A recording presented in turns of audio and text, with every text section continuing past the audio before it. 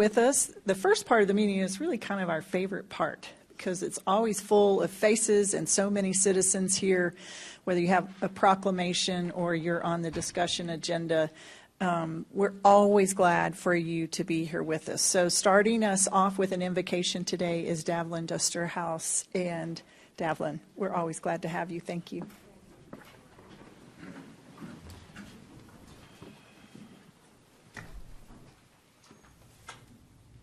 God, we thank you for the wisdom of an 8-year-old Children Miracle Network child that wrote.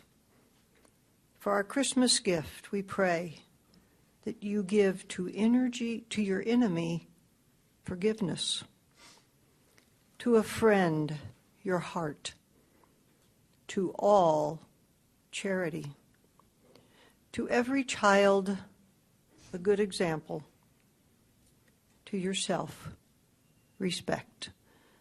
And so, God, may that same wisdom that inspired Mason inspire our mayor, city commission, and leaders in all of the decisions, implementations, and consents that would be considered this day. We just pray a blessing upon them and all of our community. In you, our God, we believe. Amen.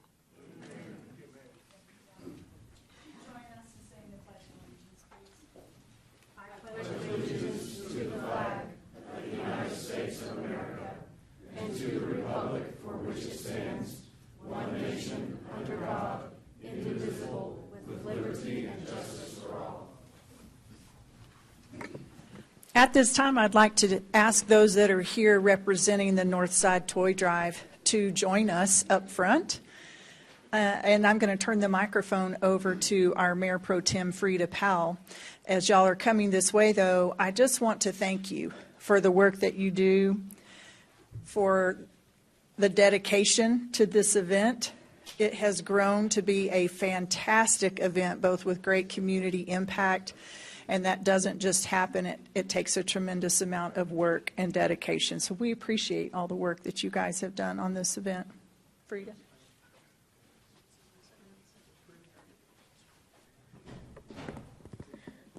So, good afternoon. Am I the only one that heard that there's a black tie affair going on here? Was I the only one that got the message today, or what? What happened, guys? Oh, I guess I'm early, right? Okay, that's not until Friday. Okay, all right, I get it. Never late. That's right. All right, so whereas the Northside Toy Drive and the Christmas Toy Giveaway began in 2012 as an effort to improve Christmas morning for a few children in Amarillo, Texas, and whereas through the generous donations by Amarilloans, it is estimated that over the last 10 years, the Northside Toy Drive has been able to brighten the Christmas seasons of more than 15,000 children. Whereas throughout the years, the Northside Toy Drive and the Christmas Toy Giveaway has been able to provide many types of necessities to children in the community over the years, such as clothes, books, shoes, scholarships, and even Christmas dinners. And whereas the Northside Toy Drive and Christmas Toy Giveaway continues to grow, and with the help and support of our community will continue to bring smiles to the faces of children in Amarillo and beyond. Whereas the Northside Toy Drive and the Christmas Toy Giveaway has become a beacon of light for so many in which this season may otherwise seem dim. And now, therefore, we, Mayor and City Council of the City of Amarillo, Texas, do hereby proclaim December 17th, 2022 as Northside Toy Drive Day in Amarillo, and we thank those in our community who give back in any capacity during this season of giving, given under our hand and seals of office this 13th day of December 2022, the Honorable Mayor Ginger Nelson, Council members Cole Stanley, Frida Powell, Dr. Eddie Sauer, and Howard Smith. And so at this time, I would just like to say I'm very proud of these young men and women and what they have done over the last 10 years for the Northside Toy Drive, and just appreciate you all stepping up and kind of going forward, or where Mary Hazelrig left off. to help the children in our community. So at this particular time, I'm going to ask the Vice President, who is Allison Robertson, to come up and say a few words. And she said, okay, so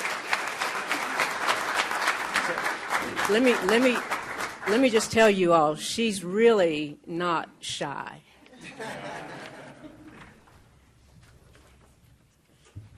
Thank you, Mayor Pro Tem Frida. We are so thankful for this recognition to the council. We appreciate the recognition. We couldn't do this without the generosity of the Amarillo community, especially for the last 10 years. So we're grateful. Okay, now we get to take a picture.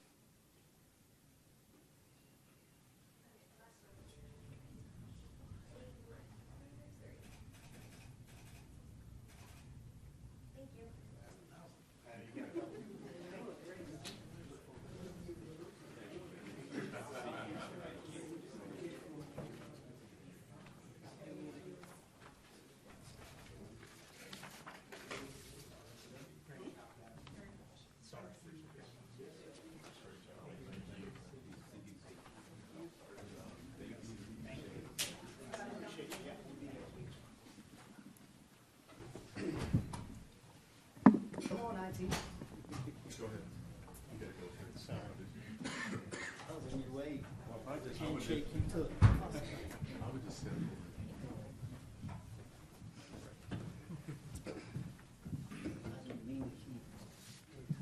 I'm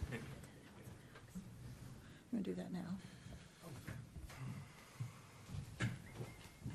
At this time, I'm going to pass the microphone to the city manager to make an announcement about a staff member. All right, Mayor, thank you very much. In the area of emergency management, everybody knows that we have inclement weather. We have different things in the city of Amarillo where we have to be prepared to be able to respond. And the person that coordinates that response is a very important position to the city of Amarillo, more so than in many cities because of the weather we can get, because of the forest fires, or not forest fires, but wildland fires and different types of things that happen here in the Panhandle, unique to the rest of the state. It's a very important position. And we've had some very capable people in that role in the past, including Kevin Starbuck and most recently Chip Orton. Just want to announce our new Director of Emergency Management, and that's Max Dunlap. Max is coming to the city. He came to us in 2019 as an emergency management planner. Max quickly rose to the Deputy Director position in 2020, and he established himself as a leader and a trusted person by both myself and every other person that has to respond to the Emergency Operations Center in the event of an emergency. Focusing his career on multi-agency coordination, Max brings a decade of crisis leadership, disaster response, public safety, and compliance experience to the director's position. He praises his small Colorado town. Did I say that right? Max, come on up here, by the way, real quick. Did I say Colorado right? Colorado. Okay. I knew it's different than what Texans say, and it's offensive in Colorado. But he praises his small-town mountain upbringing for instilling him true meaning of public service and the knowledge that the communities like preparedness, or that communities like preparedness are built by the individual first. Max enjoys the outdoors, tinkering on projects, and most of all, spending time with his wife, Caitlin, and their son, Samuel. So, Max, welcome, Council. This is Max Dunlap. Y'all have met him if you've gone to the EOC on any of our emergency call-outs, but he does a fabulous job leading that department. He's going to do an excellent job leading not only the City of Amarillo emergency response, but all of our partner agencies that contribute to our emergency operations preparedness. So, Max, welcome. Thank you, and I wanted to recognize you to the Council and to our community. Thank you, everyone. Madam Mayor, Council, thank you. Max, we appreciate your service, and congratulations on moving into this directorship. Thank you. At this time, then, we will move to the next portion on our agenda, and that is public address. I'll pass the microphone to our public address moderator. Thank you, Mayor. Thank you for participating in today's City Council meeting. Your input and your opinions are important to us, and we are glad that you're here to share them. At each posted meeting, we invite our fellow community members to address City Council regarding posted agenda items. Every speaker has 3 minutes to address Council. At the end of 2.5 minutes, a warning beep will sound to alert you that you have 30 seconds left to wrap up your thoughts, and we ask you to stay within your 3 minutes allotted. Speakers are asked to limit your comments to items on the posted agenda. We do have some public hearings today on the agenda. If you are here to speak on an item with a public hearing, we would ask that you make your comment either during public address or during the public hearing, but not both, in order to help us keep accurate records. It is your decision at which time you'd like to speak. When you come to the microphone, please state your name and whether or not you live in Amarillo city limits. Please state if you are speaking for, on, or against the agenda items. And our first speaker today will be James Skank. After Mr. Skank, on deck will be Dean Boyd.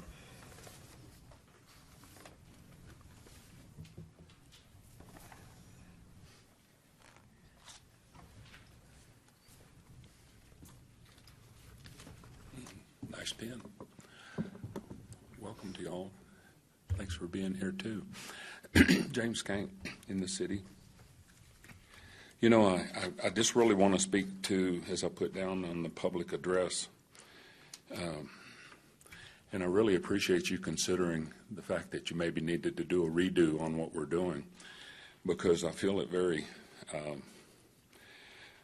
very forceful, and it keeps people from wanting to come, as I've talked to many people about coming and airing or talking about some of their issues.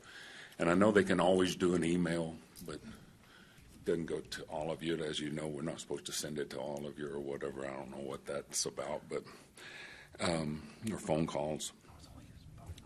And you know, House Bill 2840 was written in such an interesting way to make it where we can only talk on agenda items and can't really bring another idea to you, another thought. But you have control over allowing us to do that by allowing us to speak to other issues concerning the community. And I hope that things change in that area of redo. A couple of things that I want to talk about too, though, on today is the Tiers 1, that's consent agenda 2B, an extension for 20 more years on that Tiers 1. According to what I understand, the Tiers 1's not up until 2026 on the current 30-year time. Why are we going after it almost 3 years earlier instead of waiting it to get closer to, because a lot of things are going to change in the next little few years. As we know how quickly things change in our economy and a lot of things that are going on.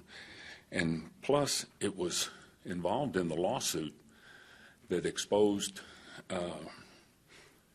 an attempt, I guess, is what they were talking about in there, to avoid voters and move debt to the INS side of the budget, which stops the 3.5% cap that you have to stay within. Maybe y'all can speak to it in a little while. There goes the next one. Is on Tiers 3. The only thing I can say about that, I mean, that's 1.046 acres of where, I mean, that's almost going to be like Southport or something, you know, like a Centerport, and we've got Eastport, Westport. Are we making a Southport? Because you do that to 1,000+ acres, you've got quite a bit of tiers out there. So just a concern. I hope y'all would speak to it instead of it just being on a consent item and it rolled past us. Thank you, Mr. Skank. Mr. Dean Boyd has asked to wait and give his comments during the item to be considered. Next would be Barbara Burnett. I would like to speak for the item being considered also. Okay. Next, Barry Wilson. Okay. Tom Persicino. Okay. Carrie McLean. Garland Sell. And with that, that concludes public address then. Thank you, Stephanie. We'll move on to agenda item 1A. Is there anything in your packet, Council, that you needed information or had questions about that you wanted to bring up before we start the meeting or before we get into all these items? Okay, seeing nothing, we'll move to item 1B, which is a discussion about Transformation Park. Mr. City Manager. All right, Mayor, we've got Jason Riddlesberger and Laura Storrs to present the item. We also have a lot of people in the room to both witness and to some extent participate in this item. So, Jason, I'm going to let you kick it off, and then just call up whoever you need, and we'll respond accordingly. Appreciate that. So, yes, I did a very smart thing today. I brought some great people in the room with me to back us up and to really share this fantastic thing that we're going to share with you. So, as you guys know, I've come to you many times to kind of present the problem and then what my hopes and dreams are. The hopes and dreams are coming true. So I'm very excited about that. We're going to give you an update on where we are on this project. I feel like I'm reverberating a lot. No, You're it good? sounds fine. You're good. Am I good? All right, the problem. Let's talk about the problem again. Remember in 2022, it's almost been a year now where we've done our winter point in time count. We had a total of 539. So the real concerning number about that is our 368 of those are unsheltered. Those are folks that are living in the streets, tents, in their cars. You know, that's something that we just went on a trip before, and I found out that a lot of people are living in their cars, and it's really hard for us to find those folks. So we've really got to start concentrating on that. But the gist of it is that we've got way too many people that are not living in a shelter. So let's talk about the challenges that we've got. And I'll tell you, from my office, and I know the police department, we get a lot of calls about homeless folks that are trespassing on people's property, that they're somewhere, behind the property, maybe even setting fires to keep warm. And so it's a constant problem that we get calls on. But more than that, we also know that it's just unsafe, and it's not good for the people that are having to live like that. I know for me, I'm cold all the time, so this is terribly cold weather that we've got, and I want people to be warm. So we've got extreme weathers here, both warm and cold. Fire dangers are very bad around here with the winds like it is today, so that's a bad thing. And just remember, this is a very common misconception when it comes to folks that are experiencing homelessness, is that they think that they are the ones that are perpetrating crimes to our citizens. In reality, they are actually the easiest folks to be victimized. They're the ones that are in danger of being victimized. So we've got to look at that and be cognizant of that as we help them. Right now we have a lack of resources such as bathrooms, showers, food, water, and safety. That's what they need. That's the Maslow's hierarchy of needs. We need to be able to meet those things in order to help them so that they can start making better decisions in their lives. If we get those basic things met first, it makes the rest of it a lot easier. And then, of course, we know about the Texas state law about anti-camping on public property. It's very difficult for us to help folks that have property if we don't have a place for them to go. We're just basically moving them from one place to the other, so we're not really solving the problem. All right, so what are the current resources? Where can they go right now to be safe? We've got a daytime and nighttime options here for emergency shelter. Many of you are aware of the Guyon Saunders Resource Center. Back when it was first created, it was called the Tyler Street Resource Center. They have about 100 to 150 clients using that facility a day. It is one of the very best things that we have in the community for folks to be able to enter into the effort for all the agencies to be able to help them. It's a one-stop place where we know where they are and they know where we are. You may be familiar with the park, PARC. They are a much smaller day shelter. They see about 25 clients a day. It's very program-centered, so not a lot of folks are able to use that facility. Faith City Mission is a nighttime facility for emergency shelter. They have space for about 40 clients a day, and they are primarily using their space for the women. They're in the works of raising capital to build a women's area. I think it's going to be less than 10 folks that they're going to be able to help. So the problem, we've got those 368 we need to help. This is not meeting our needs. Salvation Army, last I heard, the last time I talked with the major over there, they're housing about 30 clients per night. in the shelter. Remember, that facility is capable of having over 200. So that is definitely an issue. So why are they not using the shelters? So really the big deal is that there are a lot of barriers, and things like they have to be sober before they can come in. They have to maintain every night schedule to be there. There's just a whole lot of rules that they have to follow, and if they don't follow those rules, they're kicked out. They're not allowed to come back to the shelter. So that's not helping a lot of folks. We need to start eliminating the barriers. We need to look for reasons why they can come, why we can help them, not reasons why we can't. A lot of folks that I've talked to when I was at the police department, mental health challenges, PTSD, shoving them in a single room with multiple beds, it's very daunting for them. So we are leaning more to a non-congregate shelter rather than the congregate shelter. So that's really going to help with those kinds of things.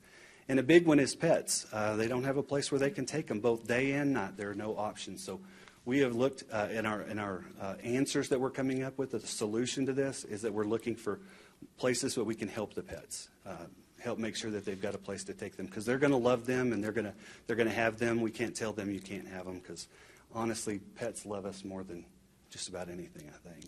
Mine do anyway. Lack of outdoor resources, just talking a little bit about that, that police respond to these kinds of things where they're trespassing. Even camps are coming, 10, 12 people strong, and they're basically coming in and say, hey, look, folks, you can't be here. You're trespassing. So they're just moving them out of that site. Now where do they go? They go to the next site. And then I get a call and I get an email about the next site. So it's just moving from one place to the other. And I know that those that have contacted me through email and phone, they want a solution to this. I want a solution to this. Our outreach teams are the same way. They're trying to come out there and give them solutions. They want to have someplace that they can take them, so it's a pleasant experience for them. All right, so now we're going to talk about the plan, and I told y'all I brought great people here. I'm going to introduce Tommy Politz. Tommy Politz is going to come up here and introduce to you what our plan is to solve these problems that I just told you about.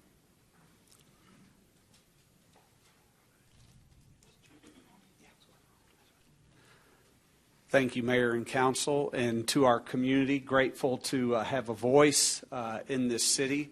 When Jason approached me and asked, is there any way Hillside could help from a volunteer standpoint, because he knew mobilizing people to make an impact for the homeless would be a great challenge. We prayed through it, and quite frankly, two things came to mind. First, the words of Isaiah about those who have an opportunity doing something for those who don't. That is, those who are in positions to make a difference, doing something for those who are voiceless or powerless to do something. And that and the words of Christ when Jesus was like, whatever you've done to the least of these, you've done unto me. And so, of course, we were very interested but wanted to know what the project looked like. And as we began to discuss this, I had shared with Jason that one of the things I thought was really important is if this is going to be about the community, then it really needed to involve the 3 C's of the community. And that would be that we would bring together the city, commerce, and church. That if you don't have those 3 legs, the stool's not going to be held up. And that if we're going to do this, we need to do it in a big way, at a large scale, and put lots of resources into it, both from a human capital standpoint, but also fiscally and financially. And I'm grateful because the partnership that has grown, these many fine board members that are a part of the Transformation Park. The first meeting, I had no idea when I stepped in that they were going to say, hey, why don't you chair it? And I was like, that wasn't my plan.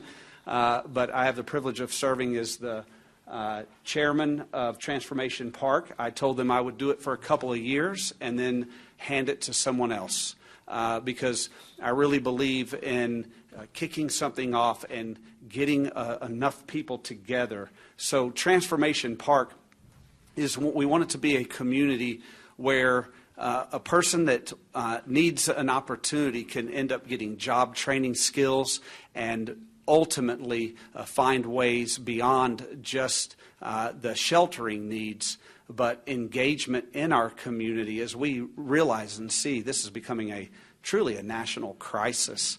We're seeing it from over and over. In fact, just this past week, I was, last night actually, I was looking on Bloomberg, and as I was looking at many of the articles coming in, the intensity is picking up. In especially major cities around the country. Well, I think we can be a leading voice in micropolitan areas to make a real impact and difference. And so Hillside Christian Church is very committed to this, committed to recruiting and engagement from churches, but also from commerce. We already have several business leaders that have committed, business organizations that have committed serious resources. I want to introduce one of them today. As far as, and you'll hear more about this later from our newly hired executive director, Mark Zimmerman, but we're going to be able to feed 3 meals a day to everyone that comes in. And we already have an entity, an organization, a large business here in town who is committed to funding all the meals each day, and there is no limit to this year after year. So they're going to pay for all the food that will be involved. So this is a massive, significant gift, as well as they are going to completely furnish and finish out the commercial kitchen that would be a part of the property. The second thing is that Hillside Christian Church is committed, and I think as soon as we have a chance, because we're just now going public, to get other churches involved, but we have pledged $500,000 to this project, and we are very excited about supporting this endeavor because we really see the deep need that we have. In addition to that, we have over 24 families and businesses, and we just have gotten started, that are also pledging commitments to this so that it can be something we're all very, very proud of. That is our community, those that are part of the church, the city, and commerce, bringing business and faith life and the private and public sector together so that we all own this together. So one of our early commits is Joe and Laura Street, and I'm very grateful that they're here today. They're very excited about this project. Joe and Laura have been very philanthropic over the years around our community. I went and had a visit with him after we were working on this and sat down in his office, and where he made it aware to me that what his desire was. What he didn't know was before their desire to make this commitment, which they had already committed in their mind for their dollar amount, we had decided as a board and other people involved, both from GSRC's board and from the new Transformation Park board, as we discussed, that this the day center that would be a part of this would be named, the building would be named the Joe and Laura Street Day Center. And Joe and Laura have given a lead gift of $1 million, and they want to present that check now at this time for us as part of this celebration.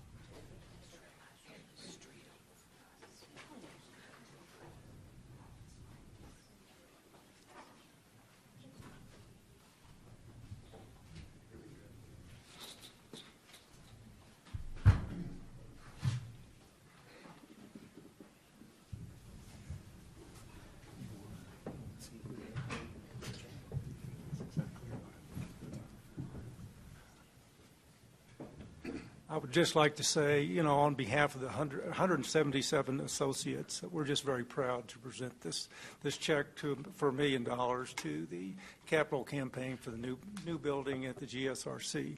I knew it was going to be a good day because I was worrying about how I was going to carry this check in with the wind blowing about 40 miles an hour. And somebody pulled out just right in front. I got the best parking place in the place.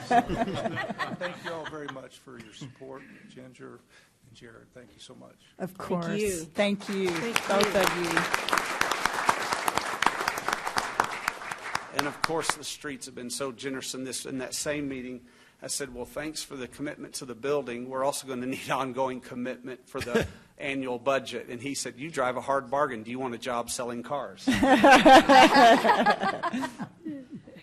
We are very excited about this. We're grateful for the city's commitment, for the commerce and businesses commitment. And like I said, several other businesses downtown, many other leaders that we are just now beginning to unfold this before. Then we're going to be getting it out before churches, but we're just now going public with this. I see this as a real opportunity to be the hands and feet of our Lord and Savior, Jesus Christ, to a hurting world that needs love and encouragement. One of the big keys in this, we also already have commitments from 3 major businesses and our church, that as people go through these job skill training, the ultimate goal is employment and then permanent community housing. So we've already got several, again, businesses that as people go through the job training, they're like, yes, we will look to hire people out of the Transformation Park community. So this is a bigger picture than just sheltering and feeding. It's life skills, it's long-term engagement, and also hopefully being able to have many opportunities for corporate worship together in that instance. So I want to now turn this over to Mark Zimmerman. When we were discussing as a board, Transformation Park Board, who would be the best person to hire for executive director, one of our best pastors at our church. It's a bittersweet thing to have him leaving our staff, but knowing that he's been with us at Hillside for 20 years. He has been over many multi-million-dollar projects, construction projects of all of our campuses. So I knew he had that skill set. He oversaw our missions. He had that skill set. He has a real heart for those who are far from the Lord and for those who are also homeless. And I'm grateful for that. And one of his biggest hobbies is cooking. He is a wonderful chef who makes meals for hundreds of people. So I was like, all the skill set together, this is our guy to lead this project in the city. And I'd like for him to come and talk about the operational vision. So thank you for your time.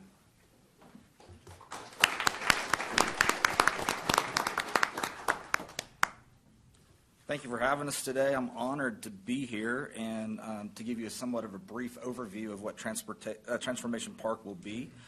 First of all, thank you for your vision to serve the underprivileged and the under-resourced in our community. Now, please know as I begin, there's not everything's set in stone. I mean, I'm new to this position. We're just starting a lot of the discussions about policies and procedures. So as we begin to firm those up, I'm sure some of what I share today will change. So don't take this as concrete, but this is the way we're going. There's going to be 3 parts to Transformation Park. The first is the safe space. The second is the cabin community. And the third is the day center, the Joe and Laura Street Day Center. 3 parts, 3 programs, all 3 together come together to create Transformation Park. In everything we do, we want to create a transforming community, a community within our community, a community that is focused on the whole of the person. Now, the organizations, the entities that are there, they're already working with the homeless population, are already doing great things, and we don't want to duplicate their services. We want to come in and be a complement to them. So here's an overview of the 3 parts, how they will come together on the sites. And I'll come back and talk about the location here in a little bit. But let's break it down for you program by program or part by part. So the first part is the safe space. In touring probably 7 or 8 homeless facilities, homeless shelters, in the last couple of months, this is the one piece, this is the one program that we haven't seen yet, but yet we think is a must for Amarillo. Right now, as we well know, there's no place for our police or outreach teams to offer a solution for the homeless. Each of our organizations that are doing a great job, but they have niche clientele. They're not for everyone because they have high barriers. So the safe space is just that. It's a safe space, partly under a big awning, where the homeless can sleep. They will have entered through security, and now they can sleep in peace, not on the street. One thing we heard time and time again as we toured these facilities is how dangerous it is to sleep on the streets. Fortunately, by the grace of God, I've never had to do that. But the people who have talked about how they were robbed and beaten, amongst other things that have happened to them. Something has to be done. We're also leaning to a section here that is a warehouse-type building that will have garage doors on it that can be left open on the nice days, but doors could be closed in bad weather, and it will be heated on those colder nights. But mostly, this will be a wide-open space where they can come and sleep under the stars of Texas. It will be the first point of entry for most of our clientele. In its essence, it is an emergency low-barrier shelter. For example, this is where our police officers can drop somebody off at 2 a.m. in the morning. Right now, we don't have any place for them to do that. And here, after they are dropped off, they'll be fed and they'll have a bed. It will have showers and restroom facilities. It will be up to the individual, though, how long they stay. So we can't force them. We can't force them to come, and we won't force them to stay. But those who do stay will be connected with what we will call a resident care specialist who will work with that individual and help them plan out the next steps, the next goals. And the goal may be as simple as take a shower or do some laundry. And when they are ready, hopefully within the first 90 days that they are there, we will have connected them with a case manager. And then we can all begin them together on the road to being housed. So this is the example of the awning and the warehouse building. One thing personally that I have heard is some people just aren't built or want to sleep within four walls. I don't understand that, but that's the way they want it. So we're going to give them that opportunity to sleep without four walls. So the next part is the cabin community. Once they're connected with a case manager and they're ready to begin the journey, then we're going to move them into what we call the cabin community. Again, we're going to work with them to set the next set of goals, which could be almost anything. It's as varied as the people. The one thing they must do is to continue to move forward, which could be any ultimate goal that they set for themselves, and our ultimate goal for them is to move them on to permanent housing. So this is an example of, we have not laid this out yet, thanks to Jason and his beautiful artwork for us. We've not laid this out. We're going to be working on that right at the first of the year. But this is what we will call our cabin community. It is not permanent housing. It is considered temporary housing. And so what we would like to do is, or what we're thinking about doing, is using called cabins from Pallet. Pallet is a place in Washington, a business there. We're leaning towards this, not yet set in stone. We're still doing some investigation to see what our best options are. But right now, this is the leading candidate. The communities will be made up of this, 64 square foot units and 100 square foot units. And we'll describe those here in just a minute. Again, permanent, not permanent structures, they're transitional housing. This is a step from the safe space to here, to from the streets to the safe space to the cabin community to being permanently housed. Now, these, I think, are a wonderful option, and so I want to share an introduction video with you from Pallet Shelters, from their website.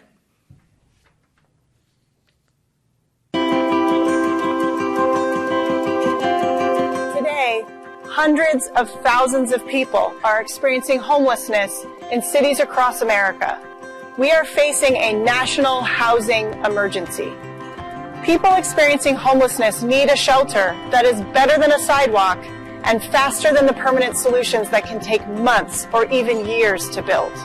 That's why we created Pallet, a rapid shelter solution to address homelessness at the speed and scale that you'd expect when human lives hang in the balance. Our sleeping cabin villages offer an immediate transition off the streets, giving residents a safe and dignified place to live during their transition to permanent housing. We've designed our shelters over the years with input from government leaders, homelessness service providers, and most importantly, people who have actually experienced homelessness. We've optimized the shelter design for versatility, scalability, and dignity based on feedback from all of these groups. Emergency situations require a quick response that can scale up with the size of the crisis. So our units are designed to meet any temporary shelter need by being light, portable, easy to assemble, and customizable. The units are made of prefabricated panels, which are then flat packed, so as many as 30 shelters per truck can be shipped to their assembly destination.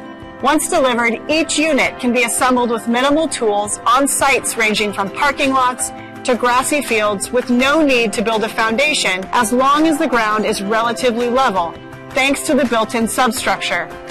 After this substructure is placed, the shelter's walls and roof panels can be quickly and easily secured with nuts, bolts, and pins.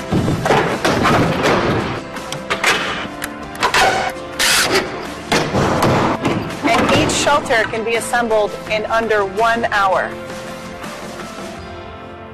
The materials are durable with a 10-plus year lifespan, but on the rare occasion that a shelter is damaged, we can simply swap out the affected panel. They are mold, rot, and pest resistant and easy to clean, allowing for a quick turnaround as one resident moves out and the cabin becomes available for a new resident to move in. When it's time to relocate the shelter village, each unit can be taken apart and rebuilt dozens of times. So if your needs change, the shelter can be moved to a new space or stored in panelized form until needed again. Whatever the climate, the Pallet Shelter has solutions to meet even the most extreme conditions. They can withstand 110-mile-per-hour winds and 25 pounds per square foot of snow load, and are available in varying levels of insulation to accommodate temperatures as low as -40 degrees. Electrical hookup to an on-site municipal power grid, a generator, or even solar panels provides power to the shelter's wall-mounted heaters and air conditioners, as well as interior wall outlets for personal device charging.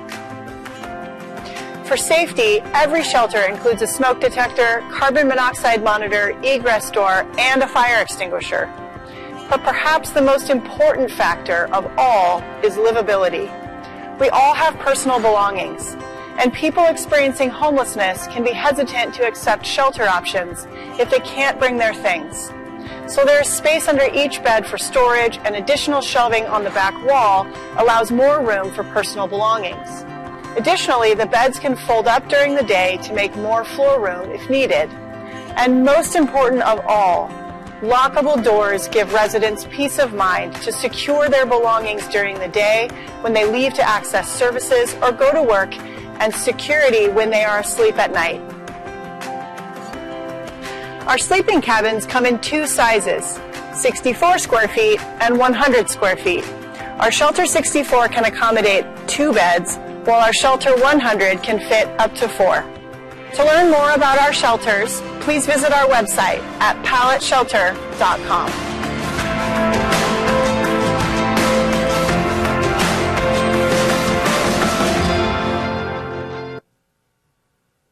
So again, I think a great option for us to look at. We will have to pour some concrete underneath ours to be able to attach them to keep them down during our lovely windy days. And so we've already talked about that, and the city has already come up with a plan for that. So as we begin to build these cabin communities, we want to create neighborhoods within this community. And each neighborhood would have their own restrooms and their own showers and a laundry area and other things that that we would want to see in a neighborhood happen. Again, 2 beds in the 64 square foot, 4 beds in the 100 square foot. And so we will have both of those. But one thing we want to do is we want to create these neighborhoods, create this community to be colorful and cheery. And so we want to invite artists to come in and paint murals on the walls and paint the concrete and paint some of the cabins, as you see here. This is a bird's eye view of one of the pallet shelter communities in Los Angeles called Alexandria Park. I love the vibrant colors. It looks inviting and cheery, and this is what I would like for ours to kind of replicate, is the cheeriness, the cheerfulness of it. And so a few more photos that have been taken off websites. Just very simple things. And so here's a list of what our cabin community potential services will be. Of course, security staff, metal detectors. It will have security lighting and security cameras. It will have privacy fencing, a storage area for the individuals, and lockers. And I've mentioned several of these already, but also what we haven't mentioned is the pet run and kennels that Jason talked about. And so we will basically be building a dog park also that they will be able to put their dogs in. And we will also have a kennel to where if they're in the day shelter, they can put their animals there. And we will try to provide some veterinary services and make sure the dogs are getting fed and watered. And so I'm excited about that part because I'm an animal lover. So, and then the third part is the day center. This new day center will house both Transformation Park services and some city offices for the community development personnel. And so as the name indicates, it's a day shelter. It will close. Maybe we'll be open from 7 to 7 or something like that. Basically opening for breakfast and closing after supper. And lots of services happen to our clientele in between the opening and the closing. And so this is an artist rendering of what the front elevation may look like. We do want to make it pleasing to the eye. And then these are front elevations and interior shots of some of the facilities that we have visited. So you see lots of windows, lots of daylight, big wide open spaces for things to happen there. And so what is going to make this different? Well, higher staff ratio to clients. I mean, we want to strive to meet their needs and to move them along in their goals. We want to strive to be a good neighbor around those that are around us. We want to be a good neighbor to those who are around us. We want to provide showers and restroom facilities for those who may simply live in their car and they don't need the night shelter, or they just need basic services and they don't need the others. So we're going to meet a lot of different needs, and we all have different needs at different times in our lives. And so we're going to strive with each person to set goals with these individuals and walk that road of transformation with them. So quickly, what are the next steps? Well, there are a lot. We kind of categorize them. We need to staff up.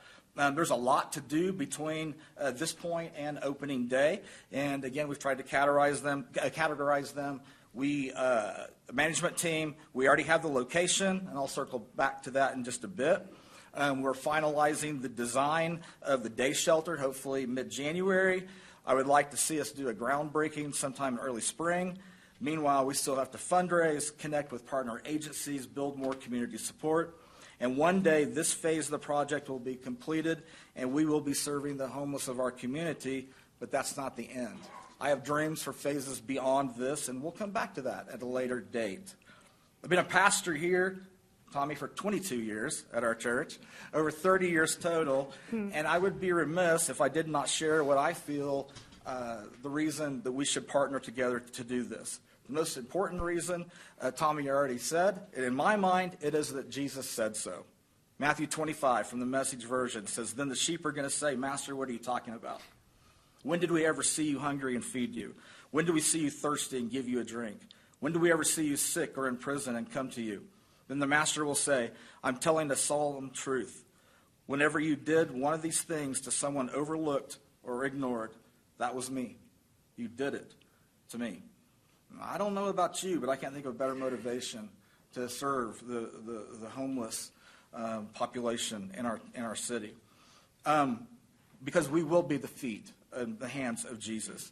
Now, I just want to be clear. Religious affiliation will not be a barrier. We will serve all in the name of Jesus. And we hopefully that Jesus will come into their life and transform their entire life.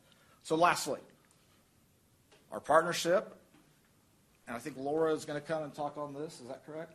And then I'll come back and we'll share the location for other time.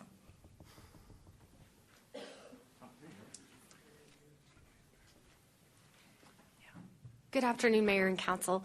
So I'll be brief on this. We have an item on your agenda today for a fiscal agent agreement between the City of Amarillo and Transformation Park. And one thing that we feel would be a great investment for the city into a project like this is to help with those fiscal agent items. What that means, those are like the accounting services, the banking services, the financial statement services, budgeting services, purchasing, some of those basic backbone things that every organization needs. We have similar fiscal agent agreements with other nonprofits and other component units of the City of Amarillo. The item on your agenda is very similar to the same agreements that we have in place. One of the more recent ones we have put together and was with the Convention and Visitors Bureau. You might remember that from just a couple of years ago. So this is very similar to that.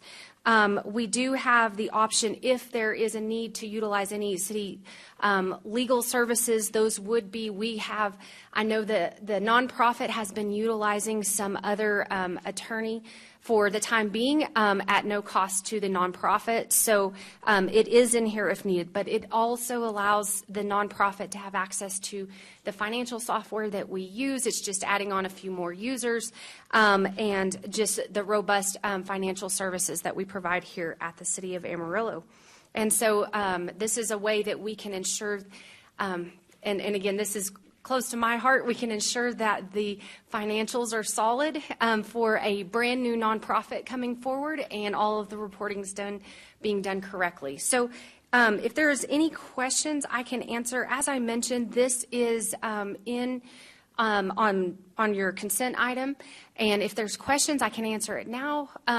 One other item we will be looking to bring forward probably January, February time point. We're looking at entering into a long-term lease agreement for the locations that we'll be talking about and the facilities we'll be talking about. What we've been working with the new nonprofit on is the city actually owning the facilities and leasing it back to the nonprofit. What that means is the city certainly has a vested interest in those long-term assets. Those are things that we'll want to make sure are maintained and cared for properly because they would ultimately be a city asset, but the city would not have a responsibility for running the day center or the night center as well, the cabin community. That would all be done by the nonprofit. So that is something that we will be bringing another agreement, a more long-term agreement, probably January, February time point for you all to consider and to look at some sort of arrangement on that end. But for today, we're just looking at basic fiscal agent services so we can get them up and running from a financial standpoint, get a bank account so we can start bringing in those donations. I know this group is very anxious to get out and do a lot of fundraising, and so we need to have that all squared away. Can I answer any questions from Mayor or Council on this? Okay. I've got one question. Yes, sir. On the screen, it has Transformation Park. Yes. And in this that I got with the agenda, it says Transportation Park. Yes, it is Transformation Park. That was a typo in the agreement. So I apologize. It's been corrected, and I think Stephanie has the correct ones there. If you'll double check on your dais to make sure you've got the correct one. There should be a copy at your seats that says revised at the top of it. Yes. Thank you, Stephanie. Yes. Other questions, Council? Yes, ma'am. Mr. Stanley. Thank you. So in the agency fund agreement or agency fiscal agent agreement, yes, there's a zero cost to our new nonprofit? Yes. Will that be reviewed annually, or can that be something that's set going forward where the city would have no intention of billing for those services? So we could certainly do it however council decides. This is just a draft agreement, so you all can make changes to it today as you direct me.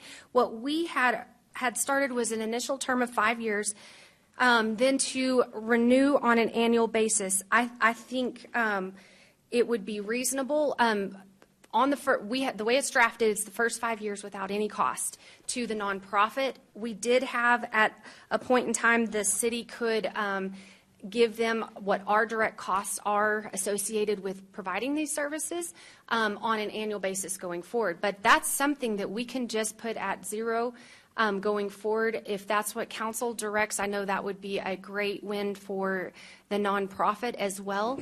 And as you're looking at fiscal agent services, know that we are not adding staff to do anything like this. We're not adding software, anything like that. Most of your staff that's utilizing or that's producing these services are salaried employees. So it's really not an additional above and beyond cost for the city. Okay, thank you.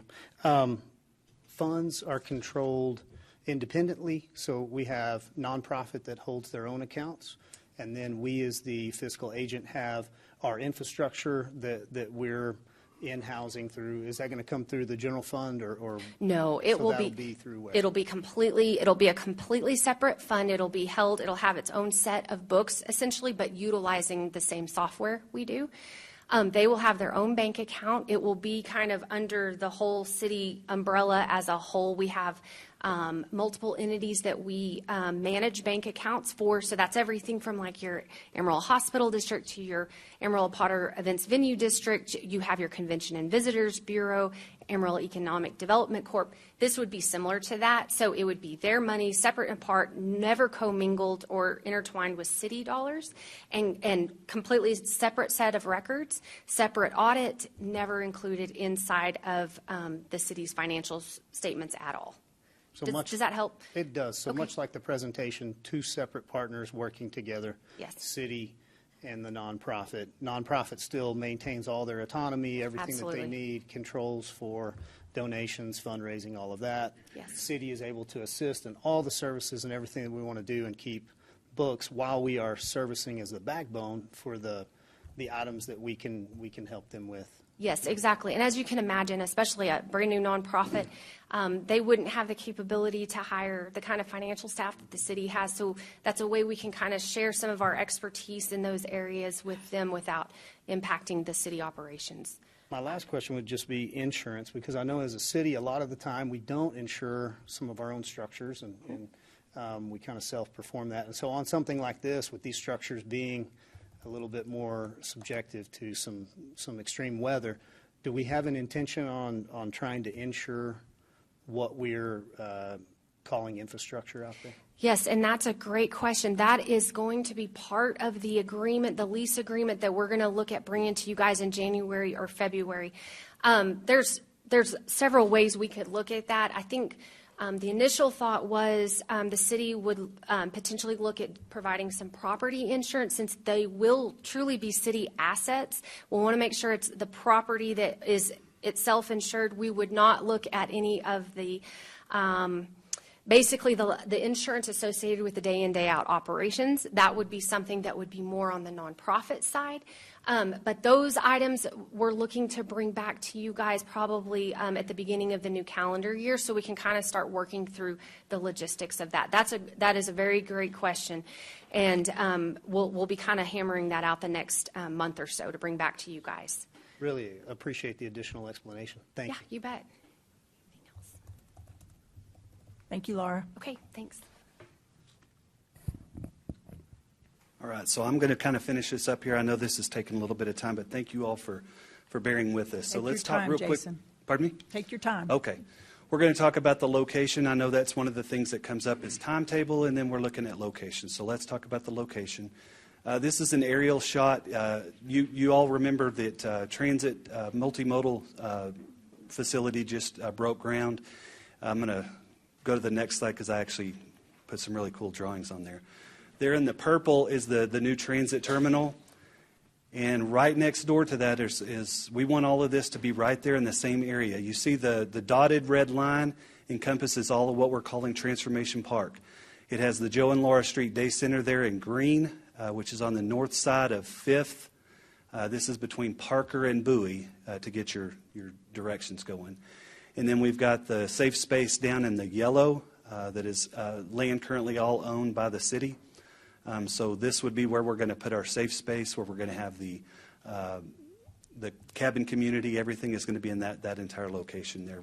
As the design and all that is still being designed, we've got a lot of really great things coming, but that's where we're going to put that.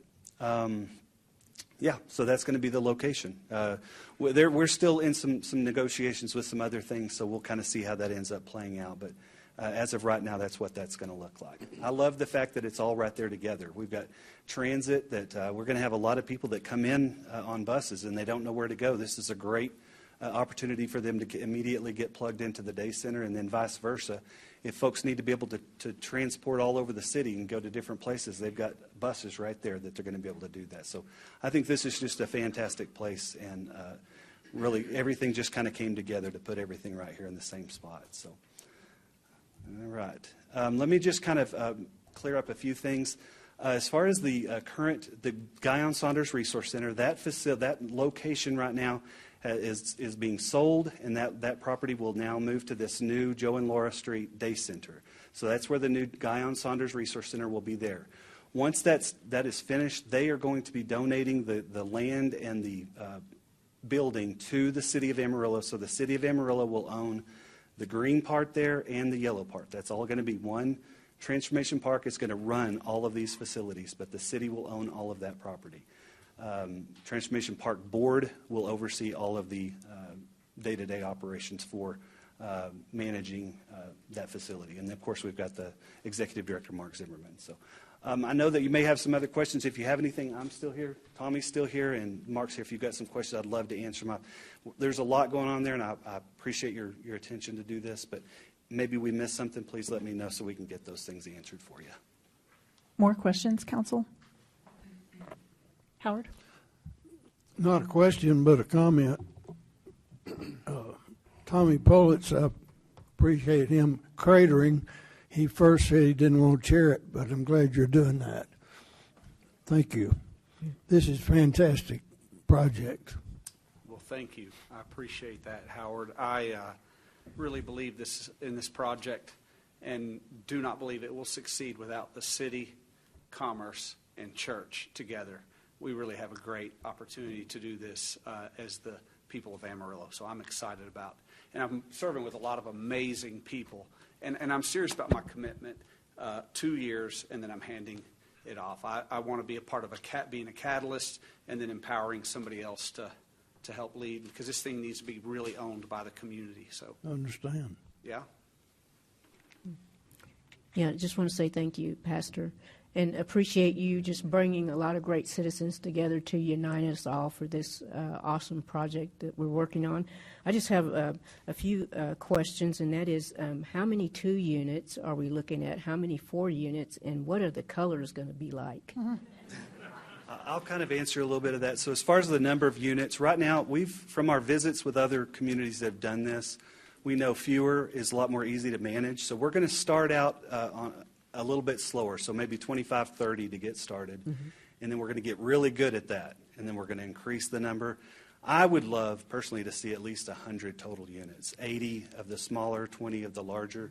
We've got some really cool plans. Mark has a great idea for how we're going to be able to serve families in a separate location, be able to help victims of domestic violence, to be able to get them out of the general area so that they're separated and have a little bit more security. So we've got some really cool plans in the future, but a long answer to you is about 100 total whenever we get finished, and maybe even more.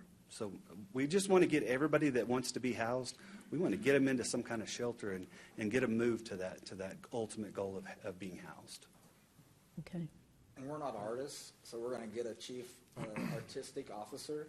And I understand the mayor may have some extra time on her hands, and so we'll definitely be reaching out to her to maybe do that. So. Okay.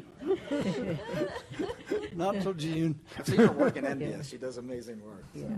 Well, thank you for that, Pastor.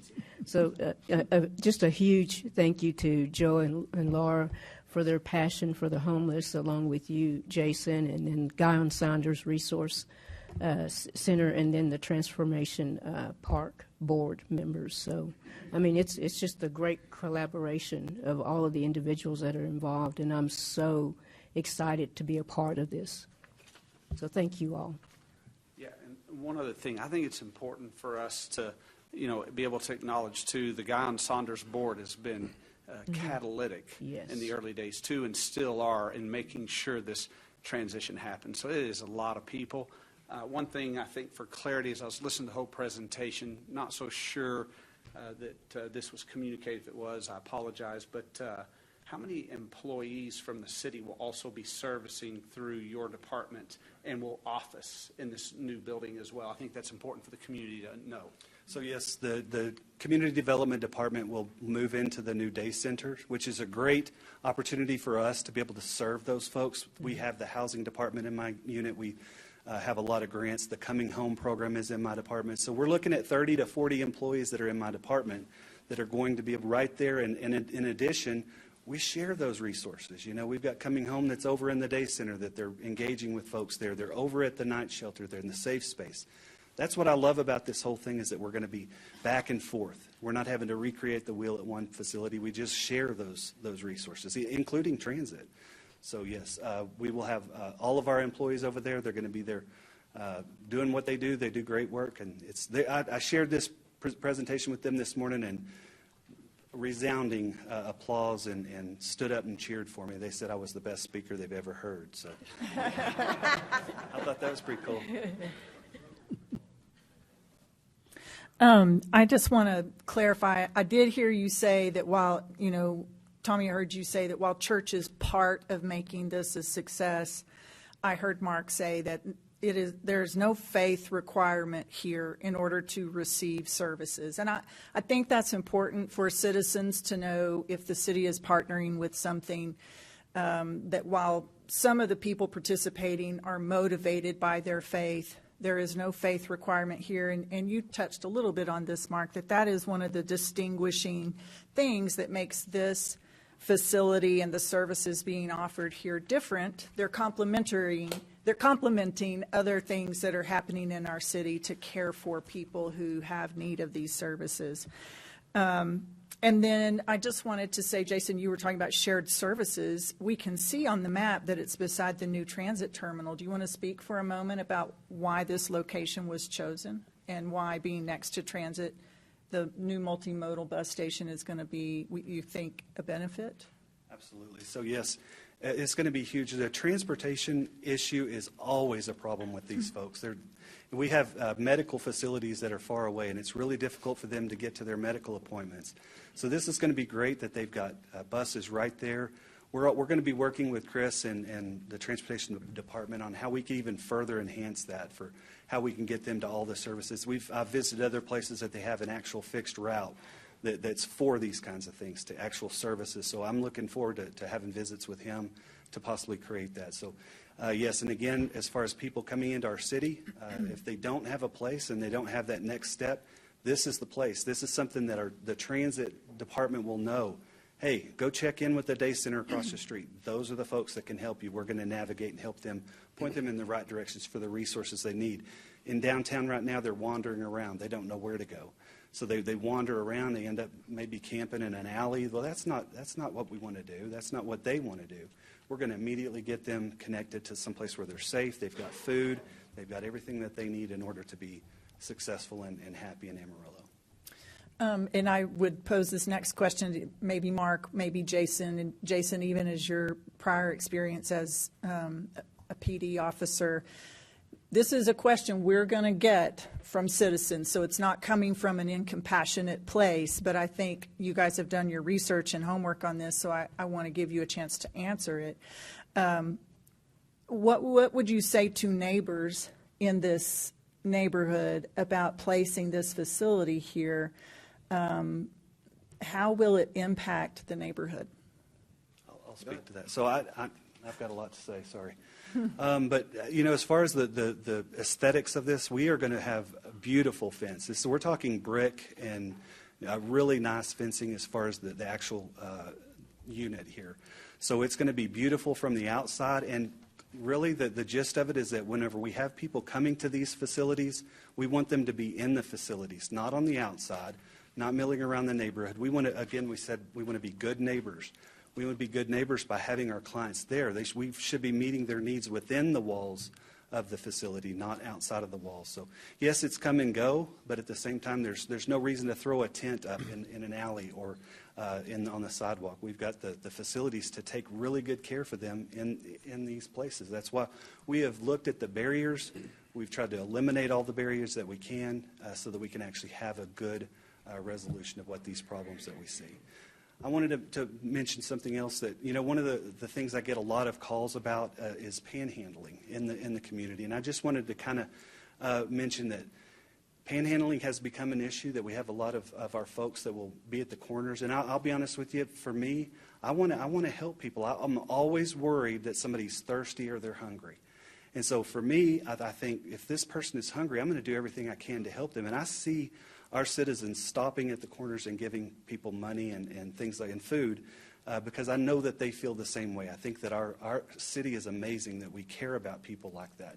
But I'm going to offer up to you that you heard us mention that the day center is going to have meals every single day. This is a resource that everyone is going to have access to. They've got plenty of drink, they've got shelter, safety, and they've got food. So we are meeting those basic needs. So I think that letting the citizens know we have the answer for them. We are going to be encouraging them to come use this facility so that they can get their needs met. And that means moving them on to the next step, whatever their goals are, like Mark said. That we're looking at the goals, but we're also, I think that we've got to be careful. If we know that those needs are being met, then maybe other needs are not being met. So what's your $5 going towards? You got to think about that. If it's not going to food and water, what's it going to? Are you helping feed that other problem?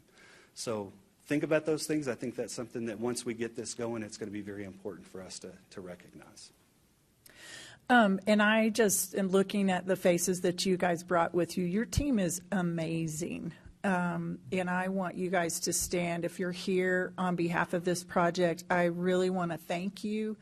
On behalf of our city, the council and staff want to say thank you to the time and the effort that you've put in and the commitment you've made to help it going forward. So would appreciate each of you standing. I know on the board we have Lilia Escajeda, Herman Moore, Courtney McCarty, Julie Mitchell, Mike Hughes, Jonathan Mast, Pastor Bell, Pastor Moore.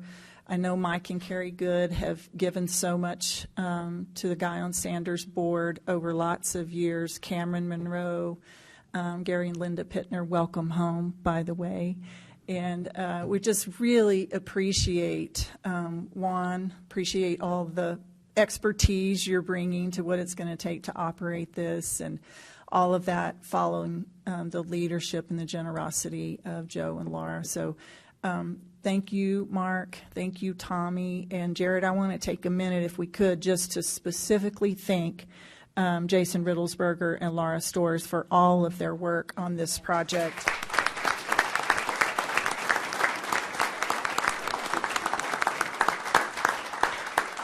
I think we're coming right up on 2 years of their effort, and I don't know how many meetings we've had about it and how many different iterations, but you guys are innovating and modeling innovation as we speak, because I loved how Mark said, hey, this is where we are right now.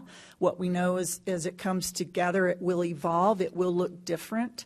And that's okay, because it means we're improving it, we're learning more about it, we're getting more people involved, we have broader perspective, and that broader perspective brings more information to make the project even better. So to Laura and Jason and to Jared for your leadership in giving them the reins and giving them the space they needed to figure this out and begin to build these partnerships. I mean, I don't know that we will ever be able to explain to citizens how many different things came together here. To the GSRC board, who was willing to say we will hand the reins to the next team, that takes a tremendous amount of trust. And we appreciate everything y'all have done to hold that organization and that ministry together, and that you would let go and let the next team say we can take it. That's huge. And just for this to be so impactful in the community, I think we have high vision for it.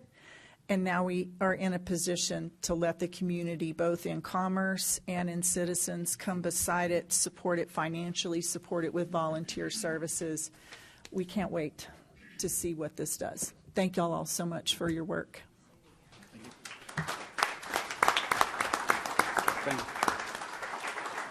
Thank you to the city, because truly y'all have been, Jared, thank you. All the things I hear behind the scenes getting through these guys, our board could not do it. So on behalf of the Transformation Park Board, I'm grateful for where this thing is heading, and we look forward to announcing many more business partnerships of larger entities that are also, and smaller ones that are coming together, small businesses that are supporting Transformation Park as well. So it's just beginning. Thank you guys. Yeah.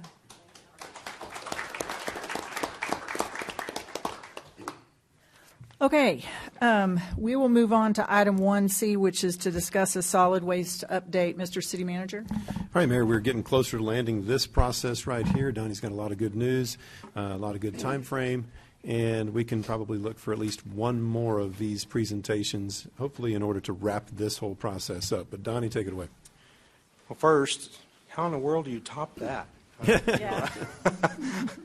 I can top it by starting off by saying that we are going back to twice-a-week collections. And as we get through this presentation, I will bring that to your attention as to what the dates, how we're planning on doing that, and how we're going to go about that. I want to tell a little podium story real quick as they're exiting the building. It gives me time to do that. We were giving out some awards at a Public Works event last week, and Alan and I have kind of been known during these presentations to come up and move the podium, and it's become our new job, and people like Jerry Danforth have come up with new nicknames for us, and I won't share that, but I was giving out some awards, and I said, and I noticed Alan was still in the crowd, and we were taking a group photo, and I said, Alan, would you come up? Well, he came up there and tried to move the podium.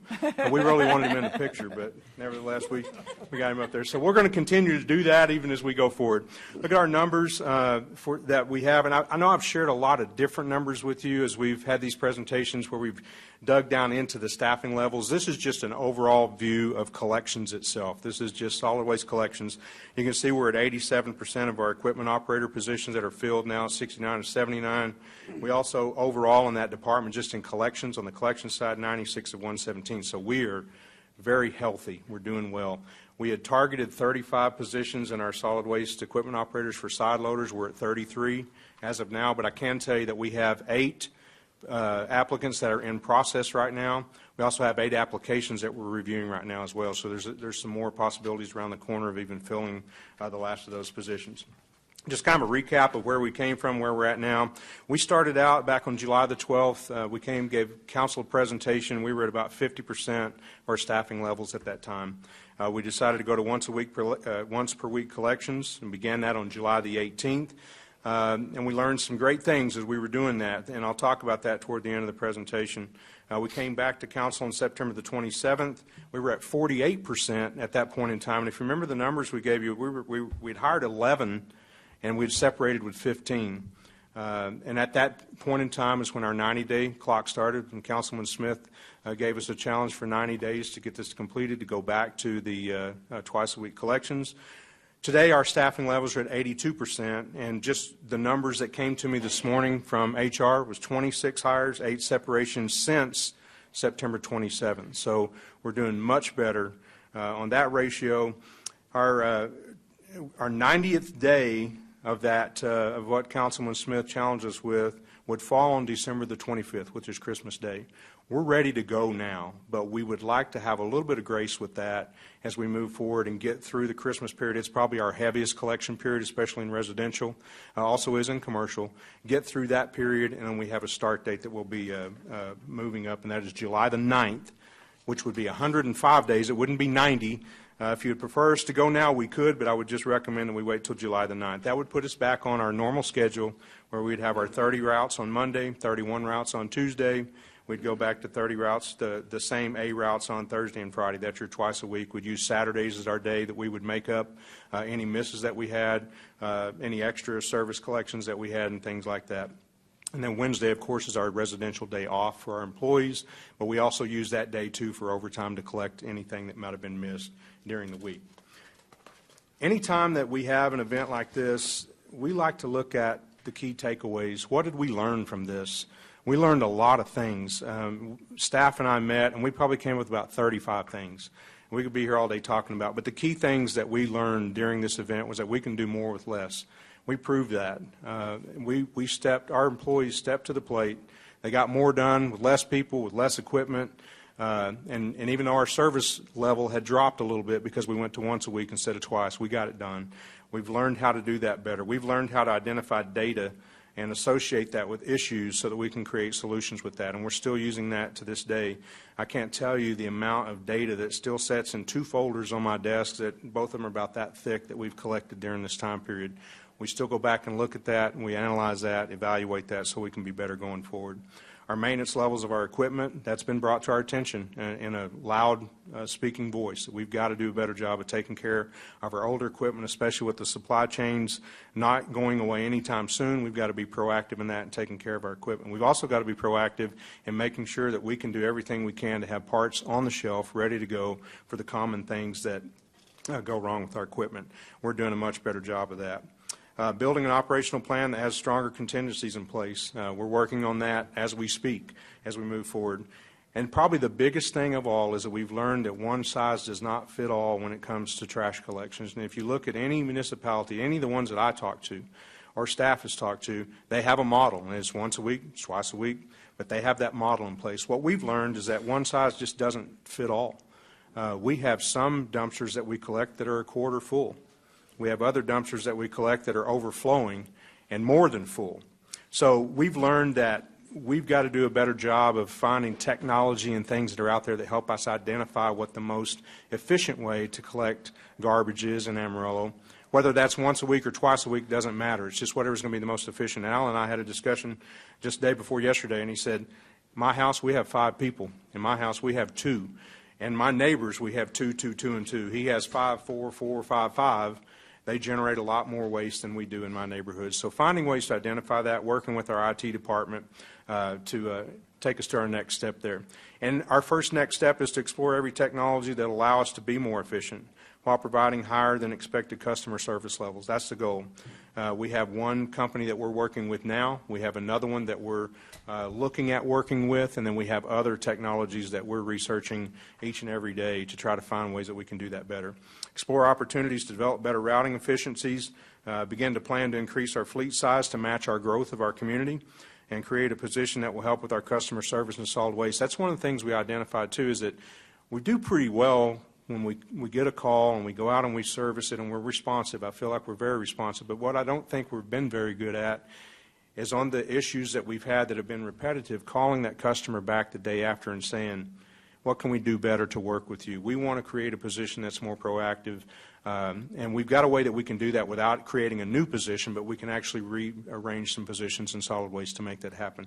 That's one thing we're working toward right now. And then shore up our staffing levels and other solid waste services. That's the goal now. So we still have some CDL positions that are open. That means that we've got to start shoring up our alley cleanup again and our knuckle boom front yard collections and the other services that we've borrowed drivers from to make this work.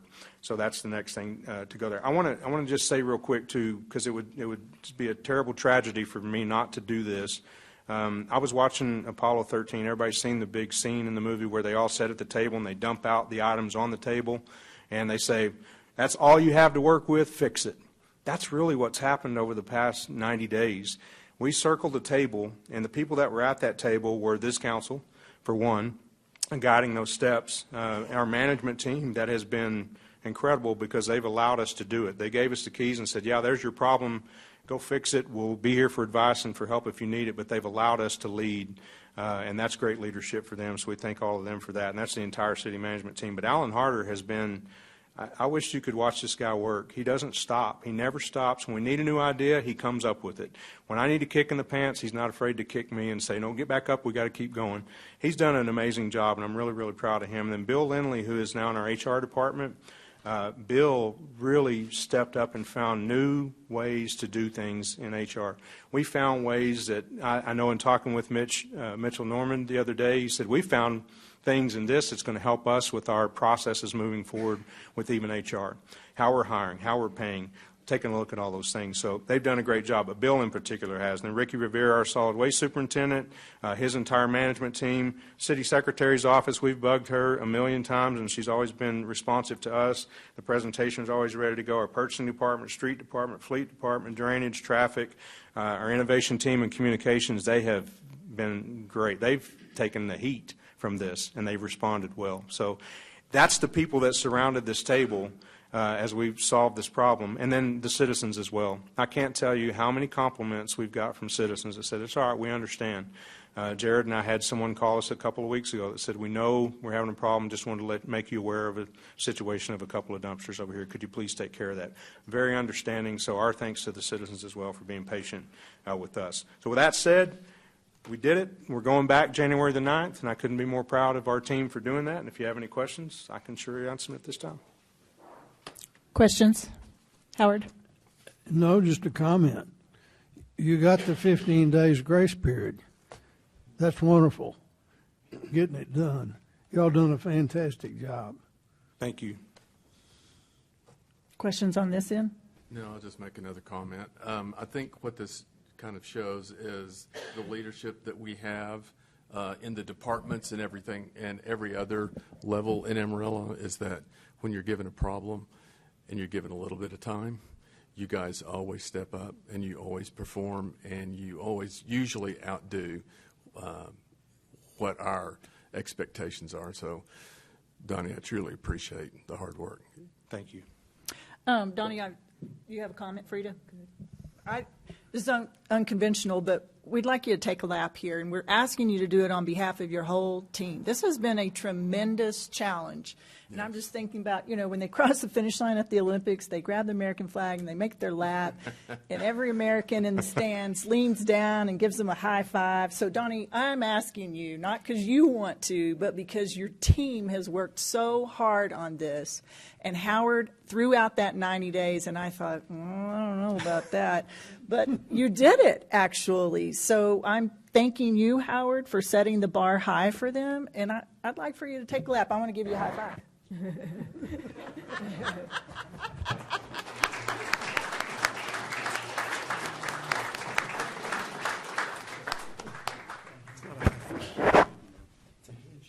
it is. We're very proud of the team at Solid Waste, and Alan, I specifically want to call out your efforts. He's doing it on half the sleep that we are, guys. How old are your twins now, Alan? They just turned 6 months. 6 months. I mean, oh my gosh. So I know that a lot of good things are happening in your department, and we really appreciate your leadership, Donnie. Thank you again. That was really cool. Thanks for that. Yeah. Okay, moving on. Item, moved my agenda here. Item 1D. Yes, ma'am? Somebody? Okay. We're get an update on athletic field lighting. Mr. City Manager. Hi, Mayor. We've got Michael Kashuba, Director of Parks and Recreation, supported by Jerry Danforth, to provide a very brief update on an exciting project replacing a lot of our athletic field lighting. Michael. Mayor and Council, Michael Kashuba, Director of Parks and Rec. Again, I'm going to try to do a very brief overview of where we're at today. Let's see. So the lighting project was brought to Council in October 11th of this year. The total amount that was awarded was just over $7.5 million, and you can see kind of a breakdown of all of those projects listed there. So November 15th, they got the notice to proceed on Halloween. November 15th, they got out and actually started removing all of those existing light poles at Martin Road. November 29th, the contractor started to bore for all of the new conduit at the Martin Road complex. And just as a quick note, they are moving so quickly that we're having to get our staff out in front and start marking lines at all of the different complexes just to stay ahead of our contractor. So November 29th, they started the boring. And on December 7th, they actually started to move over to southeast to remove the light poles there. So they've started removing the light poles. They start boring for the conduit while they're waiting on the fixtures and other supporting pieces to arrive. Just the scale of this, that piece that's on the ground, that the lights themselves, those are over 6 feet wide when you put your arms out, so those brackets are massive. They don't look very big when they're up in the sky. But you can see that one pole, or the picture on the top right, if you look at the picture in the background or the pole in the background, you can see kind of what we were dealing with in terms of how much those poles were leaning and getting ready to fall. December 10th, so a couple weeks after they started, they actually finished the boring at Martin Road and transitioned over to southeast on the 12th. So some of the things that are coming up, actually tomorrow they're going to be out drilling the holes for the light pole bases at Martin Road Complex. The following day they're going to start pouring the concrete, and they expect to have that complete for Martin Road by the end of the week. We expect the delivery of the light poles and fixtures around the mid to late January, and at that point they'll actually have those lights and fixtures vertical. They'll still have to make the connections, put the panel, pull the wiring, but the poles will actually be vertical. What we've been working with them on is, again, trying to stay ahead of them. They're moving very quickly. So they're at the southeast complex right now, finishing up the boring. They had surveyors out there pinning the exact locations of the poles. And we're starting to look at where they're going next. So what the contractor would like to do is shift to Rick Klein Soccer. Again, that's a new installation. They don't have lights out there currently, so those would be new lights at Rick Klein. John Stiff, the project that really kind of brought this whole thing to our attention was the poles that were falling down and the condition of the electrical. So they'd like to start working on that. And then as the fixtures come in, obviously the Amarillo National Tennis Center. In terms of closures, we've been working with our sports associations. We're planning to have Martin Road closed until their spring season, so they'll be ready for spring. The Southeast Complex will close basically through the spring and summer. That will allow us to fix the lights and also the turf quality out at that facility. And then we would close the complex at John Stiff, the Southwest Complex, in the fall. That would allow us to keep the capacity for all those different associations and all the different leagues that use that. And then we'll be working some of those other projects, the El Alamo, River Roads, Thompsons, based off of how quickly they complete those projects. Again, if they keep on the pace, we'll be shifting to some of those a lot sooner than we had anticipated. But that's just a very quick update of where we're at. I'd be happy to answer any questions. Questions? So completion, final date, what do you think? We've got a meeting with them this week, and so we can provide an update to council. We're meeting with them at the end of this week and should have a more finalized schedule of when they plan to anticipate that finish. A lot of it is they're processing the poles and the fixtures as they move to a complex, and so we'll be able to provide council an update. At least a year from now. I would say probably early spring of next year. Okay. Again, if they keep moving the way they are, maybe sooner, but that's what I would anticipate. Okay. Great update. Thank you very much for the work you're doing on this project. Thank you. Yeah. The next item on our agenda is item 1E, a facilities update. Mr. City Manager. All right, Mayor, we've got a very brief update on a number of facilities, 2 library and 2 civic centers. Some of those are impacting events. Some of them you can see going on right now. So, Jerry, give us the quick download and answer any questions council might have, please. Sure. And Facilities Director Jerry Danforth. Mayor, Council, these are projects that actually, the 2 library projects we brought before you in February. You approved those in February. Notice to proceed was given in March. This was truly affected by supply chain, so we're looking at that. But we're also affected by really what the temperatures were when we could take these systems down to minimize the impact to the facilities themselves. There is one typo on the first slide. We represented in here that they're 25 years old. They exceed that greatly. East Branch Library was built in 76. That unit was original to that. It's a 45-year-old unit. Central Library is the same thing. So when you're looking at these units, you're looking at units that have been there literally almost a half century.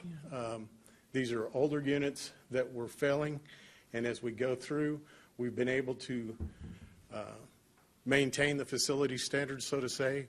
We're on budget and we're on time. Here's what you're looking at, what was removed off the existing central library. You can see these are massive units that we had to remove. Coordination with our crane operators during wind events, making sure we could safely remove those.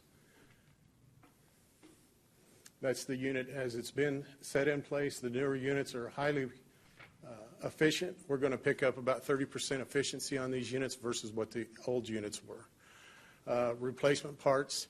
The old units were R22 systems. R22 is no longer available. These are the new refrigerants to meet the new federal standards. Here at East Branch Library, like I touched on, we had similar issues there. Quite an aging unit. It was failing. We were probably spending close to $10,000 a year just on servicing that unit and keeping it operational. We also had some other issues at East Branch. Facilities worked with our contractor. We found that works best. It helps our contractor stay on time when we've actually got staff there. But we also found some other issues. You see represented there where the guys are looking down. That's the electrical transformer pad. That transformer pad was actually sinking into the ground. Transformer was at the point where it was fixing to start leaking oil and potentially cause either fire or an explosion in that scenario. So we went in and actually removed the transformer, lifted the pad, re-leveled it, poured concrete, and stabilized that at the same time that we did this job. So now we're on to the Civic Center. This was yet another project that we approved earlier in the year. Once again, we're controlled by timing with the weather as to when we can take this out, because this is tied in to the new chiller that will be arriving end of this week, first of next week, that we'll start installing. The cooling tower here is over 30 years old. Average life expectancy of a cooling tower is 20 years. So we've gotten all that we could get out of these units. As you look at them, you'll see some of the damage. When you look down that picture on the far right, that's actually the main framework inside the cooling tower that was failing and is fixing to collapse. So we would like to have had it off at the time of this meeting, but the wind speeds, we had to shut down the crane. You know, we've got a new $7 million roof on the Civic Center. I don't want to cause any damage to that. So that's the reason that we shut that down. We anticipate being able to fly that unit off of the Civic Center tomorrow and set the new units, and it should take us about an additional 3 days to hook it back up and get it commissioned. The timing on it is still good because that allows us, when the new chiller comes in, we will do the demolition on it and actually start on that installation as well. So that's a look at the scale that, as you look outside and when you leave, you'll see the size of the crane that it takes to actually fly that, because that sits almost in the center of that roof. So our reach is rather dramatic. Here's a project that happened to us that was not anticipated, but it did affect us. It affected our operations, and that was the sewer main there on the northeast side of the Coliseum. We've got some pictures here to represent. It did take down a section of the Civic Center. It didn't take it all down. We were able to stay operational for the events that happened last weekend. We will be fully operational for the events that happen this weekend, which is the graduation for Amarillo College. But we do want to take note, if you look at the pictures, the one on the top right corner is actually the pipeline in the ditch as we exposed it. You can see where the cast iron pipeline has actually failed in multiple spots. And that's about 140 foot that we exposed there. You can see by the parking lot, it goes from the building all the way out to the tap at the street. This building, these photos here, I felt it was important for you to see. When you look at the thickness of the wall on that pipe, that cast iron pipe is now down to less than 1/8 of an inch thick in this scenario. Keep in mind, this was all installed back in the 60s. Very similar problem to what we've been having here at City Hall with the cast iron pipe failing. You can kind of see in that first picture, when cast iron fails and we get to this point, big flakes of that cast iron actually fall and plug the sewer mains is what happens. And so that's a lot of the blockage that we realize. Our concern is, and I want to keep the council abreast of this sewer line is the same age as the sewer line in 7 other places around that Coliseum. So if I'm experiencing this right now on this area, I'm afraid we're going to be experiencing it everywhere else. So be aware that we will be looking at this. We did camera the sewer line going into the structure. We do have some issues there, but it's issues we can deal with currently. Eventually, it will take us going in and saw cutting the concourses out to replace those sewer lines and run new sewer lines to service the restrooms around the Coliseum. Fortunately, the way that the Civic Center was built, we can do it in zones at a time. So it means we don't have to take down the whole Coliseum. We can take down 2 to 4 restrooms at a time instead of taking down the whole facility, so that the facility can stay operational while we're doing those types of repairs. What we will be looking at on this, as you can see, that parking lot on the east side, we won't have that repair completed by this weekend. Due to weather, we're actually putting concrete cap over the top of this so that we can support it so that heavy truck traffic doesn't cause any damage to it. And then putting asphalt down, I am controlled by temperature on that as far as when I place asphalt. The guys wanted to include this and say thank you for the support that you as council have given us. That's your entire facilities group, so that number of people keeps over 2.5 million square feet operational daily. Any questions? Jerry, we appreciate you. We appreciate your team. Please bring our most sincere gratitude back to these men and women that do keep our facilities operating. It's real. The challenges are real, so thank you for bringing us an update on it. But sort of like the solid waste department, we have a tremendous amount of confidence that whatever y'all are given to fix the problem with, there will be a solution. So thank you. Item 1F on our agenda is 2 updates from council members serving on outside boards and commissions. So I would ask Dr. Sauer if he'd give us an update on the Parks Advisory Board. Okay, so Parks Advisory Board met on the 7th, and actually Michael has already given one of the updates on the lighting, and will be addressing 2 of the others on consent. So that's a majority of it. The only thing that I would add to all of this is listening to reports given on, like Eric Ellersix, who is the project manager for all of the big capital improvement projects. There is a lot going on, and they're doing a lot of different things, repairing different things. They're still working on the playground equipment. I think some of the things that I like about what constantly ends up happening is that they're not tied to the original configuration. There's been some citizens that have complained about some of the configurations of some of the parks, and so it's had an impact. They go back and they're looking at each one individually as they go forward, and I think they're making some really good adjustments based upon how the citizens want to see these parks be, and I think they're doing a great job.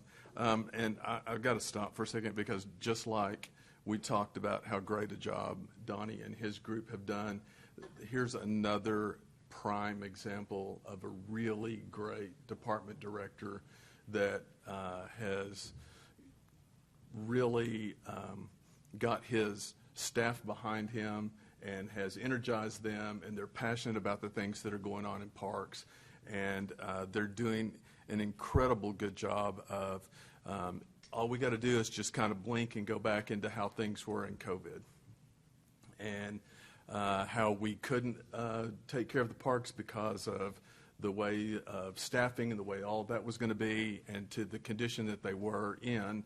And one of the things that was specifically, they were talking about irrigation, and that last year at this time, about 50% of the irrigation was actually working, and now 90% of their irrigation at the parks is working. And so, you know, they're doing a great job. If you spend any time at the parks, you can tell that they have been making a huge effort at the way that they look, the way that they're kept up, the way that they're cleaned, and the way that the equipment looks. And so I think I would just really just take a minute to just shout out to that group. That's another group that has done an outstanding, phenomenal job for the city, and I'm very grateful for what they've done. You know, the quality of life is a huge issue, and it should always be a huge issue when we're taking care of our citizens in Amarillo, and it's going to start with how our parks are and how our leisure facilities are. And so I just want to give them a kudos for all that they're doing. Yeah, let's give them a round of applause.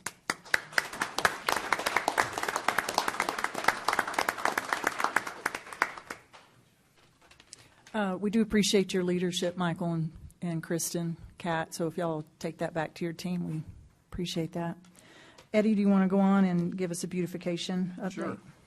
And before I do that, I'll just, if anybody's keeping up with soccer, Argentina is currently winning 3-0, with less than 20 minutes left to go in this game. And I'm kind of rooting for Lionel Messi, by the way, so I'm just putting that out there. I'd love to see him get a World Cup before he finishes his. So this is all totally different things. So on beautification and public arts, we actually just got through meeting right before this meeting. And just a couple of updates. One of them is the mural grant update. So application period open November the 9th. It will continue to be open until the 21st.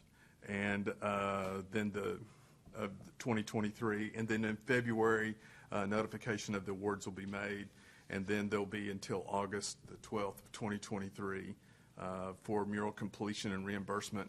And it's another group that I'd give kudos to. You know, whenever this all started, there were just a handful of murals and art projects that were in the city of Amarillo, and now there's over, and they're not just because of beautification and arts. I mean, Hoodoo has done an incredible job, and other people are just catching that fire. But we have more than 65 murals currently in the city of Amarillo, and that's pretty phenomenal. And so it just really, it really shows that whenever something is put together and we got a chance to move forward, it can have an impact, and that says a lot to the city of Amarillo. And on that, so now then, since some of the pads have been put down for art in the major regional parks, also now then they're beginning to explore ways to cultivate those who do sculpture and be able to have those things on display. And they're coming up with different kind of events that would be the sculpturing thing, like there's a lot of projects that have been torn down, and the city has got lots of metal and iron around, and so they're talking about possibilities of having a welder competition and creating art from that. I mean, so things are just picking up steam and picking up, and it's a really fun time to be a part of that. Another really big thing that's coming up is the mayor has had the opportunity, being part of Bloomberg, is now that we've got an opportunity for a potential for a $1 million grant for temporary public art. And that could also include taking care of some other trash issues and cleanup issues and other things that go on. And so currently through the mayor's office, through the beautification and arts, and through parks and recreation, they're going to begin exploring making that proposal, and that proposal has to be submitted by the 15th of February. And so and actually there's some talk that could go, that the actual result out of that $1 million grant could be, more like $7 million worth of projects that could be taken care of with that $1 million grant. So it's a great opportunity, and grateful, Mayor, that you took the opportunity to be a part of the Bloomberg group. That was really important. The last thing that I'm going to say something about will be the Route 66 Centennial Celebration, and realize that this is not just a local celebration. This is all across the U.S., and that will be basically, the celebrations will be going on over a 3 to 4 year period. And so the initial celebration has already been scheduled for June the 10th of this year, and the Beautification and Arts and the Route 66 are currently trying to see if they might possibly secure one of the major celebrations, which would occur in 2026. Is that right, Kat? Yeah, so sometime in 2026. And we're right smack in the center, right? We're the center point just about of the celebration, so that ought to at least garner us a few points. And so hopefully this Route 66 Centennial Celebration, this is just the beginning, and there's potential of 4 years worth of great possibilities to put the best foot forward for the city of Amarillo. That's all I've got. Questions, anybody? Great report. That's great work, and it is exciting to see what all has happened over the last 5 years and just how much momentum can carry something and keep moving the finish line. There is no finish, so thanks for your work on that too, Kat. Anything else? Item 1G? Okay. With that, we'll move on to the consent agenda. Anything there that needs to come off for further questions or discussion? Mayor, I'd ask you pull H off of consent, please. Okay. Anybody else? Great. Do we have a motion with regard to the remaining items? Yes, Mayor. I move to approve the consent agenda with the exception of item 2H. Second.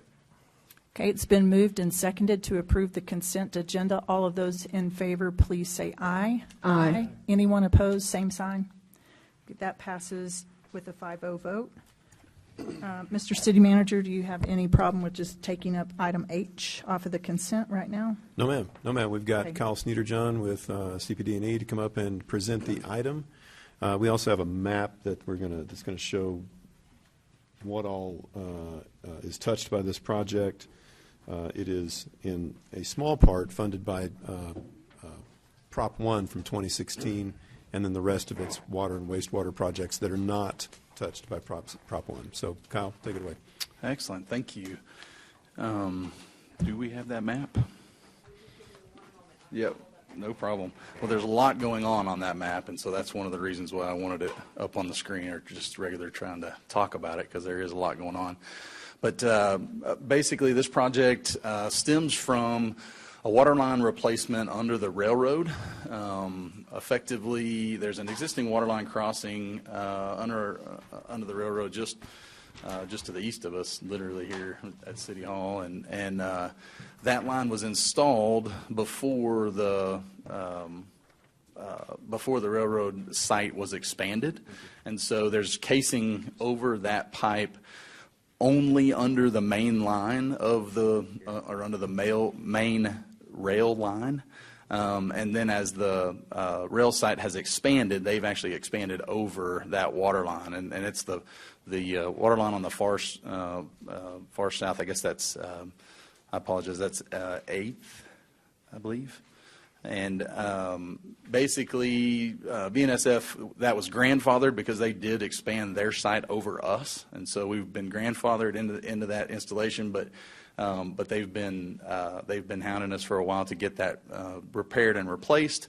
And so the replacement of that is a little more intricate. We're upsizing that line. We're actually bringing it north in the railway to that northern location where we're crossing back over to the west. And then once we're on the west side of the railroad, on this side of the railroad, then it extends south down Grant Street for a couple of blocks to tie back into the system. That does a couple of things. We're able to, number one, facilitate BNSF's request to get a fully cased line across the railroad.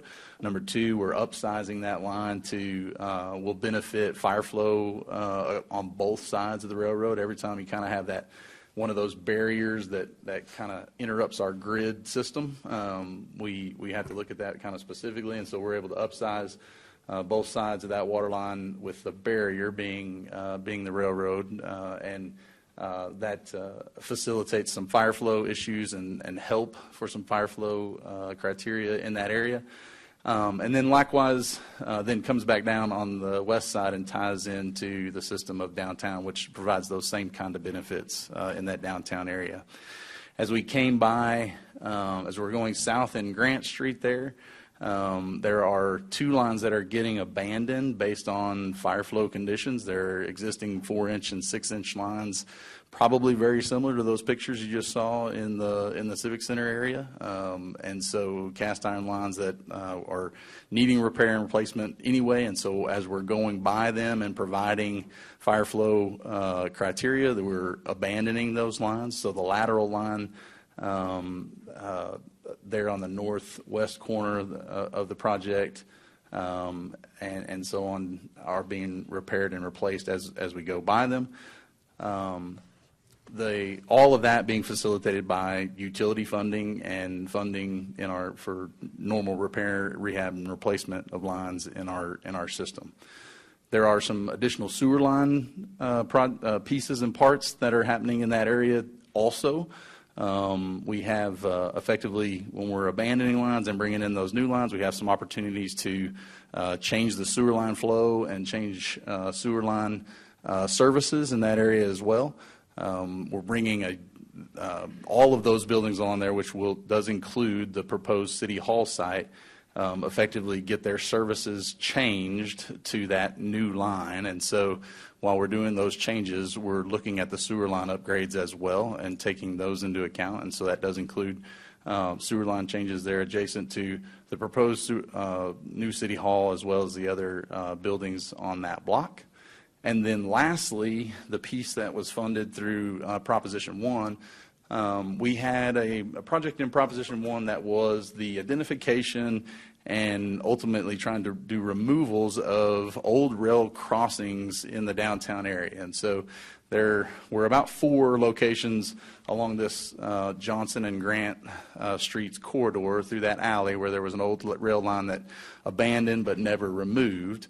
Likewise, there's some locations on Polk and some others dispersed through downtown. And that project identified those locations and funded removing those railroad crossings. As it turned out, we were able to facilitate some of those crossings with other projects as they came up. We did that as just an opportunity to add that work to a larger scale utility project or larger scale street paving project. And this is no different. We knew we would be in those locations and in those alleys, and so what we did is we basically moved those Proposition 1 dollars into this project, and we're facilitating those railroad removals with Proposition 1. And that's basically all 3 categories of things that are taking place on the project. Any questions? Thank you, Mr. Sneeder-John. That's a big project, pretty big scope of work, and good detail and description on that.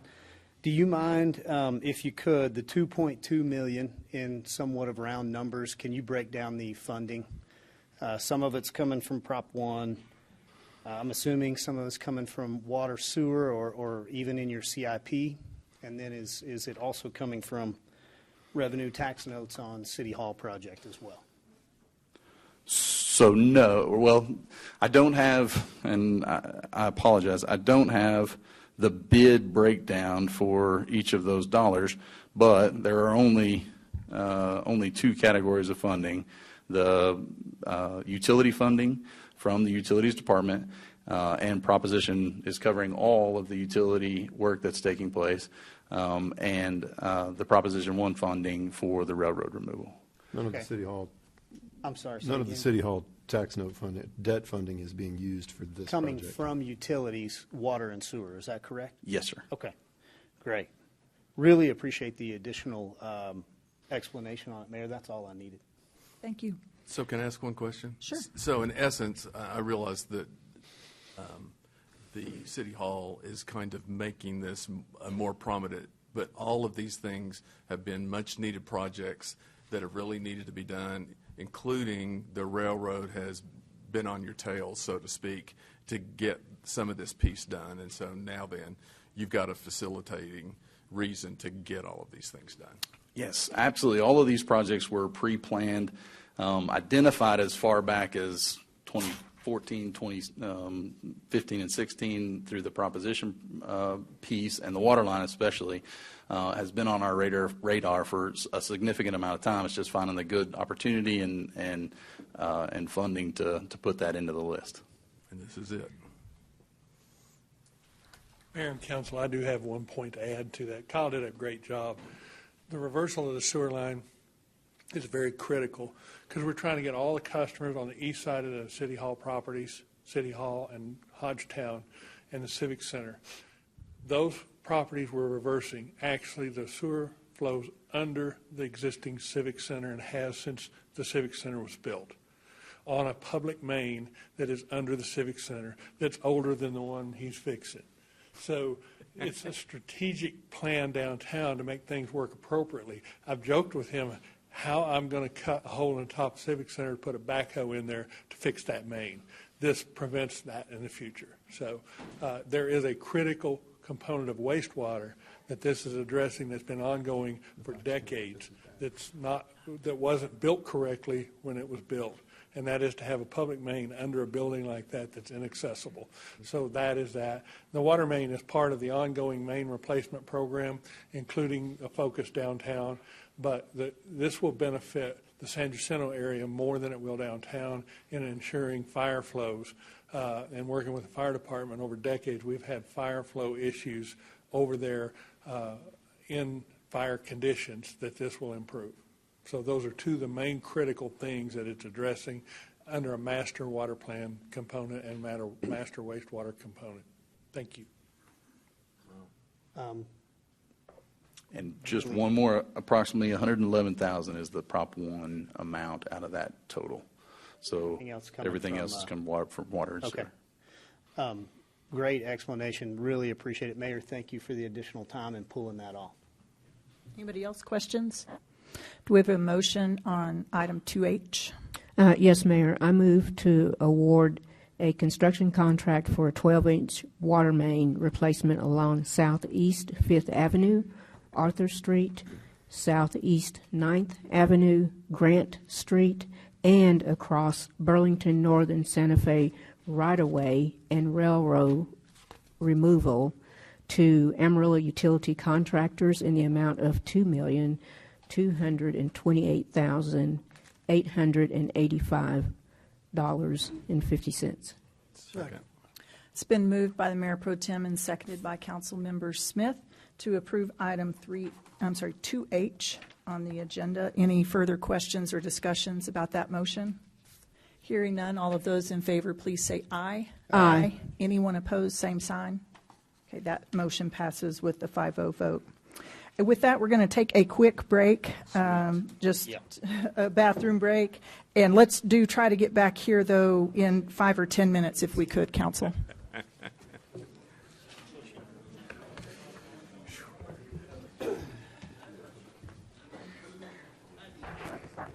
Okay, so that's really why Brian's not here. He's back in his office watching the soccer match. That's got to be it. When you mentioned that, that's what I was thinking. I was going, oh, now I know. There you go. That's who the guy back is.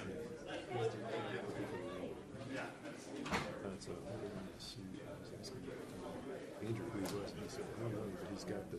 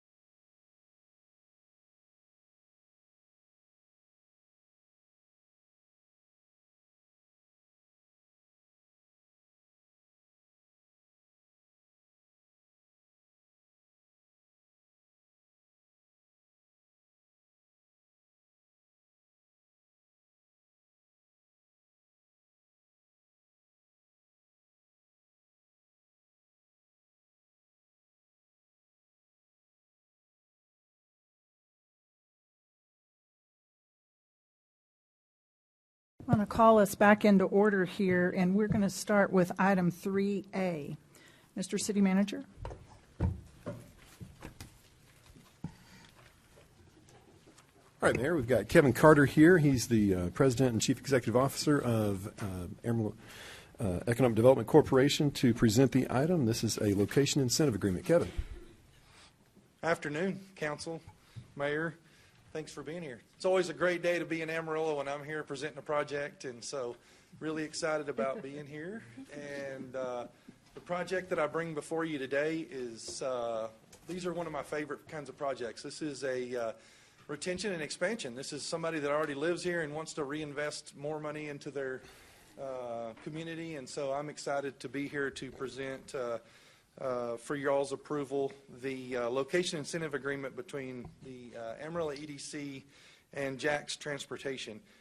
Before I get started, I do want to introduce Shane Redline. He's the owner of Jack's Transport. Shane, thanks for being here today. Some of the highlights of this project. Before we get started, though, I do want to show you kind of on the map where this is. I know that's kind of hard to see, but to the right of the map or to the east side of that, that's Osage, and to the west or the left is Trade Winds. So kind of in reference, and then we're just north of the loop. That's the loop, the South Loop. So about a mile north of the South Loop is the piece of property that Jack's is going to construct a new facility. Highlights of the project are $2.5 million, at least $2.5 million will be made in estimated improvements and equipment on that. Jack's is currently leasing space from Affiliated Foods, which is one of their biggest contractors, or they contract for Affiliated Foods. 200 new employees projected in this incentive agreement, $13 million, hopefully in new added payroll. The incentive that Amarillo EDC is offering is a $3 million incentive for the creation of up to 200 FTEs. That's $15,000 per job that will be paid as they are created over a 5-year period. This is in line with the guidelines that the council has approved in the past. And then AEDC, this is a little bit different because we didn't own the land. We tried really hard to find a piece that we owned that fit Shane and his company. We just couldn't get there. So Shane went out and bought the acreage himself. And so we want to help. This actually saves the taxpayers money over what we would typically do. So we're going to reimburse cost of the $2.5 million facility up to $300,000 as those funds are expended. We will do a construction reimbursement for $300,000. The AEDC board approved this location incentive agreement with a 4-0 vote. We did have one abstention because they had a business relationship with Jack's. That was on November 14th. So I certainly would answer any questions as it pertains to this project. Any questions, council? Okay. Thank you, Kevin. Okay. Thank you. With that, do we have a motion with regard to item 3A? Yes, Mayor, we do. I move to approve a location incentive agreement between Amarillo Economic Development Corporation and Jack's Transport LLC, under which Amarillo Economic Development Corporation will provide Jack's $3 million paid out over 5 years and based on a 10-year performance term for the creation of up to 200 jobs. And the Amarillo Economic Development Corporation will reimburse Jack's for $300,000 towards the cost of the new facility as the funds are expended. Second. It's been moved by the Mayor Pro Tem and seconded by Dr. Sauer to approve the item mentioned in 3A. Do we have any further questions or discussions about the motion? All those in favor, please say aye. Aye. Anyone opposed, same sign. Okay, that passes with the 5-0 vote. Shane, we appreciate you doing business in Amarillo and growing your business in Amarillo. Grow it bigger. Yeah, Kevin, thank you. Thank you. Thank you. Merry Christmas. Item 3B is with regard to resolution number 121322-3. Mr. City Manager. All right, Mayor, this relates to establishing a sister city relationship with the city of Dnipro, Ukraine. We've got Carter Estes here to present the item. Carter.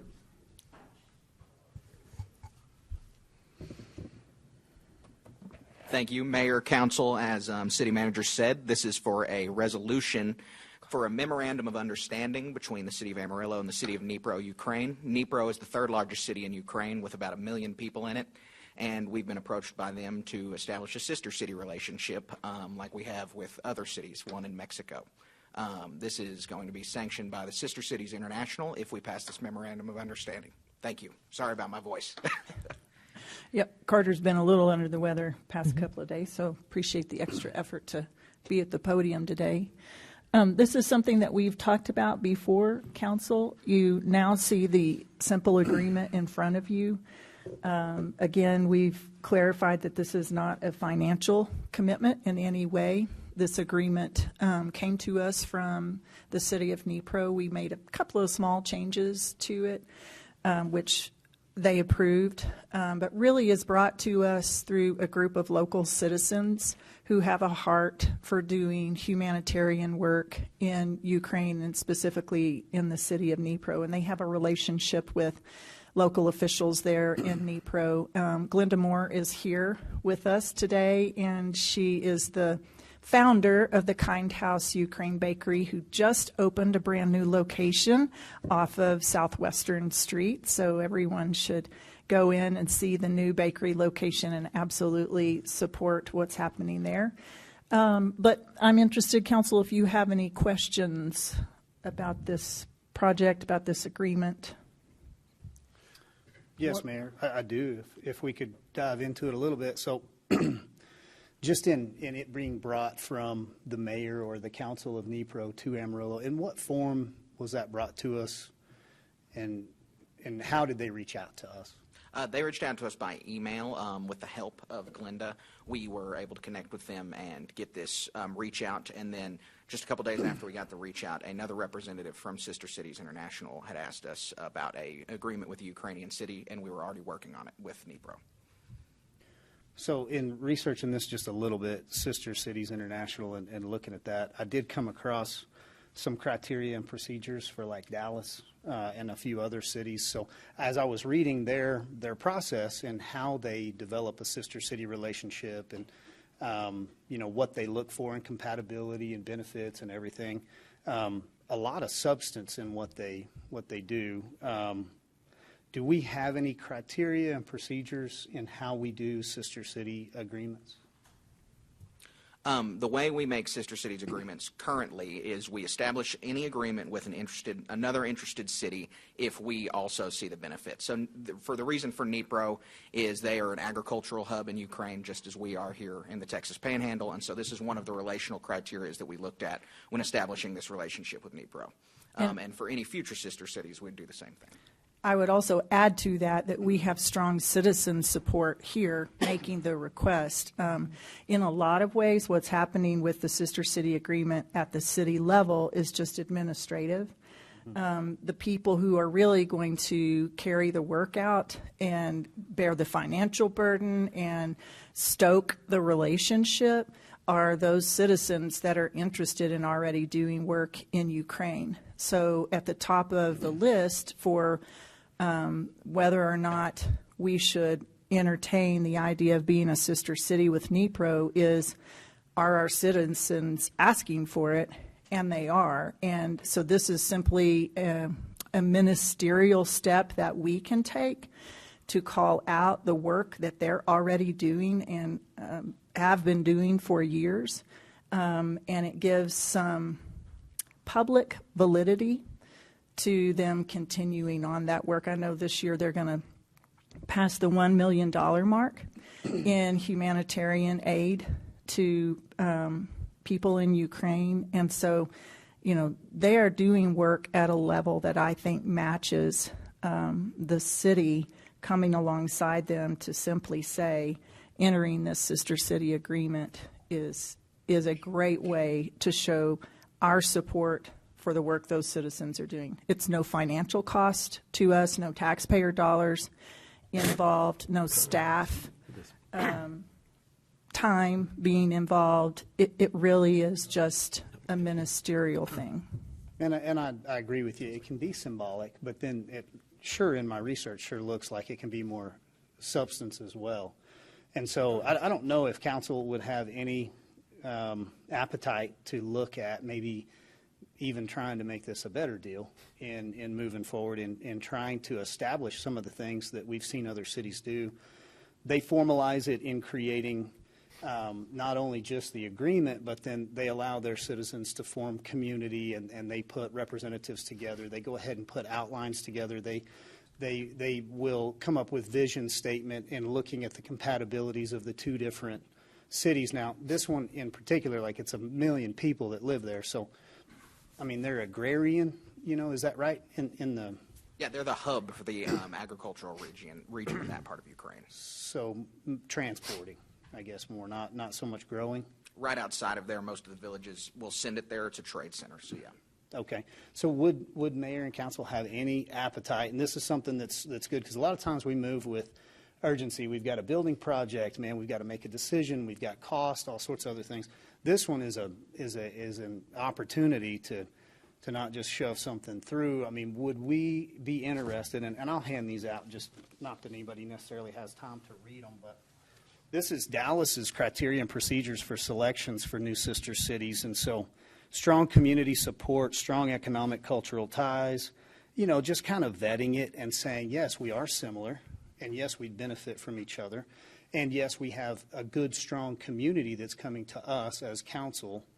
And then in an admin sort of way, I mean, we want to facilitate this, but we also don't want to, I think, do something that just kind of throws it up in the air and it never flies. So if you flip to page 2, I mean, they develop, committee lists. They have a report set up for their volunteer membership base. They're able to fundraise through this. So, Glenda, you would actually be able to fundraise, I believe, in this, and it would potentially create other opportunities. So this is an economic thing. Even though we're not committed economically, Sister Cities is designed in such a way that it promotes economic trade. And Tatiana, which I won't try to pronounce her last name, but super sweet lady, and she is moving product over there in the form of medical aid, and I know this would help her, and I don't know how, if we formalize this, we take a step back, perhaps table this today, not push it through today, but allow our community to come together, maybe even let give staff guidance to create our own criteria and procedures to move forward. It allows other councils to have something to work off of. It allows us to have a little bit more to work off of. And then we don't just throw something out there that, in the political climate that we have today, you say Dnipro, Ukraine, and there's kind of an immediate, like, what is this? There's a lot of things going on in that country. And this keeps us on the right side of everything. And not everything is going to be on the right side of what's going on around the world. So with some caution, I would love to have a little bit of discussion with you guys. Is this something you guys would be willing to look at? Just to clarify, what you're saying is pausing today and not doing the sister city agreement is what would be helpful for fundraising? Yes, so pausing today and not doing the sister cities agreement today would allow us to go back to staff and formalize our own criteria and our own procedures, and to put in some vision and to put in some parameters that we would have a structure that would allow Glenda or people like her that are already doing the work to come into the fold of the city and utilize all of that. Another question, pardon me, I'm just trying to understand. So what you're saying is you would like to have staff assigned to do all of this legwork rather than seeing that legwork come through a citizens group like Kind House. So what I'm saying is, with the direction of staff, we could allow Sister Cities International that we're going to pay a membership fee to, or we already pay a membership fee to. They already have this template in place.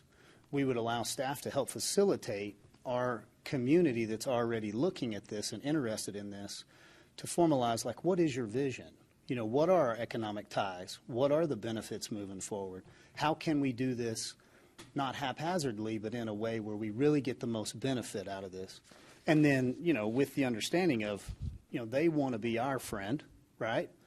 We want to be their friend, but we also want to understand what the friendship looks like. Carter, how much was the membership fee to Sister Cities International? The membership fee for Sister Cities International for a city of our size is just over $1,000. I believe $1,028, but right around there. Okay. Questions, council, for Council Member Stanley? I'd make a comment. I think we ought to be the sister city for NEPRO. I don't think we need to hold it back. I think we could adopt the sister city, and then that might give emphasis to do what you're saying. Find what are we going to do. Mm-hmm. I asked a question earlier when we heard about this subject a couple of months ago, that she's got ideas on different things that we could do. I asked her the other day, she's got ideas, so I don't know why we can't just go ahead and adopt it, but not let it sit there. We had a sister city, I understand, in Mexico. I kind of asked what happened there, and I don't know, it was before my time, before your time. If I can provide a little more context, usually cities, so we've been discussing with Fort Worth recently about all of their sister cities relationships, and usually sister cities, after a relationship is established with one city, will then begin to seek out citizens and build out a committee of citizens that can oversee the sister cities chapter within the city that will develop the kind of parameters that you're talking about. Mm-hmm. And that's what I would like to see take place, because I really don't want to dedicate staff or tax dollars towards this process. And if we go ahead and approve the agreement today, then, just like you said, we can form a citizens committee and we can get started, and the citizens would run, they would drive the process. And we need the citizens to do it and not our staff doing it, and we don't need to allocate taxpayers' dollars to be doing this type of work when we have other more important things that need to get done.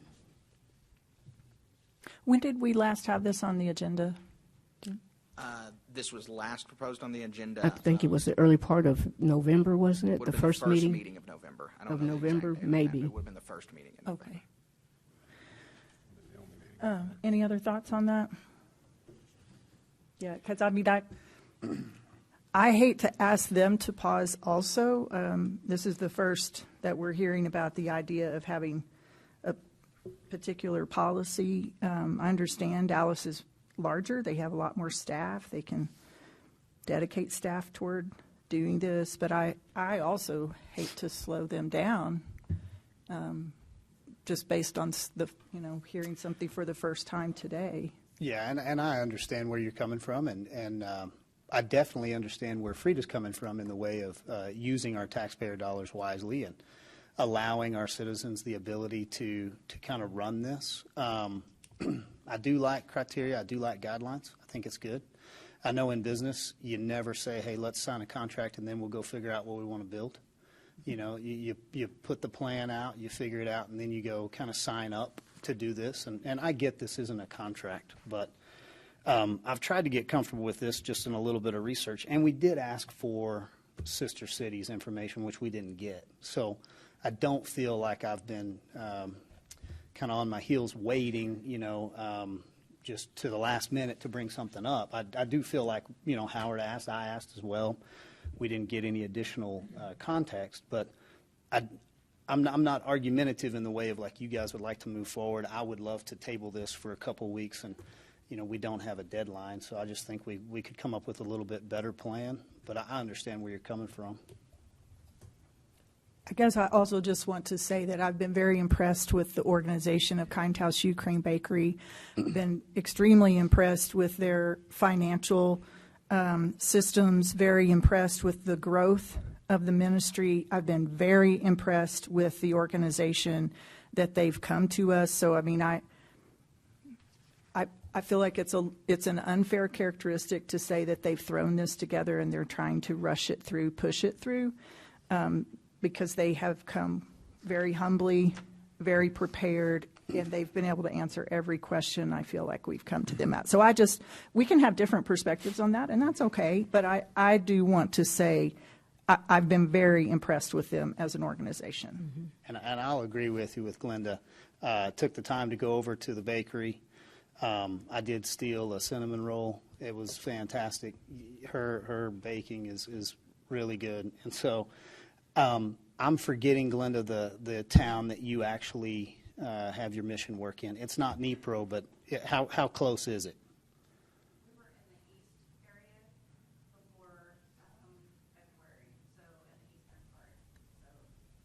So one of the things that was just hard for me in getting comfortable is the mayor of Nipro's reaching out.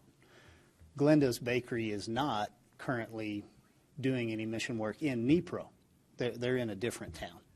And so I like the vetting process. And so I just wanted to ask more questions and get more. And I felt like this was a good formal way for us to do it as a city, and to move forward with everything kind of in a formal capacity. But I have a few other issues, and I'm just not comfortable.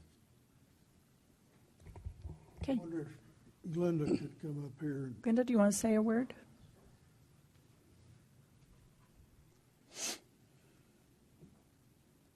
Thank you for patiently sitting through the whole meeting, by the way. Everyone who makes it to the items on the last part of the agenda gets a gold star for the day. Well, today is Tatiana Vasilyeva's birthday. And she came to the United States not because she was abandoning Ukraine, but because she's educated and she believed in being global and learning more about her career and learning more about others. And she has brought that back to Nipro with her and been able to reach out to her fellow citizens in Nipro who are also in the medical field. And so she's been able to really kind of help them to grow, help us to learn more about their culture. It's more for us, I think we could become stagnant. We could easily become this place where we are encircled and we stay in our own little comfort zone and we don't reach out to the rest of the world and learn more about others. And so a sister agreement is about us learning about them culturally. And I agree with what you're saying, Mr. Stanley. I completely agree with like really thinking about the financial obligations and all the different things that can come with that. But I do believe also that there is this first little step of faith that we have to take. And we do have to be able to we have to be able to take a leap of faith and be able to put ourselves in a human realm and be human with them. It is not to say that there will not be mistakes made and there won't be things that we don't explore, but I do believe that us becoming human with them and us seeing where they are coming from, that we are becoming more responsible citizens ourselves and understanding where they are, and they can understand where we are as well. I don't quite believe that we are jumping off a cliff. I don't believe that. I believe Tatiana is very well educated, and she has really been much more of a venture than I have on becoming sister cities. Right away in November, after we had our very first meeting, she already created a team of other Ukrainians here in Amarillo, and they started talking right away about all the different commonalities and all the different things that they could do to bring a cultural thing to Amarillo, and also not just cultural, but like the oh my goodness, what is it? The study of horses. They have all these different economical things that are there that also exist here. We have a lot of artists here in Amarillo that are very interested in sharing their art with Dnipro, Ukraine. Jim Livingston is someone who has really offered his art and offered his ability to send art to them and to make some connections, because interestingly enough, some of our pictures that we have of West Texas are very similar to some of the art that they have there too. And we might not ever know that if we didn't have and start this cultural exchange. I completely agree with what you're feeling like, that you think that we're jumping ahead, but I've been in relationship with Ukraine for 9 years, and so It's not like a sudden thing that I don't know their history or their culture or the propaganda that sometimes surrounds them that is difficult for them to fight off, because there are lots of things going on with this war with propaganda and how people say things that are terribly untrue, but they don't know the history of that. And so being able to be in a relationship with those people means that we can enter into a conversation with them and find out where they come from and why they make the decisions that they do, and they can find out the same thing from us. So I am very passionate about this. I do believe we should move forward with it, but that's because we have so many citizens here that are so excited about being validated, maybe, and feeling like they are not just Amarilloans, but they are also Ukrainians.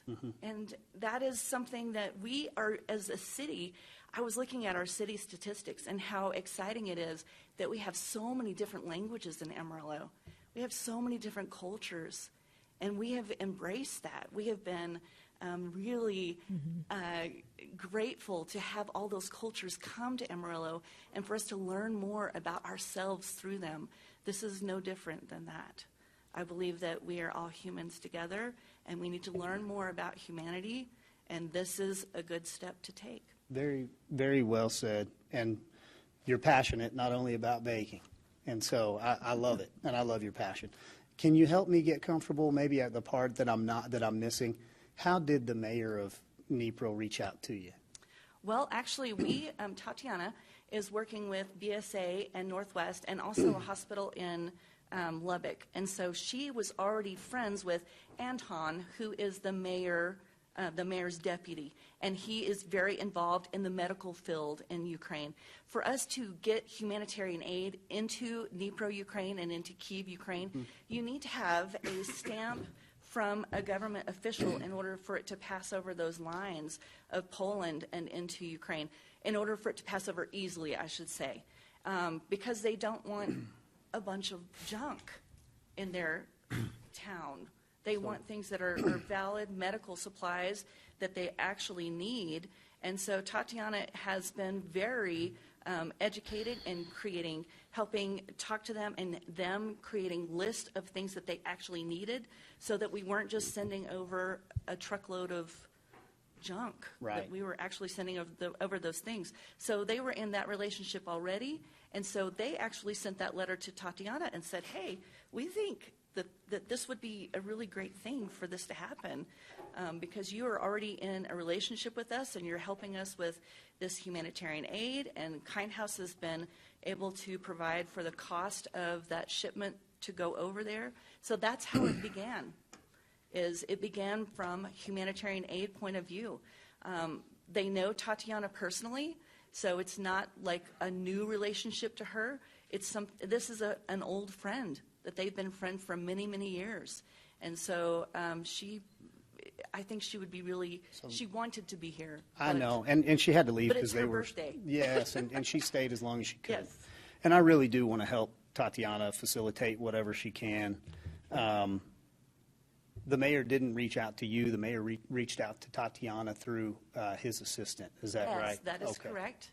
And then Tatiana reached out to me, and so then we talked about how to get that letter to Ginger, and that actually happened, my goodness, I think it was in late September when that happened. Mm-hmm. And so then we were able to finally get that email and send it on to Mayor Nelson. Yeah, we actually had this on the agenda October 11th. Okay, So it's been over 60 days since we talked about it. Yes. Yeah.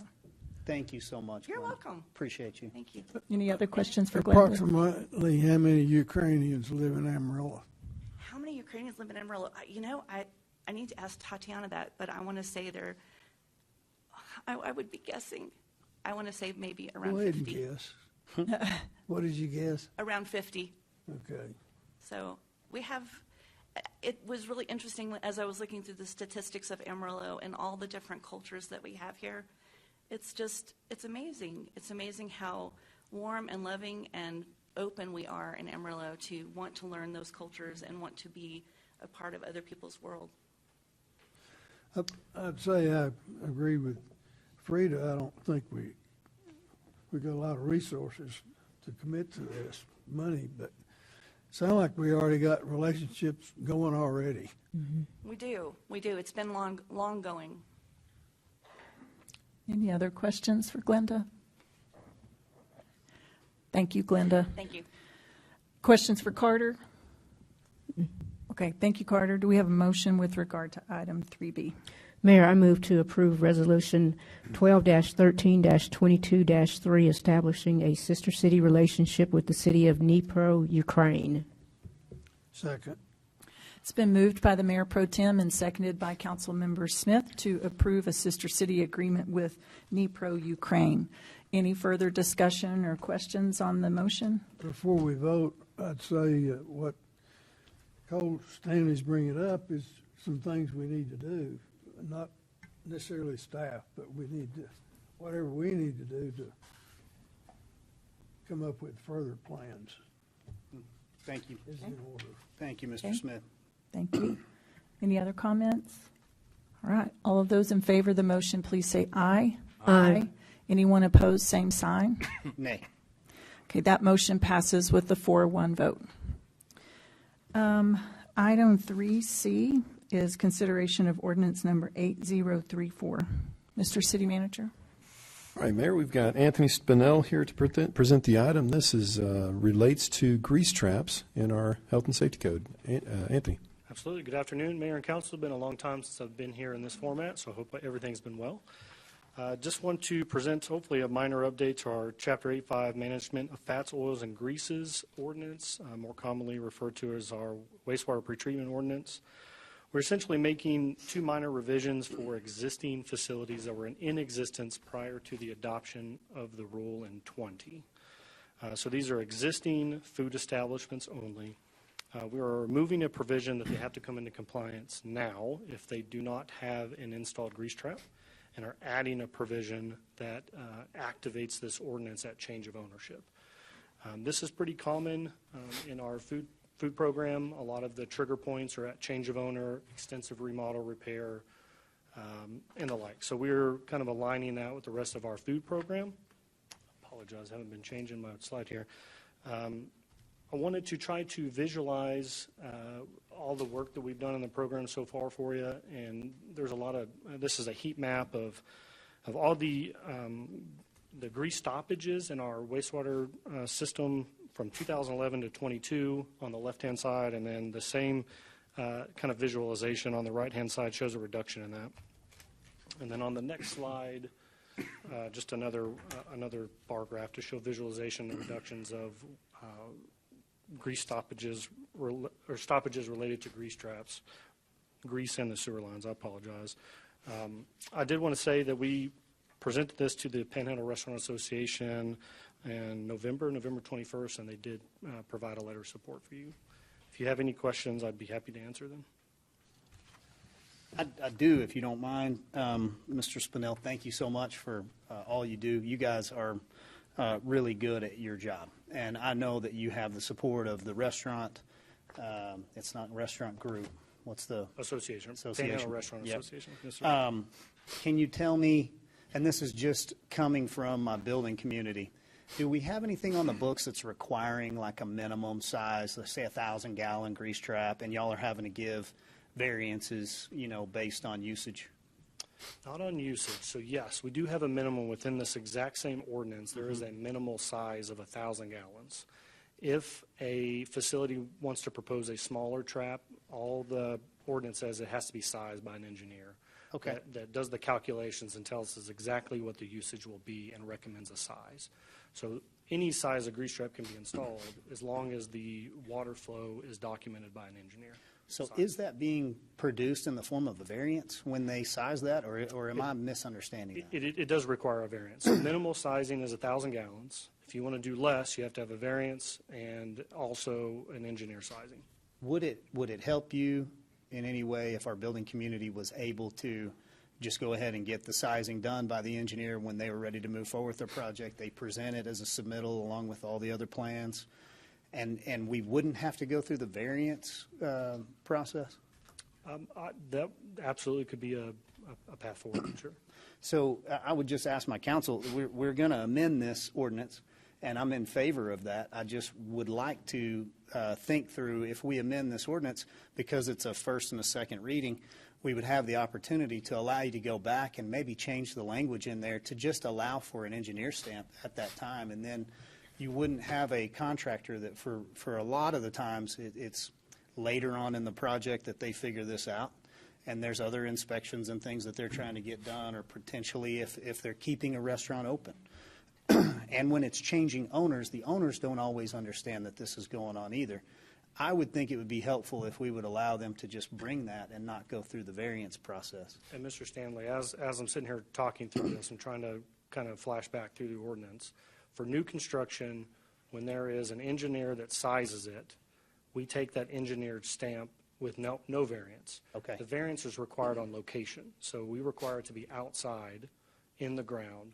If it's going to be inside the facility, above ground, that's when a variance is required. Okay, so that's probably where I'm getting a little bit of it's hard to understand exactly where everybody's coming from. So are we no longer allowing indoor above ground grease traps?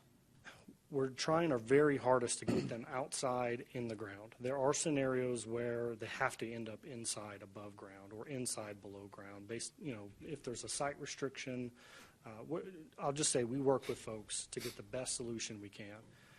Keep in mind, grease traps, they stink, they smell. If you open them up, they smell like a sewage spill inside your facility. They're not very sanitary inside of a food establishment, so it's best to have that outside. When somebody comes to clean it, they drag a big sewage hose that goes into a sewage tank. It's very nasty. So we try our very best to get those outdoors in the ground. That's the best case scenario. But there are tons of occasions where that can't happen. Okay. And I can tell you that our department is really good at finding the best solution and working with property owners, working with business owners to come to a middle ground. So really the sizing isn't an issue if you bring an engineer. Right. Even if it's an existing, because where I see some guys getting hung up is in ownership. They're selling a restaurant, they're buying it, they don't understand that they now have this new compliance. Sure. And then they don't understand the variance process, and so we lose them a little bit in that. But the way the ordinance is written, in your opinion, which I respect your opinion and your expertise, do you like this change alone, or is there something else we could do that could help you and help your building community or restaurant community in the future streamline this? So when the ordinance was adopted originally, how it was written was what was needed. We had quite a few facilities that were out of compliance. I'd say vast majority had no grease traps at all, and or had them and did not maintain them at all. So we had a big problem in the beginning. So the need to come into compliance today was what we needed to do. Now that we're 2-3 years into this program, we've made a lot of advancements, and the ability to scale that back to change of owner is appropriate at this time. And that would be the only proposition that I would want to present today. I mean, if I was mistaken in terms of what's a variance required, which I don't think I am, I would be okay adding that with the engineer stamp. But I'm pretty sure as we kind of walk through this, that is allowed. Okay. Variance is required based on location. Great. Thank you for the explanation, sir. You're welcome. Any other questions? Okay. Thank you, Anthony. Thank you. Appreciate all of that explanation. Do we have a motion with regard to item 3C? Yes, I move to adopt ordinance number 8034, amending the Amarillo Municipal Code, Chapter 8-5, Article 4, Section 8-5-27 to revise which existing covered facilities must design, install, operate, and maintain a grease trap or grease interceptor. Second. It's been moved by the Mayor Pro Tem and seconded by Councilmember Stanley to approve ordinance number 8034. Any further questions or discussion on the motion? All those in favor, please say aye. Aye. Anyone opposed, same sign. Okay, that motion passes with the 5-0 vote. Item 3D is consideration of ordinance number 8035. Mr. City Manager. All right, Mayor, we've got Michael Kashuba, Director of Parks and Recreation, here to talk to us about an ordinance that would create a gaming, a room rental fee for the gaming center at the Warford Activity Center. This is a very fun, literally, item.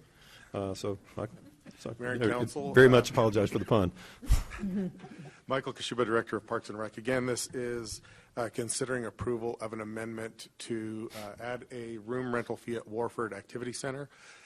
Kristen Wolbeck's going to walk through the presentation, but I want to start by just thanking staff. Again, Dr. Sauer kind of mentioned our staff, and we've got some very creative people, and I think that you'll see through this process what that can do for our community. So with that, I'll turn it over to Kristen and let her walk through it.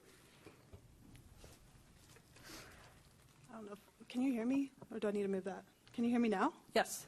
Wonderful. So hopefully this will be fun and fast. So like Michael said, I'm just going to walk you through a project, ultimately amending our fee ordinance over there. As you guys are aware, we have the Charles Warford Activity Center. The city itself actually acquired that in 2017.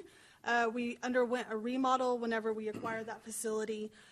Really fantastic facility. Currently it houses the weight room, dance studio, gymnasium, commercial kitchen, multi-purpose rooms, an indoor swimming pool, computer lab, and an MPO. The computer lab was something that was put in. We had 14 different stations that were there that had different computers. It also has like Microsoft Suite and things like that. The intention was that it was used by the community to do work, play, things like that.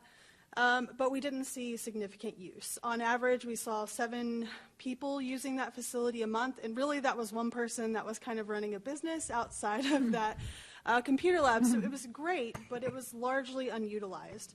A really nice space in a really good area of the facility, but we didn't see a lot of use. And so staff worked to the challenge of council. We want to provide quality of life services, but also find ways to produce revenue streams in that facility. So the brainchild really came from staff. I was the fortunate person to stamp paperwork and give approvals, but our staff worked really, really hard to try to figure out a way to utilize that facility. And so they worked mutually to their benefit, and internally they created a gaming center at the facility. That gaming room, as you can kind of see in the pictures, consists of murals that were provided by staff. I'm going to give them a kudos here in just a minute. And they worked tirelessly within our budget already. We didn't utilize any additional funding for this, but they budgeted really well this year to figure out a way to actually provide this facility. That's cool. As I mentioned, completed 100% by internal staff. It has 4 different gaming stations, multi-game arcade games. So this like has the old school games. I was really excited to actually be able to play some of those. Available at no cost to any of our members. So this is something that during our normal hours of operation, our current members can access this. This is also available for our punch and play pass holders, so it equates to about $2 a visit. And this will also be available for private party rentals. So as Michael mentioned, this will also add to our amended fee schedule. What we're proposing is $75 an hour, well below the rate of what you would spend at places like the Vault in Amarillo. It will also have a $100 refundable deposit. This is just an incidental deposit for a room. That will also include a party attendant, the entire use of the gaming center, as well as a private party room. So that way parents don't actually have to participate in the gaming unless that's just something that you want to do. So the key people, I have a few of them. We have one that's out sick, so shout out to Landon. I know he's watching this right now, but he's our Warford Activity Center supervisor. He started with us in 2020, which was already a difficult time as it was for everybody, but he's done some really amazing things. If you have not gone to Warford in a while, I highly recommend it because he's just done some really cool stuff with the help of, I have Pedro. Pedro's here. Yes, you have to stand up, Pedro. So this is Pedro Saucedo. He is with our recreation department, has been for several years. He's our program coordinator. Next to him is German Sauce. He is our assistant program coordinator with our recreation department. He started off as a program attendant part-time and has promoted twice since then. And then next to him is Callie Gorham. She is, again, one of our part-time recreation staff that has now promoted to one of our administrative assistants in our athletic department. So just a couple of really great things. Obviously, utilizing some of their natural talents to be able to pull this off. But also it's a really good picture of how our city just as a whole works to promote and invest in the staff members that we have. From a really young age, these kiddos started as teenagers, and we hope to just continue to encourage them to grow in the department. Callie in particular did, how many murals? 9? I think I counted 9 the other day, but there's a lot of like little paintings sprinkled throughout, but 9 full-fledged murals. Several $1,000s worth of artwork that went into that room. They're all gaming centered. I think I have it. Hold on, I'm gonna look at one and then I'll back up. So you can kind of see some of them in the pictures. Public Communications has a couple pictures that they've taken and we'll share shortly, but just some really great talent in that room for young staff members. She did this as a part-time staff member, and I just can't say enough for them. And just a couple of other really quick things to add to it. As I'd mentioned, we have multi-purpose classrooms that are in the back of the facility. During the daytime hours, they go largely unused. We utilize them a lot for some of our fitness activities, health fairs, and weekend rentals, but during our daytime hours, we didn't see a significant use. We're in the process of actually utilizing some leftover funding to be able to transition that into some more senior service-friendly programming space. So with the help of Recreation, Senior Services, and our center supervisor, coming soon to Warford, we'll be programming those spaces during our daytime hours. So that'll be like Monday through Friday, probably 10 to 3. And so that'll be a fun new project that we'll get to bring to you. I'm going to get out the paint rollers and some sweatpants, and we're going to get painting ourselves. So anyways, that's really all I have to share. Again, just wanted to present this to you guys as an amendment to our existing fee schedule. Any questions for Michael or Kristen? I would just say as a comment, Jared, kudos to your leadership for what you've done to support the innovation training and the innovation team. Presentation after presentation, we are seeing members of that team. And it's not like this idea came from that team, but that team is spreading out the ability inside each of the departments that they're on to think outside the box, to come up with new ideas. And then when those ideas come, whether it's German or Pedro or whoever brings it, these innovation leaders have a very open mind to seeing it happen, and I appreciate that you have embraced that. I think citizens are going to see new and fun things happening. So whether it was Alan in solid waste or Kat in beautification, Kristen in parks, I mean, all of these team members have received that training at absolutely no cost to the city, and they're working both as a team on illegal dumping, but I'm also seeing fruit from that investment in their individual departments, things like this. Yeah, It's I think really so. Cool. I think, and to tag on to it, I think Jared said it in one of our meetings, it's a freedom to fail forward, to try new things that maybe the city doesn't always try. But it's also like just instilling that in our culture within our departments. I think our younger staff members are really excited because they're the ones that are innovative, right? And we're kind of like the little tortoises that slowly get there. But seeing their talents just being, breathed to life has been really fun. They do Agreed. a really good job for, very little kudos. So Yeah, Callie, your murals are amazing. I'm super impressed. Thank you for that. Okay, thank y'all. Do we have a motion with regard to this item? Yes, Mayor, we do. I move to adopt ordinance number 8035, amending the Amarillo Municipal Code, Chapter 12-1, Article 1, Section 12-4-1C to create a room rental fee for the gaming center at Warford Activity Center.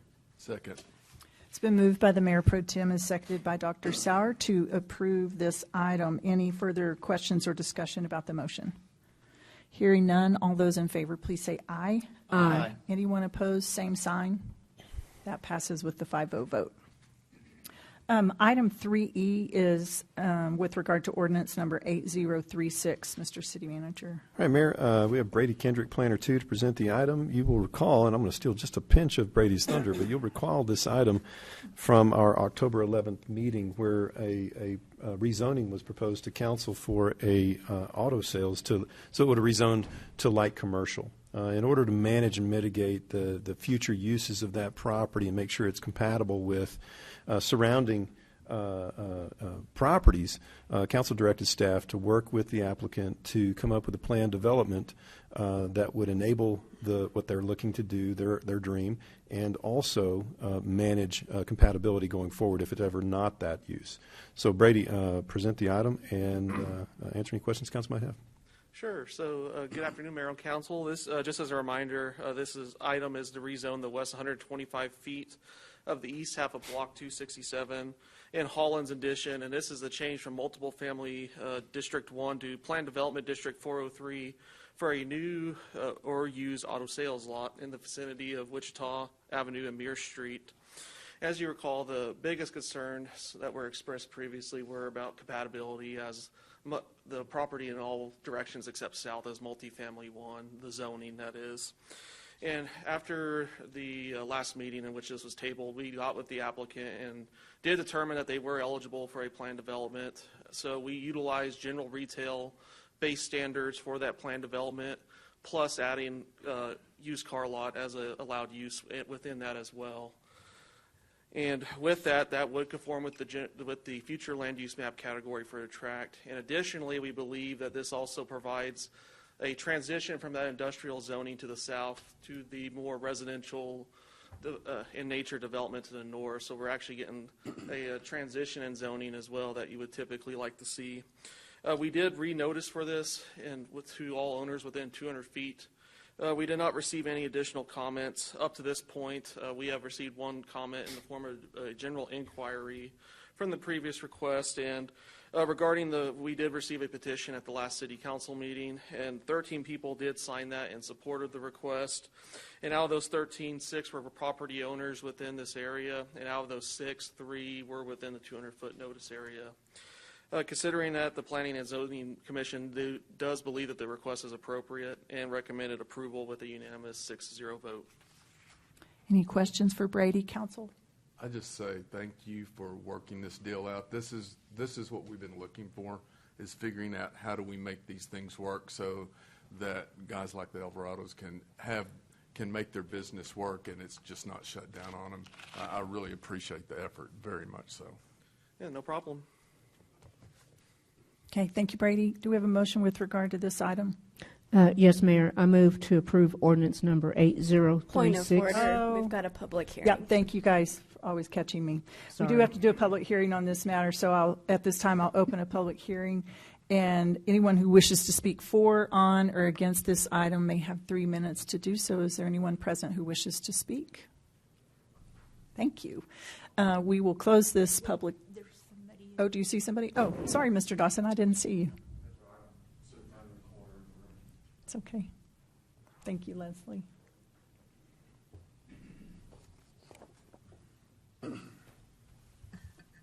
That's good afternoon. Noah Dawson, y'all know me. First, I just want to congratulate the Alvarados for finally getting this through with y'all. And I also want to make sure I'm clear that with these points I'm about to make, I'm not trying to encourage any enmity between the Alvarados and the city. I'm very happy that they got this deal through, and I'm not speaking for them. But to a broader point, this whole issue, I think, has exposed a pretty deep problem with the way that the city operates, where it has taken months and months for property owner to be able to seek permission to do with their property what they wish, when even earlier in this meeting, this council browsed right through $3.3 million handout for different business. It's just kind of ridiculous that we have this situation where the city seems very eager to give out massive handouts to some companies and property owners, but then when it comes to some others, to be able to do with your own property what you wish, especially in a case where none of the adjacent property owners have any problem with it, taking so many months. And on top of all of that, one of the biggest issues that's come with this has been the whole Proposition C from a couple years ago, where y'all cut the number of meeting times in half, when this could have been gone through much quicker But it's been over a month since the last city council meeting. It's been so many months since this is first brought up. And just having it where it takes this amount of time for a property owner to do with their property what they wish in a way that none of the adjacent property owners have any problem with, this is something that I encourage this council to look for ways to be able to fix that where we don't see these kind of issues again. I'm not really upset or anything, and I'm happy that this got through, but I think that this is an opportunity for this council to look back and reflect and think about what y'all can do to make sure that this doesn't happen again, because quite frankly, it's kind of ridiculous that there's this seeming double standard in these sorts of cases where those who have connections get to breeze right through and get massive handouts, and then others, we have to go through processes like this. Thank you. Thank you, Mr. Dawson. Can I make a statement? Sure. So what Mr. Dawson doesn't know is behind the scenes on the Jack's property exactly how long that actually took. And that was in a significant amount of time, a lot more time than it did to get this deal through. So there's a lot more that goes on than what's been spoken. And so I just, that needs to be out there also. Thank you. Thank you for that counterpoint. Anyone else from the council have a question or a comment with regard to that? Okay. Anyone else in the audience want to speak with regard to the public hearing? Don't want to miss anybody. Okay. I will close the public hearing then, and this time we'll entertain a motion on this item. Mayor, I move to adopt ordinance number 8036, rezoning the west 125 feet of the east half of Block 267, Hollins Addition, in addition to the City of Amarillo in Section 156, Block 2A, B, and M Survey, Potter County, Texas, plus one half of all bounding streets, alleys, and public ways to change from Multiple Family District 1 to Planned Development District 403 for a new or used auto sales outdoor lot in the vicinity of Wichita Avenue and Mirror Street. Second. Been moved by the Mayor Pro Tem and seconded by Councilmember Smith to approve ordinance number 8036. Any further questions or comments on the motion? Hearing none, all of those in favor, please say aye. Aye. Anyone opposed, same sign. That passes with a 5-0 vote. Item 3F is a public hearing and consideration of ordinance number 8037. All right, Mayor, we've got Brady Kendrick again to present the item. Brady, take it away. All right, or ordinance 8037 is an item to consider an ordinance appealing a decision by the Amarillo Planning and Zoning Commission to deny the request for the vacation of a 0.10 acre public right-of-way and alley located in Block 72, Ridgecrest Unit Number 14. The vicinity is Southwest 45th Avenue and Tekla Boulevard, and the applicant is Shea Shadow for Opportunity Sky Capital LLC. The vacation request was considered and denied by the Planning and Zoning Commission at their November 7th meeting. The applicant has appealed the Planning Commission's decision as a reason for consideration today. The applicant is requesting the vacation of the just mentioned alley segment in order to be able to construct a drive-through lane in the area now that is a public alley. Utility companies and city departments, which include solid waste, utilities, engineering, and traffic engineering, have reviewed the request. Upon review of the request and given the fact that a new alley segment will be dedicated to the south, it was believed that the alley vacation will not impact the city's ability to continue to provide public services to the property owners in the area. Additionally, a traffic count was performed on Cherokee Avenue and Prairie Drive right-of-ways. The resulting counts were such that the traffic engineer did not express concern with the vacation and the subsequent rerouting of traffic on the prairie. With an area of equal or greater value being retained, a public utility easement, and the dedication of an alley segment to the south, no fair market value payment is needed in this instance. It is worth noting that should this request be approved, the next item on the agenda will be to consider the dedication of an alley segment to the south of the area being requested to be abandoned. Also of note, if approved, the alley will revert to private property and will be equally divided between the two adjacent property owners. Notices were sent to all property owners within 200 feet. At this time, 5 comments have been received regarding the request, 4 in opposition and 1 in the form of a general inquiry. Concerns expressed by those opposed include the following. Tenants of townhomes along Prairie losing direct access to Southwest 45th Avenue.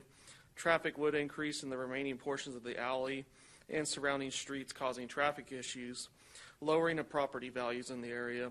Faster of decline of the alley's condition. The vacation takes away public rights and access to property owners that property owners currently enjoy. Vacation serves no public purpose and only benefits one property owner at the detriment of others. A belief that existing case law could have a bearing on the municipality's ability to approve such a request. Traffic would use the site west of the alley segment to be vacated as a shortcut to other right-of-ways and could create a safety issue. When considering the above information, staff was of the opinion that the applicant's request would not negatively impact the city's ability to continue to provide public services to adjacent properties. That said, after considering comments made during the Planning Commission's meeting and public comments, the Planning Commissioners did not believe the request was appropriate and did vote to deny the request as presented with a 5-0 vote with 1 member abstaining.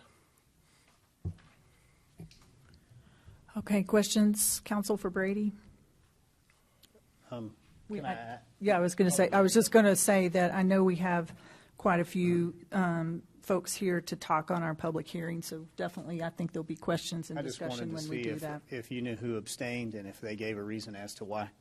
So Fred Griffith was the one that abstained, and he is partners with a lawyer that is representing one of the people in opposition to the request, so he felt it was best to abstain from discussion and voting on the item.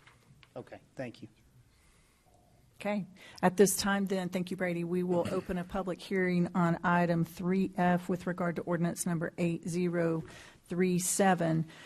We do have citizens who had signed up to speak about this. And so at this time, what I'm going to do is just hand the microphone over to our moderator, and we're going to go in order through those people who had signed up to speak.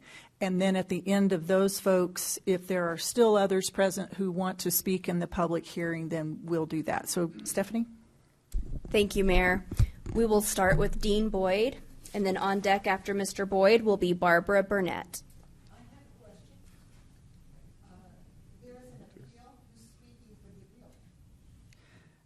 You can ask that, and we can talk about it when you come to the podium if you want to, but they're not required to speak. So, Mr. Boyd, thank you for your patience. Thank you, Mayor, Council. Thank you for hearing me today. We're grateful that the City Planning and Zoning Commission, after a careful, considered hearing, voted not to allow the vacation/removal of the city's easement on the alleyway in issue. I am speaking against the appeal that's been filed. I do believe it's important to see how many of our neighbors in that property, Amarillo citizens affected by the issue, have shown up to let the mayor and council know we are all in opposition for a variety of good reasons. So I want to make it clear, I ask that the appeal please be denied. We're discussing an alley on the west side of the old Hastings building at 45th and Tekla, right next to my building, the old library, where I too have replaced and removed the old mammoth HVAC units this year, and I worry about my plumbing the same as the city's talking about. Sorry we can't help you out on that, Mr. Boyd. Civic buildings. First, we've had a ton of people cutting through our parking lot during the construction on Western and 45th, and it's been really dangerous for my people. There's no exit out the back. I've made it that way on purpose because people were just used to flying through there. So one of the things that I'm concerned about is you open up this narrow alleyway and show everybody that they can cut through. They're going to cut through from 45th to Plains because people driving cars are insane. That's why my business is successful. Drivers are crazy. And you give them a path, they're going to take it. They tried to cut through my property, and I shut it down. They still try to do it. They drive over my curbs. They trash my yard. If this variance is allowed, many people are going to be turning into my property thinking they're going to get access to the chop chop. Okay, so that's a problem for me. I really do think it creates a significant safety issue, although the city said, nah, it's not that much of a safety issue. I happen to specialize in vehicle safety issues, and when you create an alley that now turns into a road that's too narrow, has utilities all over the place, and you want to knock out the curb, and you come out into Plains, there's no proper lighting, there's no traffic control devices. One of two things is going to happen. The little kid that lives in the house right across the street, the car's going to go careening into their house on a crash. They're going to go careening into my building or my employees' cars or into the homes of the folks that have come over here. It's going to happen, okay? And I'm being a little bit of a smart aleck, but saying what I'm telling you now is notice to the city that there will be a dangerous condition created by allowing this. I also wonder when there's multiple utilities right there that the city said, it's not that big a deal. When this driveway or the drive-through is cut off because you've got to get to my internet line or the sewer that runs to my building, and there's multiple other issues right there, are they going to be asking the city to compensate them for cutting off their business?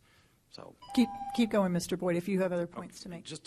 So I think it's going to be something where the city is going to be put at risk going, hey, you guys need to pay me for this interruption. Because it's going to, imagine some project that takes more than a few hours, a few days. And then you go, well, you've ruined our drive-through. We can't get our customers through. We need to be compensated for that. I just anticipate things like that coming. So the safety issues and the utilities issues are definitely a problem. And I appreciate you giving me extra time. Those are my main points. So thank you. Thank you very much, Mr. Boyd. Thank you, Mr. Boyd. Ms. Burnett will be next, and then after her, Barry Wilson.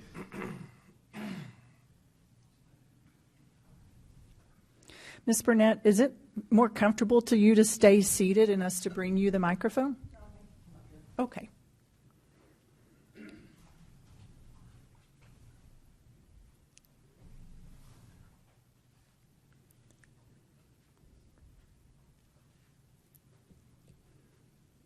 Yes, I actually live there. And I don't think the city people are paying any attention to us. And I don't feel that the Opportunity Sky Capital has paid any attention to us all along. I have had to call the police so I can get out of my driveway because one of the tenants had a semi-truck parked there, and the police let them stay till they finished unloading. And I couldn't go anywhere. And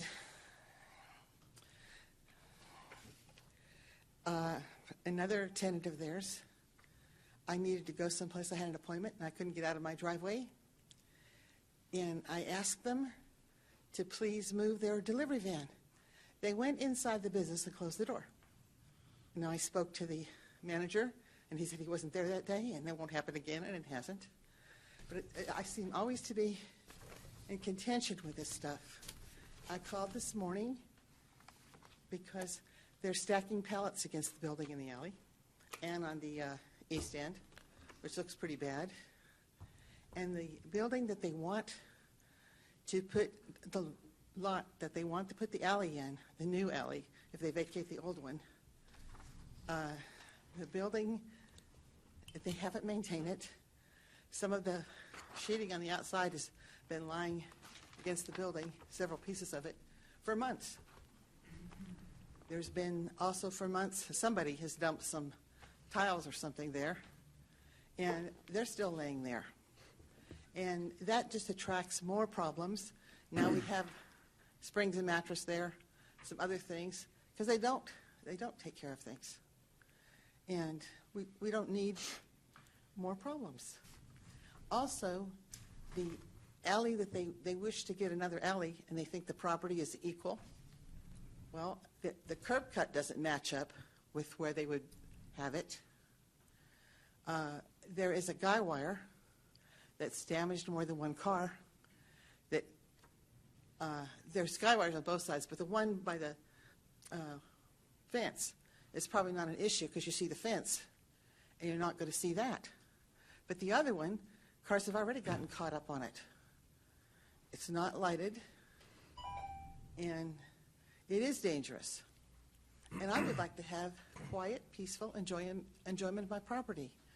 People are probably not going to want to use the new alley. They're probably going to go down the long alley right behind all our properties where trying to enjoy them. So I'm very much against this. And the Planning Commission listened to us, and I hope you do too.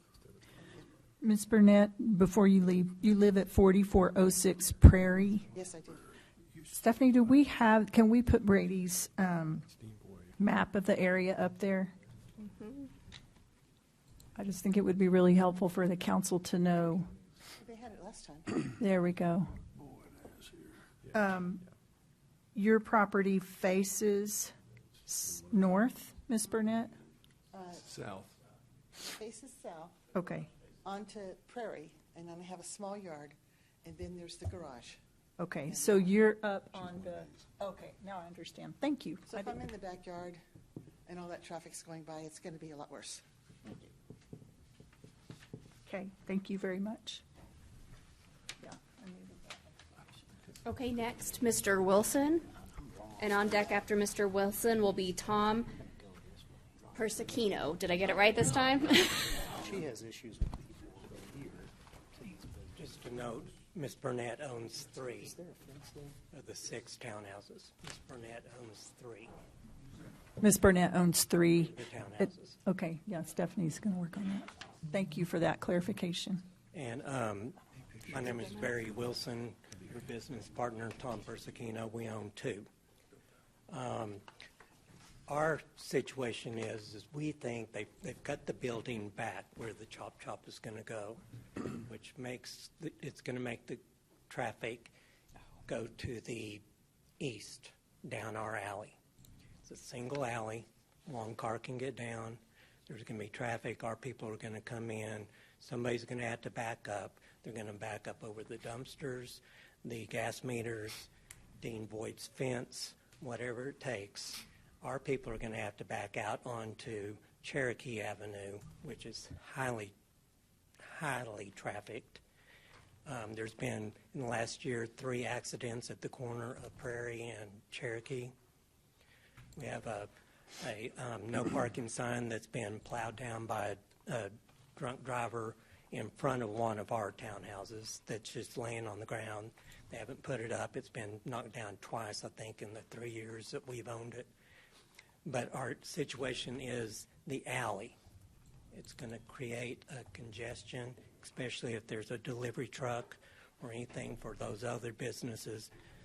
Where are they going to go? They're going to cut down and see that, then they're going to start backing up, and they're going to hit the guide wires, dumpsters. We've had a situation where one of our tenants knocked over the gas meter. It cost us $500 to get it back into order with 2 days of the gas being cut off to our units. So this whole situation is going to create a nightmare that somebody's going to be responsible for as far as the damages. And I hope it's not us. And that's all I have. Thank you.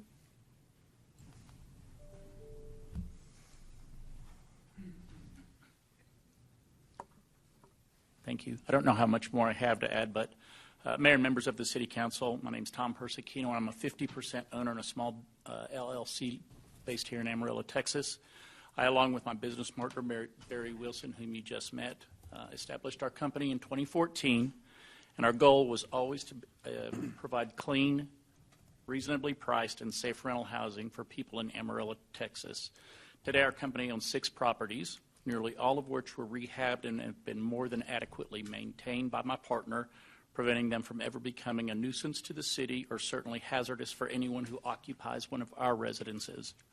2 properties we own are located at 4402 and 4404 Prairie in the Ridgecrest area at the intersection of Cherokee or Tekla and Prairie.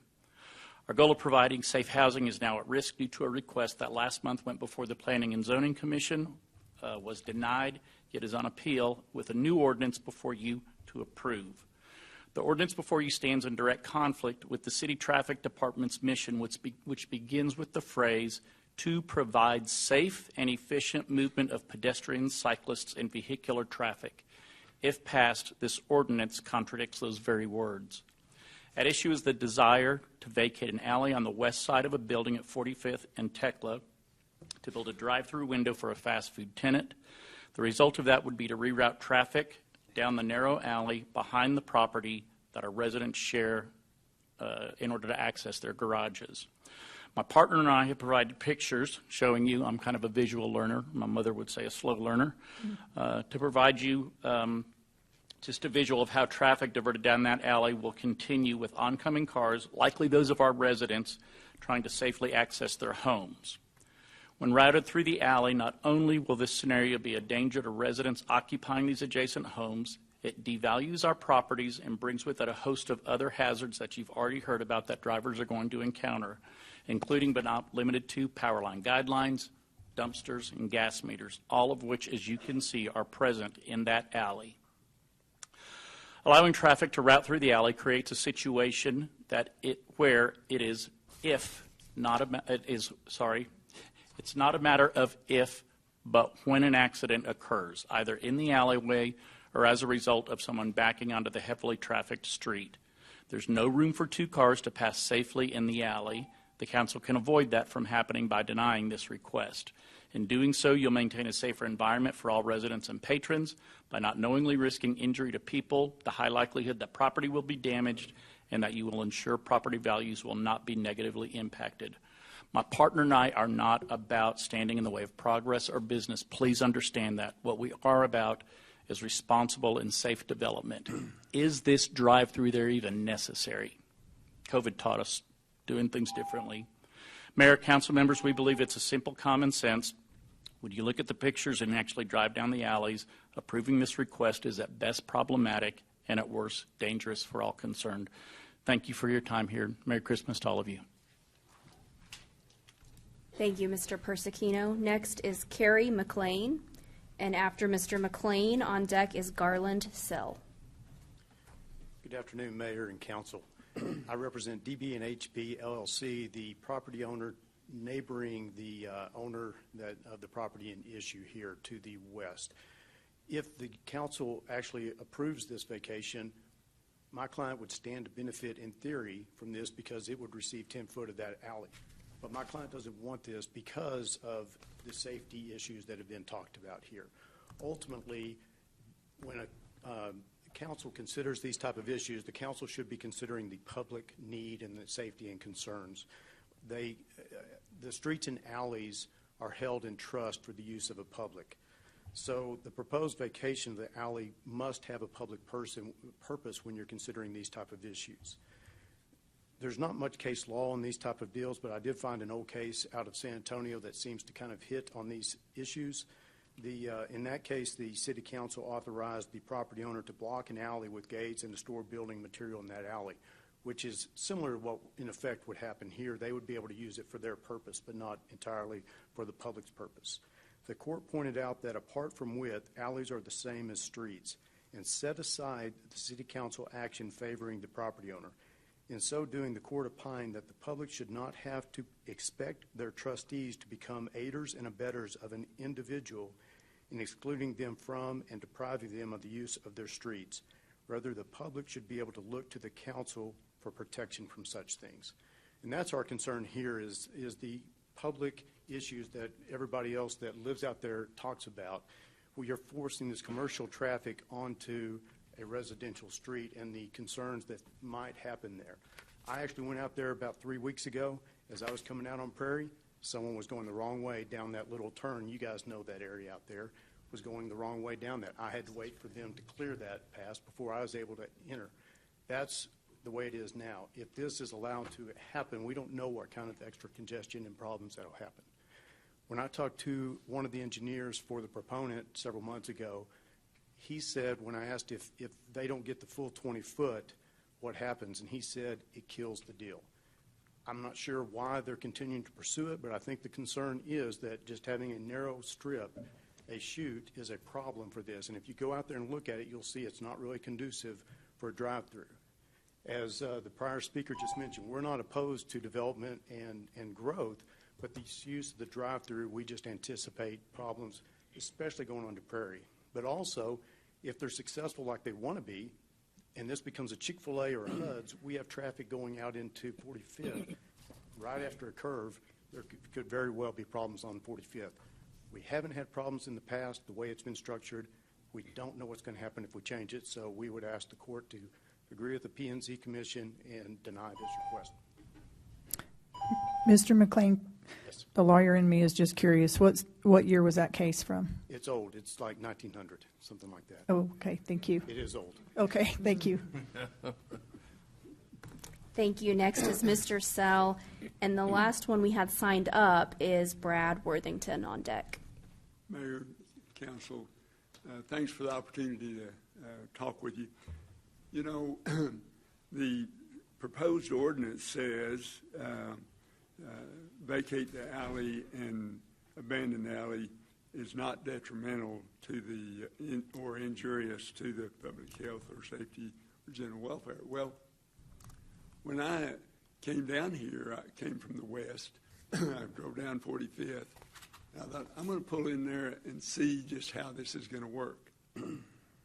As I slowed down, signal on, you know, I wasn't poking along or anything. I was driving normally, turn in that driveway.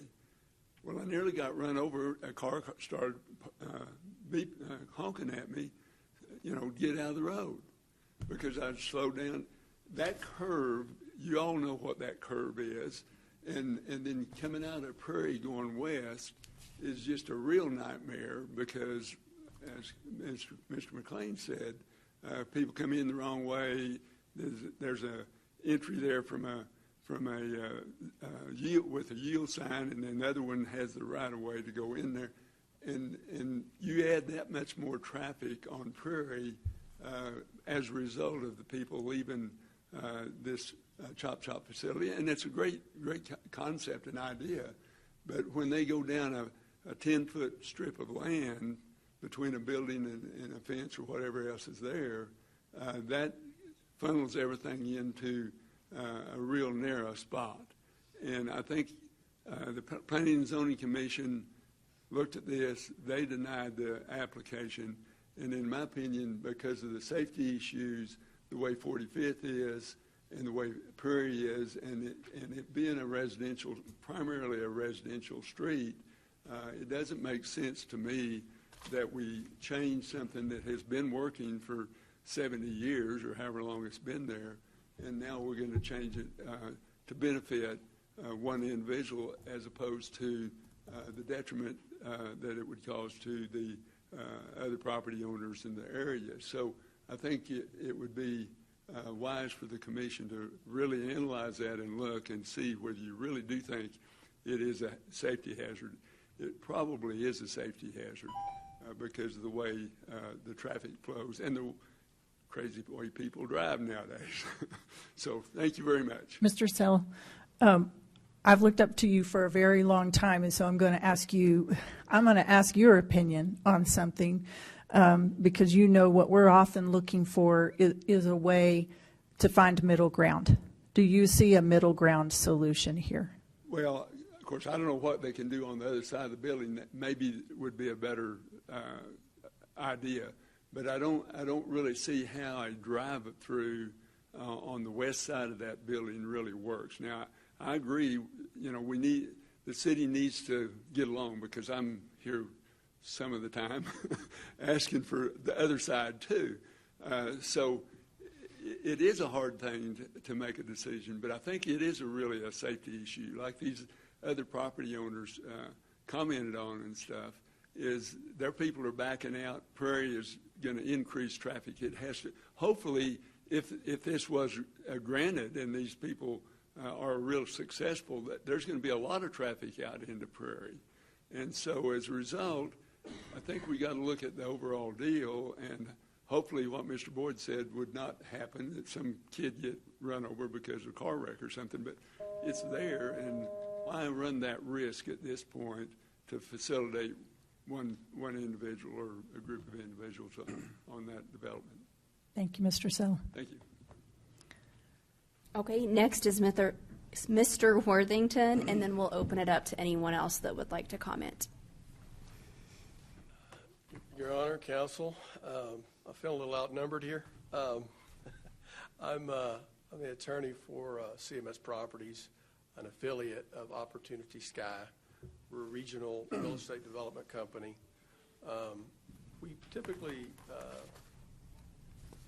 I guess our expertise is sort of taking buildings which are really not generating a positive contribution to the community, somewhat distressed, turning those around. And I think that's what we were doing here. This old Hastings building was vacant for some period of time. We've brought a Family Dollar in there. We've also brought a Buddy's Home Furnishings in there. The Chop Chop concept was also coming in there. Today, restaurants, to be successful, what they tell me is they need a drive-through or a pickup window. And so that's what we were trying to do here. What we're trying to do is to accommodate that. My client also owns the property directly to the south, also abutting Mr. Boyd's, the triangle piece there, which I guess is coming up on the next agenda item. There you go, right there. We can dedicate so much width as we need to over there, so I'm questioning what the safety concept is coming out on Prairie. It seems to me that we could, with signage and other traffic control measures, make this place safe, make the alley safe. Also, it's also very easy to, trot out a parade of horribles. This is bad's going to happen. That's bad's going to happen. But nobody really knows. My client stands here ready to cooperate with anyone. And I think we have reached out on a couple of occasions through the engineering firm, OJD, to try to work through some issues with both city engineering and also with the folks that don't want to see this ordinance passed. We stand ready to do that, and we'll continue to work with whoever we need to try to develop this area. That's really all I have. Mr. Worthington, is your client willing to improve the way they're storing things, and I don't know what your leases say with your current tenants, but certainly it's got to be something about, meeting local code enforcement, like the pallets that are stacked on the outside of the building. I mean, is that something that you can work on? Yeah, absolutely. That's clearly in our leases. Tenants are required to comply with local codes, local permits, local everything. Sometimes that stuff happens and we don't see it, we don't know about it. So it's helpful if we get a call, like to the property manager or somebody like that, so we can send somebody up here and try to deal with the tenant and work through those issues. And I guess I'm saying, are you willing to be proactive before you even get a call from the neighbors? I mean, why should it fall to your neighbors to have to call you? Are you willing to bear the responsibility for making sure that your tenants are in compliance with the lease that you are profiting from Absolutely. with them? The property management group goes out there, I think, at least once a month to check in the alleys and do that kind of stuff. We have maintenance guys on site. They also check to make sure everything's in compliance with the code and that kind of thing, to the extent they know what's going on. But certainly pallets and alleys is something we wouldn't tolerate. Yeah, okay. Same thing with regard to delivery trucks that are blocking the access to, if they can't back out of their garage, that's completely unacceptable. It is interesting how those garages back onto that alley there. I don't think I've seen that in any other location that we have. Those delivery trucks shouldn't be there for any length of time. I'm assuming they're Family Dollar delivery trucks. Right. Okay. So so again, something y'all would be proactive in communicating to your tenant. I think Family Dollar has an obligation to comply with not blocking alleys and doing things like that. Absolutely. It is Family Dollar, is that what you're saying? Yeah. It's Buddy's as well. I know Buddy's has their truck in the front of the store, because I saw it this morning. But well, they had one in the back, and two people that worked there were there. When I asked them to please move so I could get out of my driveway, they went in the back door and shut it. Yeah, which I'm sensitive just watching Miss Burnett come to the podium. She can't chase them down, and so absolutely a conversation from corporate with regard to how those tenants are being thoughtful and considerate of those neighbors across the alley. I think if you were proactive in that, and I hear you saying we're more than willing to do that. Am I? Oh yeah, I don't know that we knew there was a problem. So Yeah. this is sort of my, Okay.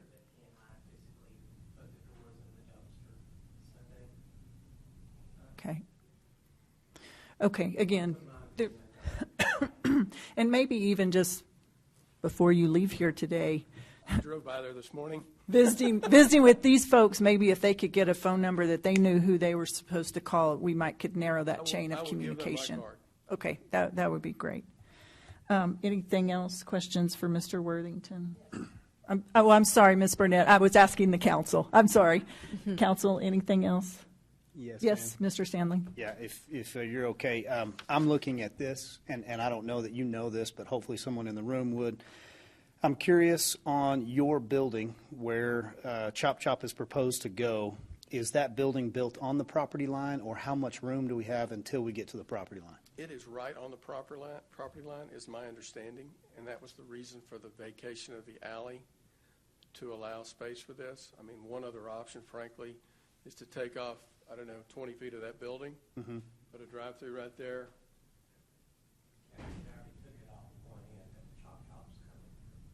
So, I mean, that would be another way to sort of accommodate that situation. I don't know if that's economically viable. I haven't talked to my client about it. I have no idea. What is the width between what is highlighted there in yellow and your other building, which it says Jostens Jeweler on that? So you own the building to the south? We do.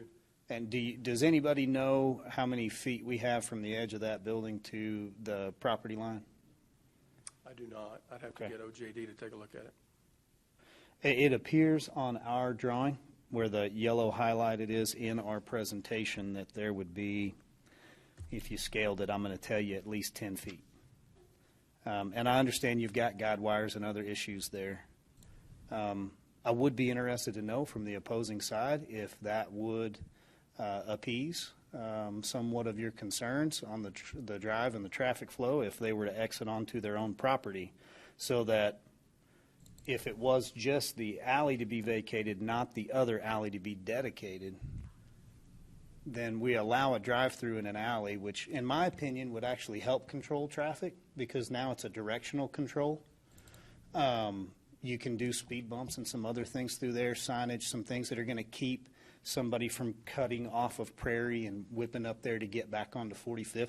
I also agree with Mr. Sell on the approach here that you were turning into that would take you straight into that. And Dr. Sauer, I won't steal his good idea, but he has an idea on something there that could help facilitate traffic flow there that I think would improve safety. But to my point here, does anybody, would anybody have Mr. Boyd, would you have a problem if they exited onto their own property closer to their building there to the south? Are you saying to have a northbound?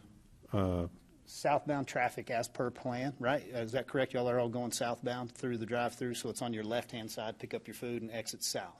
Right. I'm sorry. The idea is they're going to come off of 45th, come south through there, and then let me be able to point.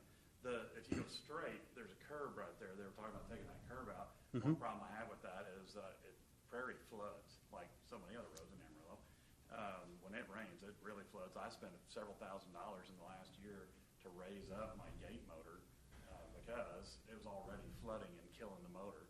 So what I worry about is if you take out that curb to allow a straight shot out of there, that I'm going to have some additional issues I didn't want. And I agree with you. I wouldn't allow the straight shot out of there. I would require, or P&Z would require them to go over to their property and potentially curb, fence, dedicate, however, striping, whatever our marking would need to be in order to control traffic flow that way. It would help, but I will say, because I drive out on the Prairie every night when I leave my office, man, I mean, people are driving like a bat out of hell down Prairie. If you look at this map, it's pretty good. You see the cutoff from 45th running over to Western. And everybody and their mother is either cutting from Western over to Going through 45th or vice versa. And so if any more commercial traffic you feed out there, it's going to be a problem. I mean, honestly, I'm pretty careful. And I almost can't get on my own property every night. So if you add a constant flow of traffic coming out, I just don't see it. And I mean, this is what I do for a living. I predict there will be very bad things happening to their property or my property. No matter how you slice it, it's just not set up for it. So you wouldn't believe the stuff people have done on my property. I put up boulders in places, they drive over them, it's nuts. So if you encourage that more, I'd love to make a middle ground. I get things resolved all day long, and I would love to come up with it. I just don't see how it works here. You don't have an issue with the restaurant, correct, sir? No, I don't care. That's fine. Just the drive-through aspect. Okay.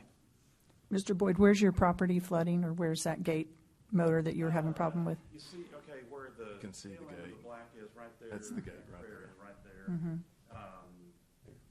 It's really worse on the other side. Prairie's bad. I'll just tell you, if I'm a homeowner there, I'm nervous every time it floods. But on mine, it's right there at that spot. But actually, I got two gate motors. So as you go further down towards the triangular end of my building, there's another spot that floods there. And I don't know what you can do without putting in the drainage system, which we don't have. So. Okay, thank you very much. Mr. Stanley, more questions? I'd like to cover the council, and then let's see where that goes. Thank you.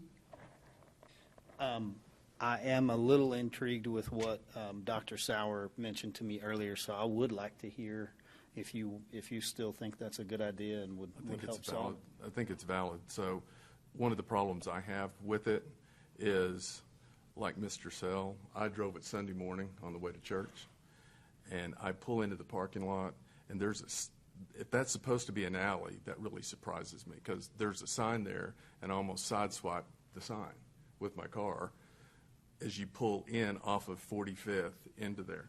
The first thing that if I was Mr. Boyd, I would have a really hard time with traffic backing up right there. One of the first things that if I was going to consider this is, if they're vacating the alley, I want them to cut the entrance out, and I want it to be curbed. So they can't enter until there's another entrance into that parking lot, which in essence, that's what this does, is it makes this just a big parking lot, right? If you vacate that alley. Mm-hmm.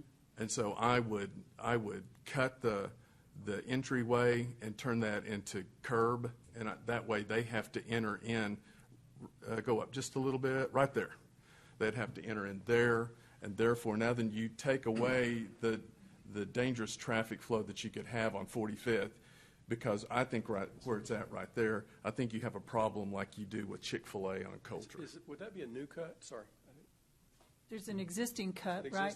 It's an existing cut. I would take the existing cut out, and I'd go back to curb. The one to the west out, and then yes, okay. And then you still got this one right here, and so now then your flow of traffic, you're going to have a lot more room for traffic to flow into that, and I think that would be, if that's part of it, then I'm much more interested in entertaining that possibility. My instructions when I talked to my client this weekend were to come down here, come up here, and be cooperative, however we could be, to get a deal done. It's not so much the inflow, it's the outflow after the drive-up that we're concerned with. Okay. Thank you. So, Mr. Worthington, anything else you wanted to say about the curb cut idea? Like I said, I think we would be willing to consider anything at this point. Okay. Mr. City Manager, is that something that, who drives that, traffic?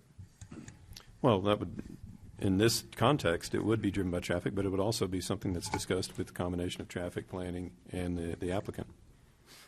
Chris Valverde has something to add to that, so I did not give a fully complete answer. Chris. Mm-hmm. Director of Planning, Chris Valverde. Chris Valverde, yes. I mean, Jared is right. If this were something that y'all would be willing to explore further, we would have to look at a site plan and get all the other departments' input on this as well. And that would be fire, make sure we're not cutting off any fire lanes, traffic, make sure access management minimums are adhered to, and drainage as well.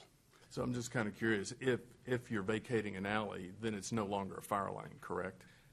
That is correct. Typically, alleys are not used as fire lanes. The fire lanes are on the parking lot, so that curb cut that is there now, the far west one, if that goes away, that could potentially be an entrance. I'm not aware of the site layout right now, but that's something we would look at, definitely, at your direction. Mr. Worthington, I have another question too, just before, and I know there are probably still other people in the audience that want to speak, and we're still in the public hearing. Were you present at the P&Z meeting on behalf of the applicant? I was not. I missed that. We honestly didn't know that this was going to be this heavily contested of a situation. Normally, in our experience, when the city traffic engineering group and the city planning people are in favor of doing something, we tend to see it pass. So we were surprised that P&Z didn't pass. So is it right then that P&Z only heard the people against the plan? There was no one there to speak for the plan. I think that's right. I don't know if Chop Chop was there or not, the restaurant operator. Okay, but they're the tenant. You guys are actually the applicant. We are the applicant, that's right. They've been carrying the water with respect to the permit and the applications, because that burden gets pushed off to them under the terms of our lease. So. Okay. Mayor, I can speak to that briefly, that no one did speak in favor of the motion last time except the city.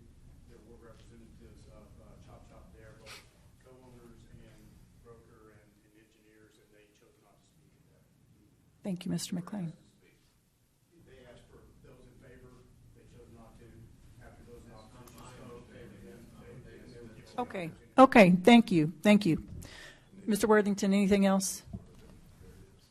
No, thank you. Okay, great. We're really wanting to be cooperative, so whatever we can do to get this deal done, we're willing to work with anybody, anytime. Thank you. I appreciate that. Okay. City Secretary, is that at the end of your list then? Just want to make Yes, sure ma'am. that I didn't miss anybody on there. Is there anyone else present who wishes to speak for, on, or against this matter at this time? Mr. Terry? Thank you, Ms. Burnett, but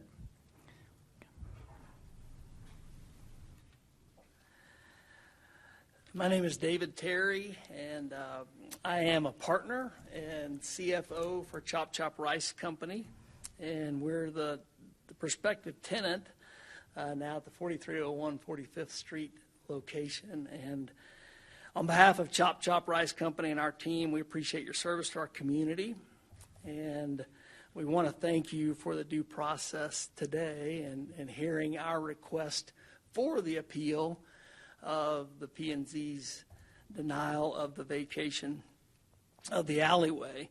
I want to give you a little bit of history about Chop Chop, and I'm obviously for this project. I think it was a great idea that was just suggested in maintaining traffic flow off of 45th, so we're certainly open to that. But Chop Chop started in Amarillo in September of 2004. We now have 5 locations. 3 in Lubbock, 2 in Amarillo, and we're excited about this project. We're excited for several reasons. It's an opportunity for us to grow in a city that we love and in a city that has given us an awful lot over the years, growing up here and raising our families here. This is a location, our 3rd location in Amarillo, that's over 3 miles away from current existing locations. We feel like it's an underserved area of local ownership for restaurants. It's also an area where my business partner, David Smith, grew up. He knows this area well. Our partner, John Marmaduke, had the Hastings Entertainment Store. We know this location. We feel like that it'll be a great location to grow our concept. To speak to who we are as owners and how we're going to maintain the property. We're local owners. We're in the stores every day. We have a proven standard of excellence operating in Amarillo. We have a long history of working with our landlords that reflects a record of cleanliness, tenant cooperation. We're certainly active members of the community, and we'd like to see this project go forward. And that brings me to kind of the actions of what has happened. This has been a long process. And in the P&Z meeting, we were certainly for the process, but there was never an opportunity to rebut anything that was given in opposition. And so we don't feel like we were given that process in that P&Z meeting to rebut anything. The council or the the commission went directly to vote, and there was no discussion. Prior to that, though, back in February when we submitted plans, we were given upon, that was in February 15th. Okay, Mr. Terry, keep going. Okay, the revision, we were asked to submit revisions according to permitting for a drive-through. They wanted to see an 8-car stacking lane. We provided that. And on February 28th, our contractor was given an email that said the revision looks fine to me. I have no more comments. And to a restaurant owner, that means in supply chain ridden COVID that we need to start ordering things because we're going to permit and we're going to get this done. So as a small business owner, we spent about $60,000 in anticipation of what was going to happen because of that. A month later, they come back and said, did you know that this was in an alleyway? And that started another series of conversations, to which my business partner, David Smith, in the summer said, we want a variance. If you're going to deny our permit, we need a variance. He met with all of the permitting agencies. They denied the variance, at which time on August 15th, we called a meeting of all of the traffic engineering and the mayor, the city manager, and you came up with a plan.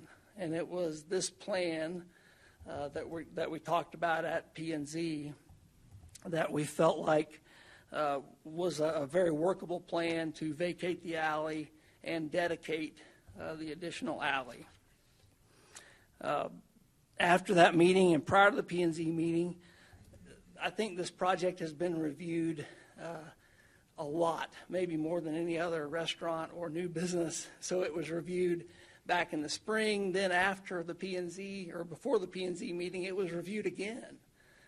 So we've reviewed traffic. We've reviewed all the utilities. The city says this will work. P&Z took a little bit of subjective speculation in that meeting and denied the vacation of the alley. So, and even in that Planning and Zoning Commission, when we first came to that, so to drag out the project, there was no quorum in our first hearing with P&Z. They had to reschedule the meeting.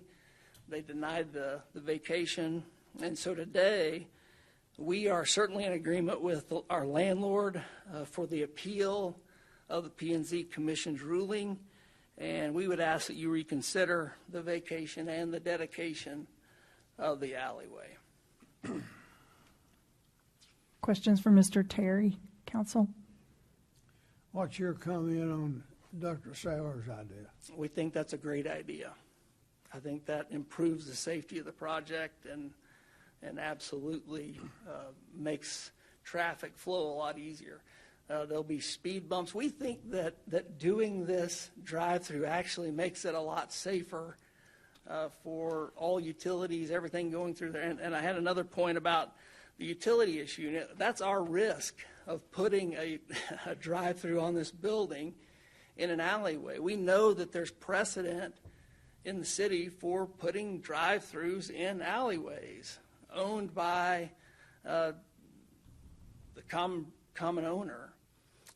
We think it's a good idea to potentially look at that opportunity for traffic, but we'd also like to see, I think, again, it's our risk to put a drive-through there. If there's something that needs to be done, that's our risk as business owners in that space. Okay. So I got a question. Okay. And this may be a question for somebody else. Was there ever, when it was Hastings, if I remember correctly, there was a drive-through? Is that correct? And That's how correct. was For the coffee shop? Mm-hmm. Off of Cherokee? Yeah, it's right there. Okay. So there must have been a way to protect that alley. So is there a way to protect these tenants, the owners of these homes behind that building? Is there a way, are there ways to protect that alleyway So, I mean, you're going to have a hard time. You're going to have to deal with Dollar General, and you're going to have to deal with the other stores causing them problems. But is there a way that you can help guarantee that your traffic will not think they're going to make an exit and go over to Cherokee? I think that's a good, Mr. Worthington, would you like to address that, or is there a way to address it on protect the that? lease? Well, you can. The I mean, thing that I want to note is that our drive-through and what is in the ordinance now is that traffic would flow south. We're not talking about the small 20-foot alley that their driveways exit toward. So you can have traffic management and signage that would require drive-through exit to go to the south and prohibit turns to the left to go out towards Cherokee. And that's something that Say you no would need left to do. turn. I mean, as the applicant Sign on. says no left turn. Well, and you can also do other traffic management markings on the ground, physical things on the ground. I think it would be managed. In our Coulter location, we've had to, there's markings that we've had to make traffic considerations for the drive-through at that location as well, marking lanes and that sort of thing. So I think we would be open to. So at your Coulter location, is that in the alley? It is on, there is an alley right next to the space. So it's not in an alley, it is actually on the property. But the drive-through, if you look at that space, it comes right off of Coulter on a very busy street and has, we've made that work exceedingly well. So if I'm going south, I'm making a right into, am I turning into the alley off of Coulter? You're not. No. If you're I'm turning going, in- if I'm going south? Correct. You're not turning into the alley, you're turning into the property Okay, owner's so space. okay.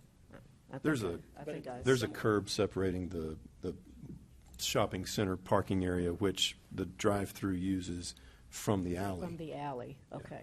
That's right. Mr. Stanley? Can you tell us roughly what your expectation is on your sales per day through that drive-through? How much traffic would you expect? On 45th? Yes, I just at this location, what's your expected drive-through traffic? Right now, it's not a Chick-fil-A, as some have alluded to, or a HUD's. It's not a fast food drive-through. Right now, about 25% of our traffic, 20% of our traffic goes through our drive-through. So help us on a car count, Mr. Terry. Like, And- what do you do at Wolflin and what do you do at Coulter? The car count, number of transactions a day, during the busy time, I'm going to say we have, maybe 20 cars through that drive-through, but it's not all at once. I mean, we're talking about on any given day, $600 to $800 in sales per day through the drive-through lane, which, okay, so I'll break this down. So $600 to $800 per day, our $15 ticket average. So run the math on At that. $25, it's 32. Yeah. So 40 cars. So 40 driving through. cars, yeah. Okay. And then, I'm not necessarily asking, but I'd definitely allow, or welcome if Mr. Boyd tells me how many people he has in and out of his place of business on an average day. Is it 20 or so, Mr. Boyd? Other than my employees, you mean? Well, including employees. Employees can go, once or twice during the day, but honestly, we don't have hardly anybody that COVID made us get really good at doing things ourselves. Okay. We have very, very little. I think where I'm going with this is I'm looking at the risk that you guys are bringing up in the way of exiting traffic from a drive-through onto Prairie. And I would agree with you if you could not minimize it, but eliminate it. Just say that's a dangerous thoroughfare, people are driving too fast. We're just not going to, then I can go with that, like, hey, it's dangerous, we got to stop all traffic going this way. But if we said, hey, we're going to allow it, we just don't want to allow too much of it. That's where I struggle. And, you know, I mean, we're allowing businesses. Jostens Jewelers here could easily be something else. I have no way of controlling, nor does traffic necessarily want to control how many people are on and off of these premises. And so the whole basis of the argument for me here is what you're bringing, Mr. Terry, is an increase in volume for a pathway that's already allowed to be traveled. And due to this new business that's going to increase this pathway of travel beyond safe, then we shouldn't move forward. And so I'm looking at that and I'm saying, you know, I'm eliminating potentially another issue from a quick right turn up on 45th if I had him close that curb cut. And I would also prevent the Chick-fil-A issue, which is, you know, evident at 45th and Coulter, where people are parked in the middle of Coulter waiting to get into Chick-fil-A. Hud's is another good example at 45th in the morning. Breakfast burrito time's pretty popular over there. So you're parked on Bell Street. And so we could, you know, with what Dr. Sauer said, we could control traffic. I'm also a pretty good proponent of directional traffic. I think this becomes more of a big parking lot than it does an alleyway. And ultimately, it might be safer as a parking lot than it actually is as an alleyway. And taking your guys' your issues in consideration, I think you have a bigger problem with your landlord not maintaining that, you know, his clients or his tenants are taking care of their property behind your space in their deliveries. And so I really feel like what is before me here today doesn't have much to do with you guys down your private alley running east and west. It has mostly to do with Jostens Jewelers there. And it's an empty building now. And the ultimate impact on traffic safety, if we would be doing something negligent in allowing a business to come there and utilize their property in the way in which they want to, which I'm in favor of. Let the business owner decide how he wants to use his own property, and let my staff utilize their wisdom, knowledge, expertise to maintain safety. And I feel like the staff did a pretty good job of what I've always been critical of, is that they just, you know, find problems and not solutions. As a contractor, that's my experience. It's always the city that's in my way. It's never the other way around.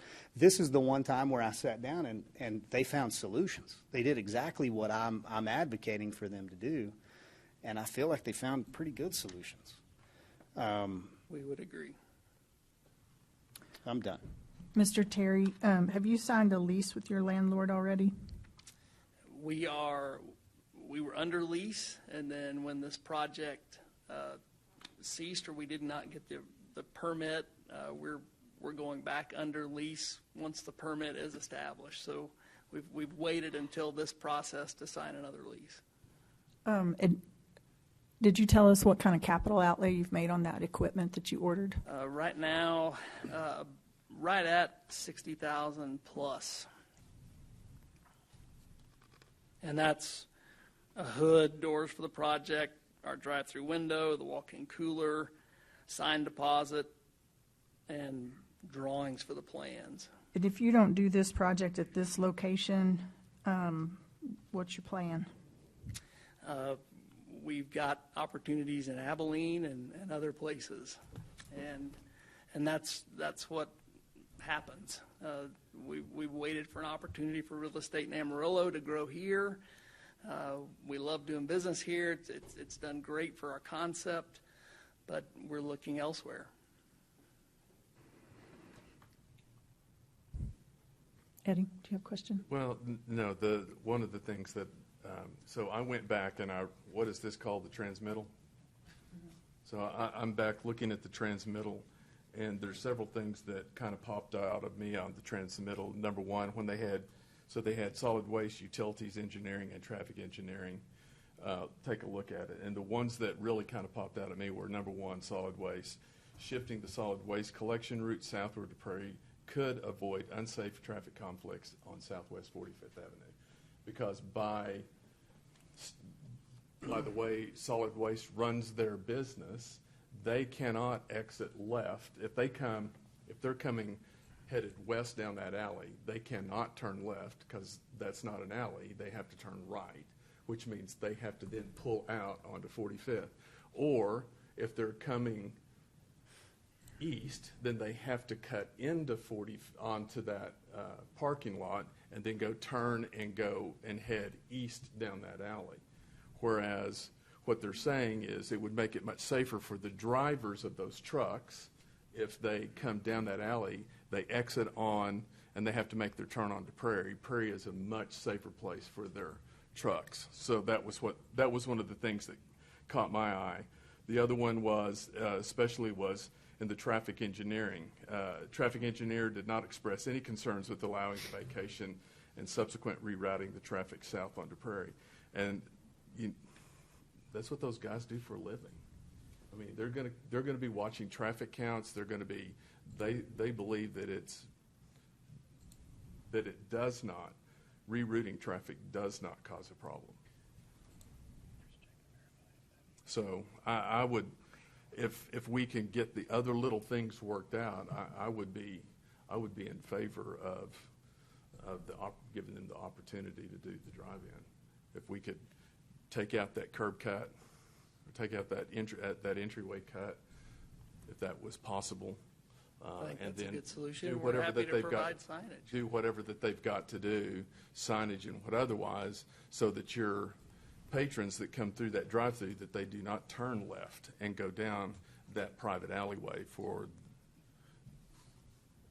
Absolutely. What did you say when he was talking? I just said I think those are good solutions, and we'd be happy to provide the signage to make sure that that is adhered to. I think that's prudent ownership of a business. Any other questions for Mr. Terry? Okay, thank you, Mr. Terry. Thank you all. Anyone else who wishes to speak for, on, or against this item? If I could spend 30 seconds responding to one thing that was discussed. Yes, and then Ms. Burnett. Come ahead, Mr. McLean. I'm not a traffic engineer. I'm not opposed to the solutions that are being bandied about between the council. All I can tell you is signs don't mean a whole lot. I live in Greenways. I go out on the hillside every day. That parking lot into wherever the pizza place is, town club area, there are signs telling people they can't turn this way. There are signs telling people which way they've got to turn coming out of that business. No one does that. People ignore, they do what they want to do, and that's what Mr. Boyd was saying earlier, is people drive how they want to. So if the traffic engineering department can figure out ways to keep it safe, that's great. But from what I see every day when I drive it, signs in and of itself aren't enough. They need to do more barriers or things like that to really make it a safe place. Thank you, Mr. McLean. Ms. Burnett, and then Mr. Marmaduke. Okay,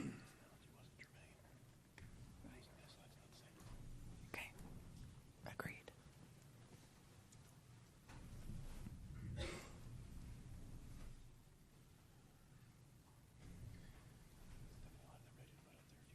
Man who spoke for the property owner said that they have maintenance people out there every month. It's been 3 or 4 months that building that they also own, the siding has fallen off the back. It's been there for that long. So is a pile of old tile that somebody's dumped there. They're not maintaining it.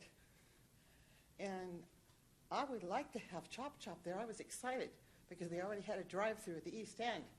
And I thought they'd put it there. They didn't, and I don't know why. Ms. Burnett, when did you purchase your townhome? Or your several, you have 3 there, is that right? 2004. 2004, okay. Do you know when the shopping center was built? It was Hastings, and it was there when I came there. The only issue we ever had is they have their delivery door on the east end, and they got some young person there who decided that it was okay for the freight trucks to block the alley. They park on the street to block the alley. Oh. And we had to park them in one time so that they called the police instead of us, and the police told them they can't do that. But there's been no respect Okay. from that building for the people who live there. Thank you. Mr. Marmaduke?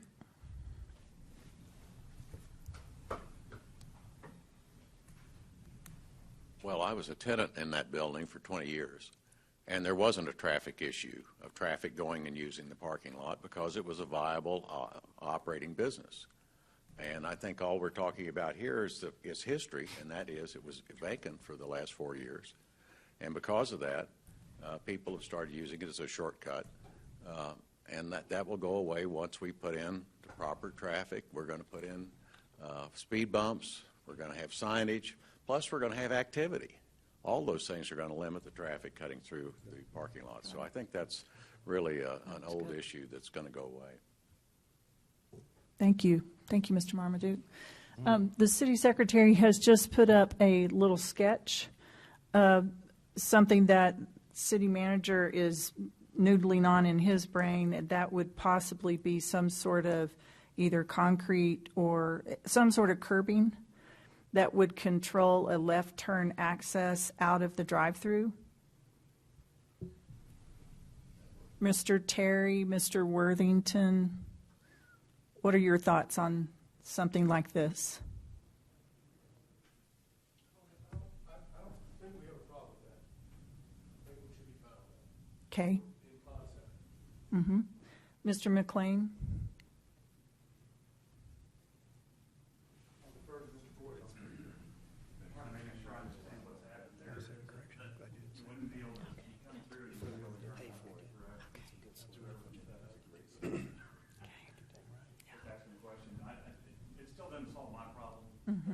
Solve my concern.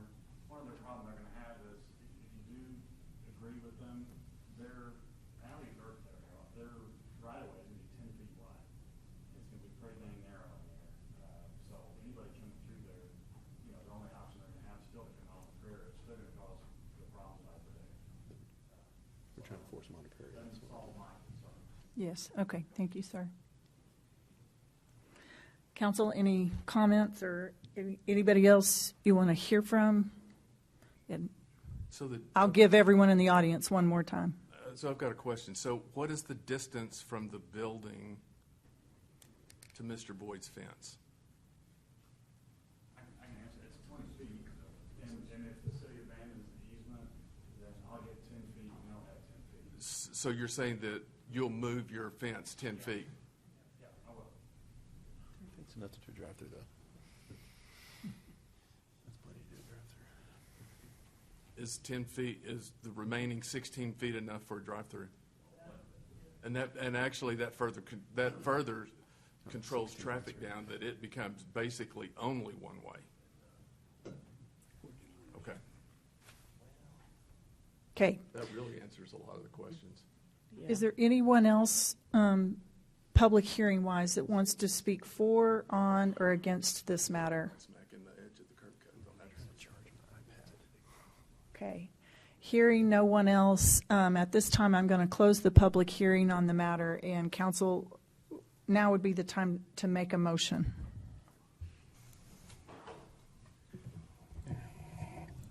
Mayor, I would move, I don't know how we do this. Okay. I would.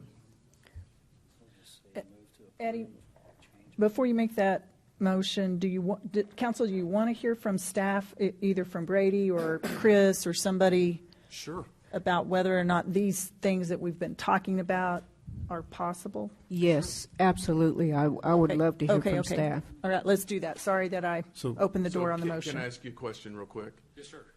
So if we vacate that alley and Mr. Boyd moves his fence 10 feet, now that you've already got a problem with your curb cut. Correct. Because in essence, that will come over 10 feet further. Yeah, so you're going to have to need do to close something. that up. Correct. It would not meet a minimum width for a entrance. Correct. Okay. And hence, that's why we would need to look at a site plan to make sure all these moving parts are working in conjunction with each other. What's the time frame on stuff like that? We could, again, depending when we get a site plan in, we could turn that around in 3 days, a week's max. Just curious, yeah. what the timetable would look like for them. In your opinion, do we have a dangerous issue exiting onto Prairie? In the traffic engineer's opinion, did not see any concern with that. And again, he did the traffic counts, and Prairie averaged 131 an hour. Cherokee, 122 an hour. So based off of those traffic counts, he did not see any issues with directing traffic south. Okay.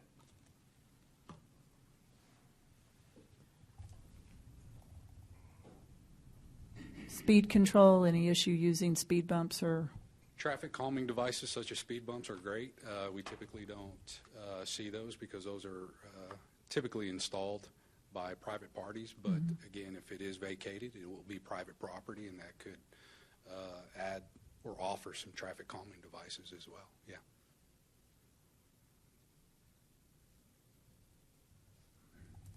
Okay. Any other questions, council? Anything else, Chris, Brady? No, I would Andrew? just say a lot of moving parts again, with the latest graphic that Mr. Miller put together. We would just have to look at that and see how we would need a new meets and bounds description for dedication of alley right of way. So there's a lot of moving parts there. So the description we have now is just for the north-south half. And Chris, vacated.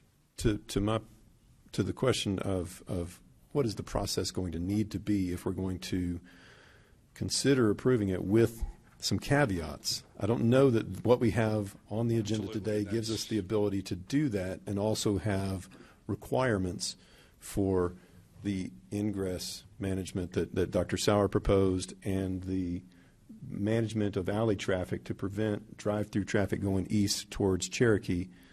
So, what would the process need to be if council wanted to look at doing that and was open to approving the vacation? My opinion is that they could make it contingent on approval of a site plan that met minimum standards. So they could approve now and make it contingent upon. Okay, so that wouldn't stop the process now. Yes. Okay, that's my opinion, Andrew. Unless you have something different. Yeah. So they would have to do that just because by taking action today, you basically eliminate their site plan working, like you said, because they only have 10 feet for that driveway that's no longer all an alley. So that first would require it. As far as that sketch goes, there's probably a lot of cost involved in that because you have a power pole where the new right-of-way would be dedicated to create that curve. So that's just one option, but there are financial considerations of that if you block off and basically turn both into one-way alleys. There are financial considerations there that might come up. And then to answer your question about what came first, the Hastings was built in 72 and the townhomes in 78. So just as far as sequencing of development. And we can get in contact with the property owners of the old Hastings buildings, their project engineers and design team, and start working on it if you should decide to go that route. Okay. All right. Mayor, I move to adopt ordinance number 8037, appealing the decision by the Amarillo Planning and Zoning Commission to deny the request for the vacation of a 0.10 acre public right-of-way alley located between Lot 3-A and Lot 3-B, Block 72, replat of Lot 3, Block 72, Ridgecrest, Unit 14, in addition to the City of Amarillo in Section 7, Block 9, BS&F Survey, Randall County, Texas, in the vicinity of Southwest 45th Avenue and Tekla Boulevard, contingent upon a site plan that meets minimum requirements. Second. We have a motion by the Mayor Pro Tem, seconded by Councilman Sauer, to approve the project contingent on the site plan being amended and the new site plan meeting all the minimum requirements. Any discussion or questions about the motion, Council? Hearing none, all of those. Howard, do you have a question? So if this passes, the site plan will be reworked. Correct. It has to be.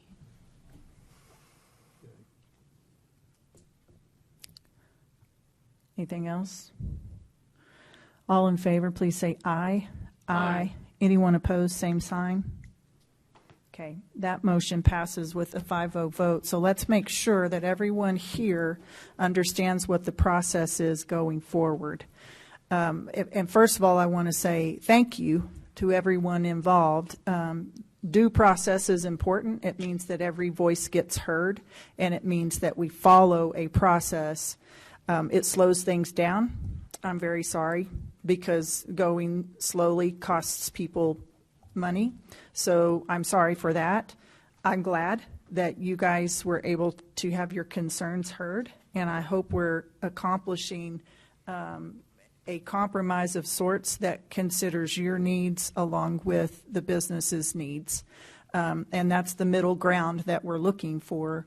But I appreciate all of you investing your time, a big chunk of time, to be here today. So, Mr. City Manager, if we could talk through what the process is going forward so that everyone's here, everyone understands what the next steps are.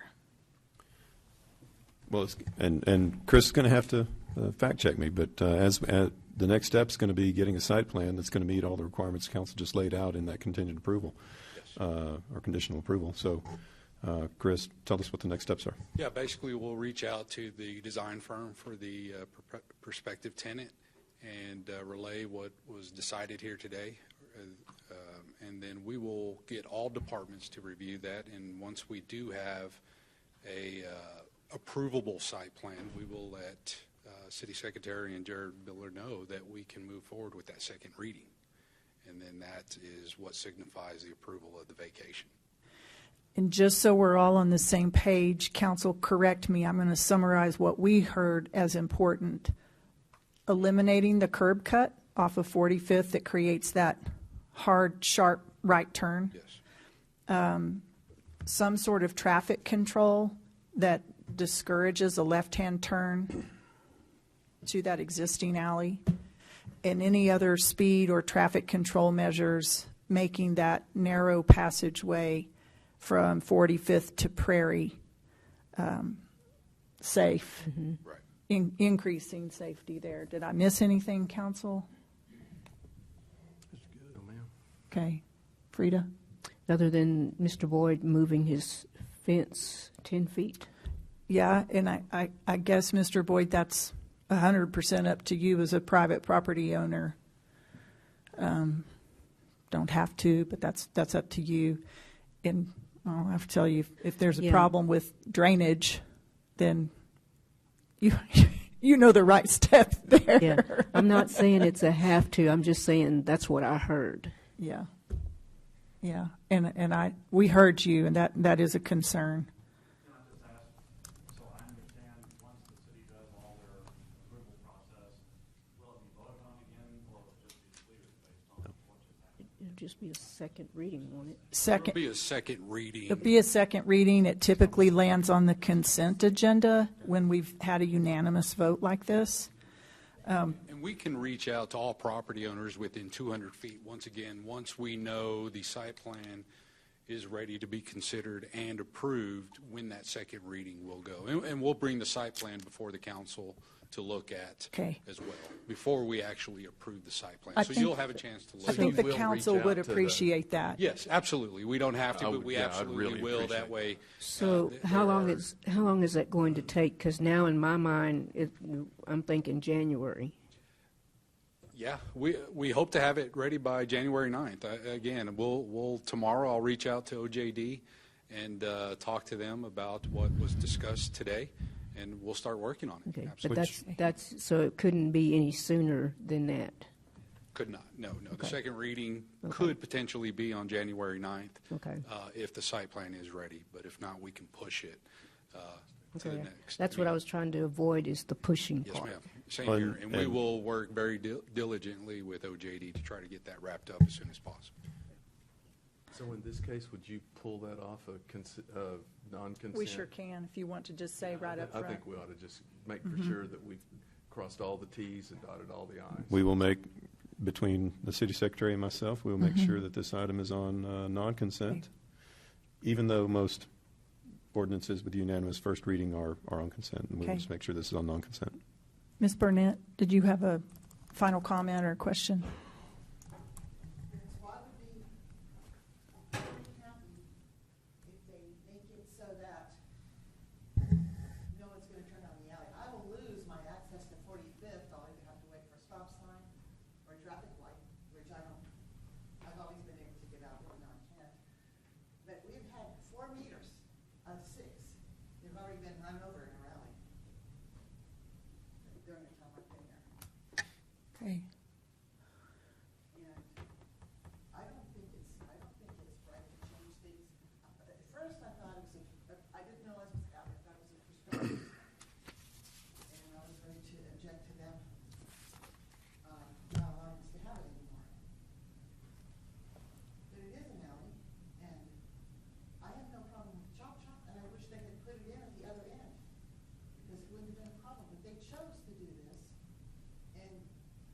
negative to us, they could have had it where the other drive-through was, and I wouldn't have objected at all. I'd be happy to let them. They don't have to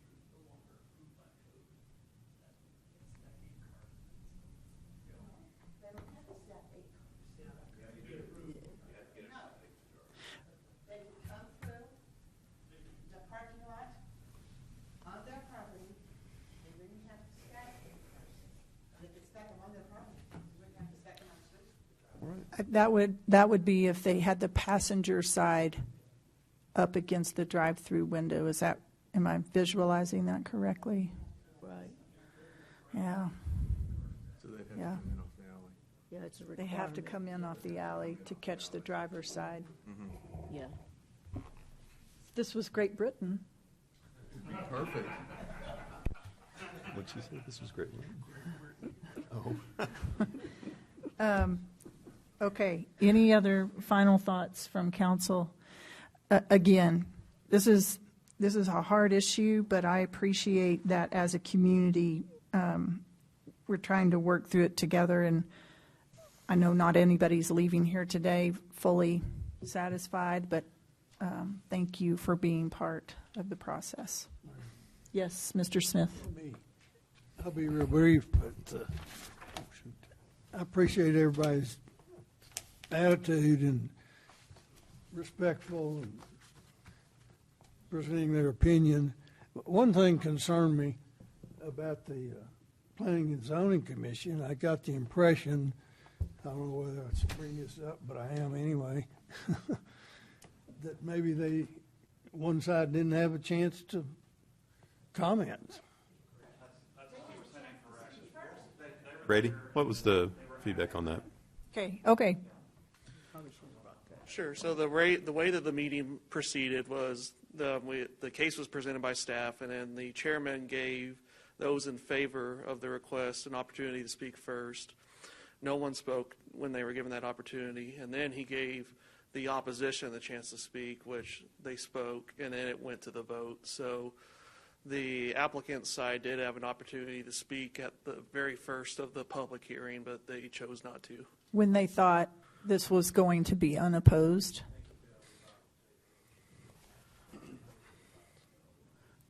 Okay. Thank you, Brady. No problem. Howard, any follow-up I on was that? just stating what I understood, but maybe I was off. Okay. Let's move on to item 3G, which is to consider approval for a land dedication. Mr. City Manager. All right, Mayor, this item is associated with the item we just finished talking about. This is the dedication of the alley to the north. So, Brady. Sure. Yeah, so this is the dedication for the new alley segment to avoid creating a dead-end alley, and essentially this would create a southbound alley segment at the Prairie. And with the alley vacation being contingently approved, staff has reviewed the proposed layout and dimensions of the alley and believe it is appropriate, and staff would recommend approval of this item upon approval of the second reading of the alley vacation. So you're recommending that the council make the motion to approve this item contingent upon completion of the other item?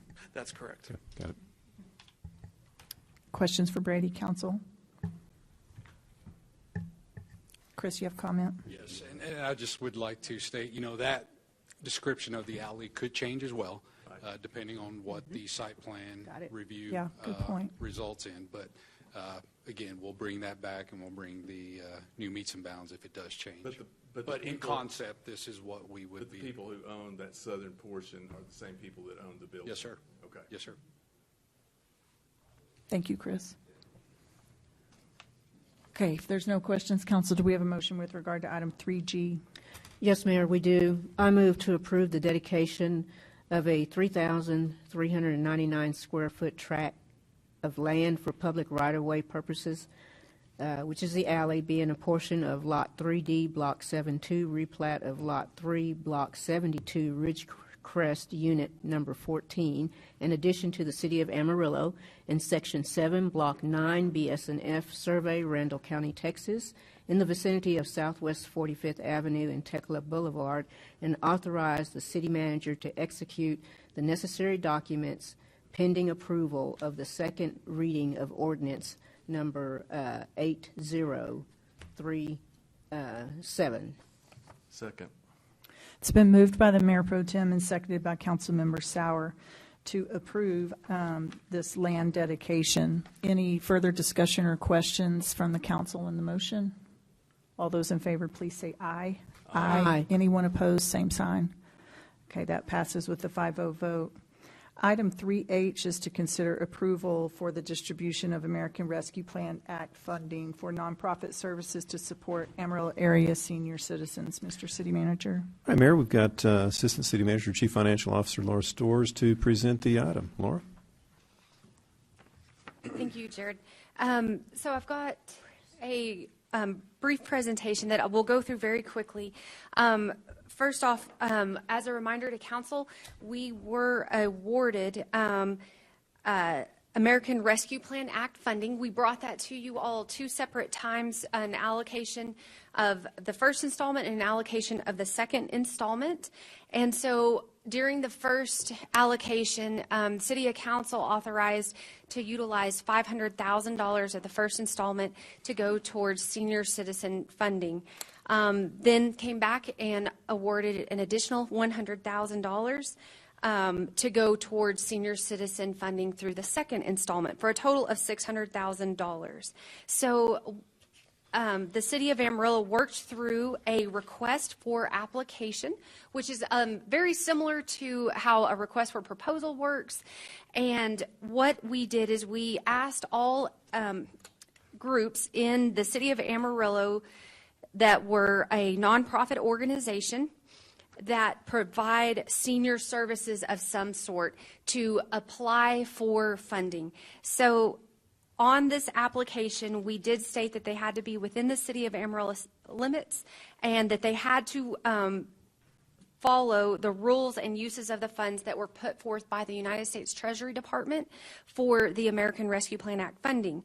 We did also say eligible organizations could only submit one application or participate in one application as a partner collaborator. And again, the total funding available was $600,000, and the minimum request we said they could put in for was $50,000. So this next slide here, and I apologize, maybe Stephanie's running it for me. There we go. So on this timeline for these requests for applications, we issued it on August 3rd and did our first advertisement on August 3rd of 2022 with a second advertisement the week after on August 10th. Then we had a public meeting on August 11th in order to discuss what this process was. We had really good attendance, had a lot of our local senior citizen organizations attend that, asked a lot of good questions. We followed up with, we had a September 19th deadline for any questions related to the application, and then we had a deadline to respond to those questions by September 22nd. Then the applications were all due into the City of Amarillo on September 29th. In the application, we stated that the funding needs that the organizations were applying for had to be obligated no later than June 30th, 2024. What the American Rescue Plan Act stated was they have to be encumbered by December 31st, 2024, but we wanted to give us as the City of Amarillo a 6-month kind of buffer on that to ensure that these groups could meet to get the funds obligated by June. And if for some reason they couldn't, we would have time to pivot and come back to you all at that point in time to ensure that we could still expend those dollars. Then the projects have to be completed and funds spent by December 31st, 2026. That's all in the American Rescue Plan Act guidelines. And we also stated that we would distribute the funding on a reimbursement basis. So they would have to spend the money first, turn in everything to us, and we would have to ensure it met what the Treasury Department allowed for, and then we would reimburse. So we then put together a review committee, and it was a 5-member review committee. 3 of our Parks board members graciously offered to help us with this review process. We had 1 Parks employee and 1 Finance Department employee, and those 5 members separately scored each application that came in based on a criteria that we outlined in the request for application that was submitted to all the groups. Scores were compiled by our purchasing department, and then the award amounts were recommended to our Parks Board this last week based on the scores of the evaluating committee, the funding availability, we have $600,000, and then the ARPA funding eligibility of each of the projects that were submitted. I won't go through this, but here's a list of kind of the target areas for this group that we were looking at that they might be able to shape projects around. This all goes back to the ARPA guidelines. Then we did receive 8 different nonprofit applications for project funding.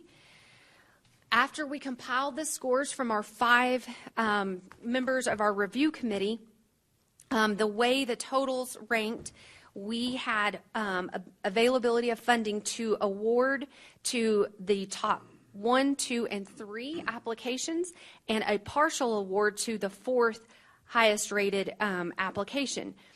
Then applications ranked 5, 6, and 7 were not recommended for award because that's where the funding stopped. We just went in order based on ranking.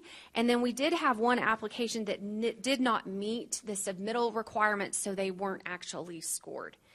So again, we took this to our Parks and Recreation Board last week, and they voted on it and recommended the same recommendation that our scoring committee brought forward. So what that recommendation looks like, number 1 here is Catholic Charities, and the purpose of their project was to expand their food pantry services to seniors that are considered low income and very low income. Right there you'll see the ARPA applicability that it's tied to, and they requested an amount of $175,000. Our second group was Family Care Foundation, and the purpose of their funds were to provide and expand free dental services to qualifying senior citizens in the area, those that are on Medicare and Medicaid that do not have any kind of a dental service covered by that. That's what they're proposing to do with these funds, and there's your ARPA applicability there, and they requested $100,000. Our third highest scored group was United Way of Canyon and Amarillo, and they were looking to utilize the funds to provide and expand financial assistance for qualifying senior citizens. They're looking to do a senior citizen dedicated hotline to really make sure that we're connecting seniors to financial needs such as food, housing, and healthcare, et cetera. And there's your ARPA applicability here on the screen, and they requested $143,600. Then our 4th highest ranked application was from the Wesley Community Center, and they're looking to utilize the funds to expand services and address accessibility issues at their South Campus of the Wesley Community Center. And here again is the ARPA areas that apply. They requested $244,510, but by fully funding the top 3, the remaining funding would be $181,400, which is what is recommended to go forward for this group. So with that, I will open it up. If there are any questions, I'd be more than happy to answer those for council. Anything, council? Yes, I just have a few. How many applications were actually sent out? So I don't have that on hand. I know some of them accessed it through our public purchasing portal and could pull it there. I don't know if we have a way. I'm looking back at Trey. I don't know if we have a way. We probably could get that number and I could share that with City Council. But there was a total of 8 that were submitted back in. I will say of the public meeting that we conducted after the advertisement had gone out, we had more groups there in attendance than actually did submit applications. Okay. So we can work on trying to find a number, and we'll get that over to council. And I don't need that number just like Just anytime curious. soon. Okay. Just curious, but All right. but I'm just trying to convey to the public that we tried to cover as many of the senior citizen organizations Yes. that we were aware of, and then we received 8 applications Back back, in. and Yes. now we are awarding to these 4 that met the criteria. That is correct. And if I could expand upon that just a little bit, this wasn't probably a simple process because it's trying to find projects that can tie back to what the Treasury Department says these funds can be used on. It can't be used on just anything. And so we gave them, the full guidelines, and it was a lot. We kind of told them, hey, you might want to look at these sections, but they had to specifically tie those projects back. And then we had a maximum of 600 and a minimum of 50,000, and it had to fall somewhere in between. There's also, as you can imagine, paperwork that's involved. And so we were very pleased that we had 8 applications come back in, but do know that there were several other senior citizen groups that did at least inquire or receive some information about it. Okay, that's all I need. Thank Right. you. Yes. Mr. Stanley? Yes, Mayor. So the group that reached out to me was ASCA. And so I know during the course of dialogue, we were talking with them, and they are a association, not the only one. Yes. But I believe they may be our longest running senior association here in town. And of course, they've got a new home, and they've got a project that they're interested in completing. That being said, I like United Way. I know that they are funded well in comparison to ASCA. I did talk to Mr. Sherlin, the president of ASCA now, and he said they've been awarded a grant for $45,000. They were looking for a matching grant on that, and they're heavily fundraising for their construction project up over there. $100,000 would take care of their heating and air need, and I just want to ask council if you guys would have any willingness to entertain any redistribution of the funds here to include a 5th potential recipient. You're asking us to unfund United Way and fund ASCA? No, my proposal would be to fund $100,000 to United Way, take 43.6 from there, and to reduce by 57,000 the not fully funded request to the Wesley Community Center. And we would have the 100,000 going to ASCA, which would impact the longest running senior citizens association that we have. I know they've been here, they've worked hard. I would like to see them share in this. Long term, I think it's healthy for our community, for our seniors to have a home. And that would provide a good future home for them. They were donated the building, and they have about a $500,000 project to accomplish. I also would definitely entertain if they, since that would be a reimbursement, if they couldn't come through with their remaining fundraising, then the $100,000 could then be reissued in the amounts that was recommended by staff, and we could put a time frame on it. The issue that I would have with that is that we have a process in place that we go through for a reason, and you have these organizations that have worked extremely hard to meet the criteria, and this is not an easy criteria to meet, but they have spent the time and effort to go through it. Nothing against Amarillo Senior Citizen Association at all. I mean, if we're not going to follow the process and honor these organizations that have worked hard, then there's no need of having a process in place to do that. Because once you go out for a bid process or an application process, you don't deviate from that.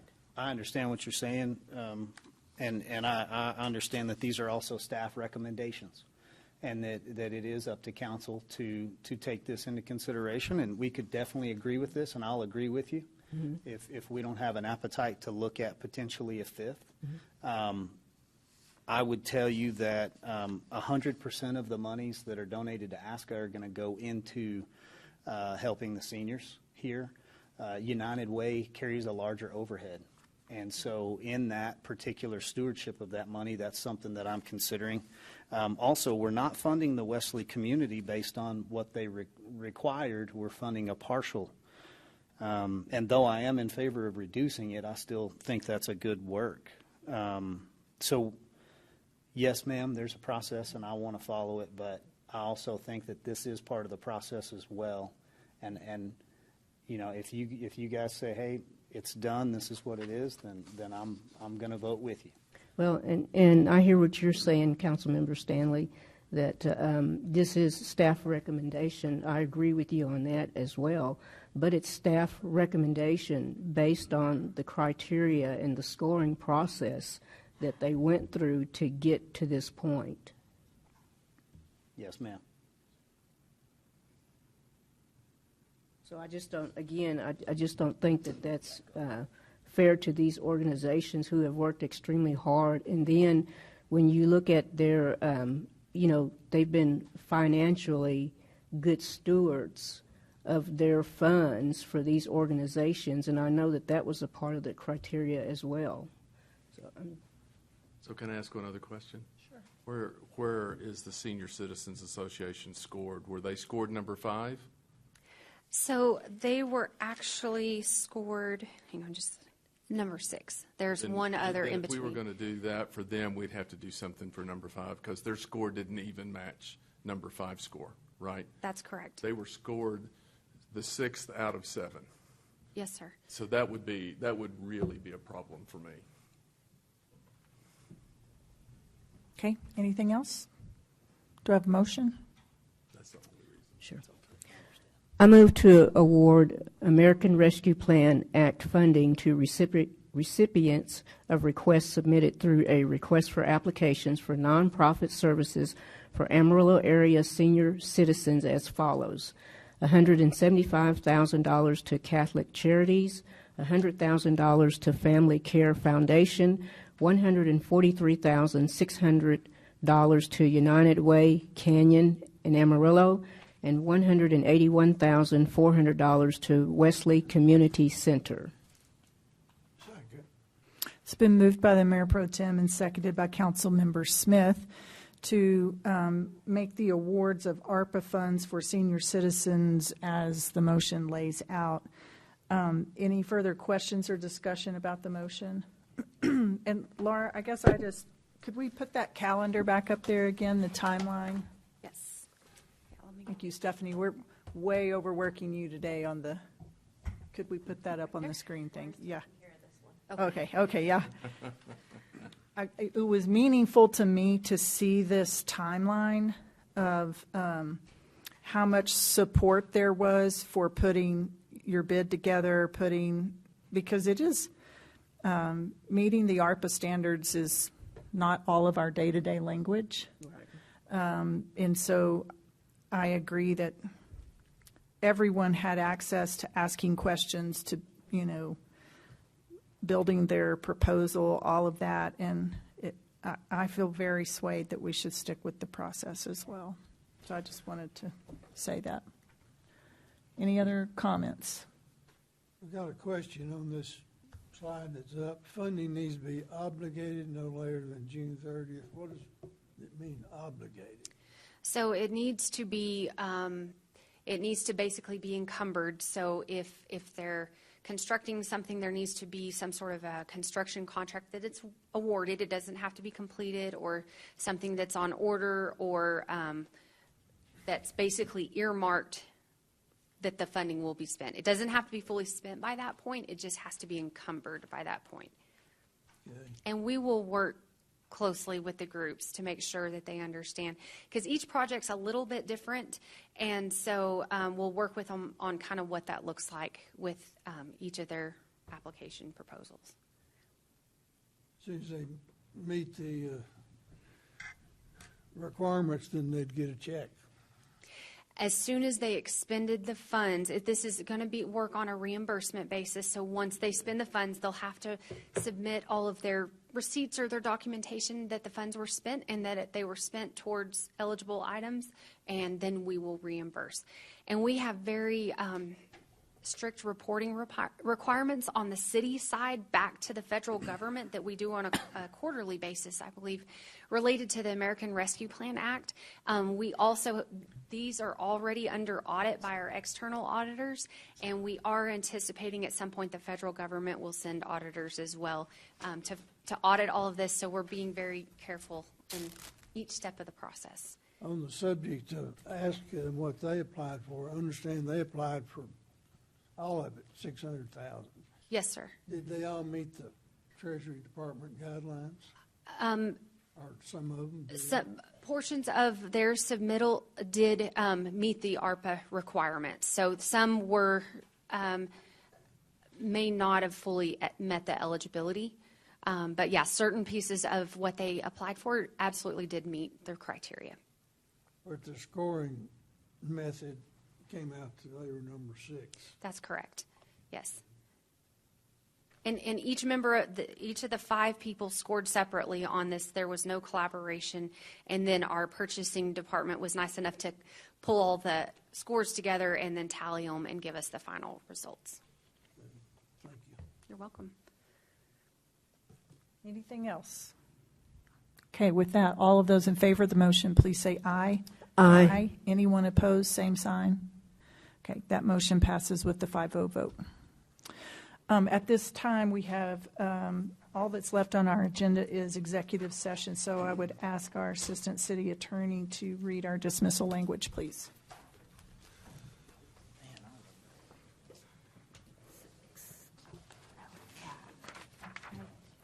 Pursuant to the Texas Open Meetings Act, a closed session of the Amarillo City Council was announced on the above date of December 13, 2022 at 6:05 p.m. under the following authority.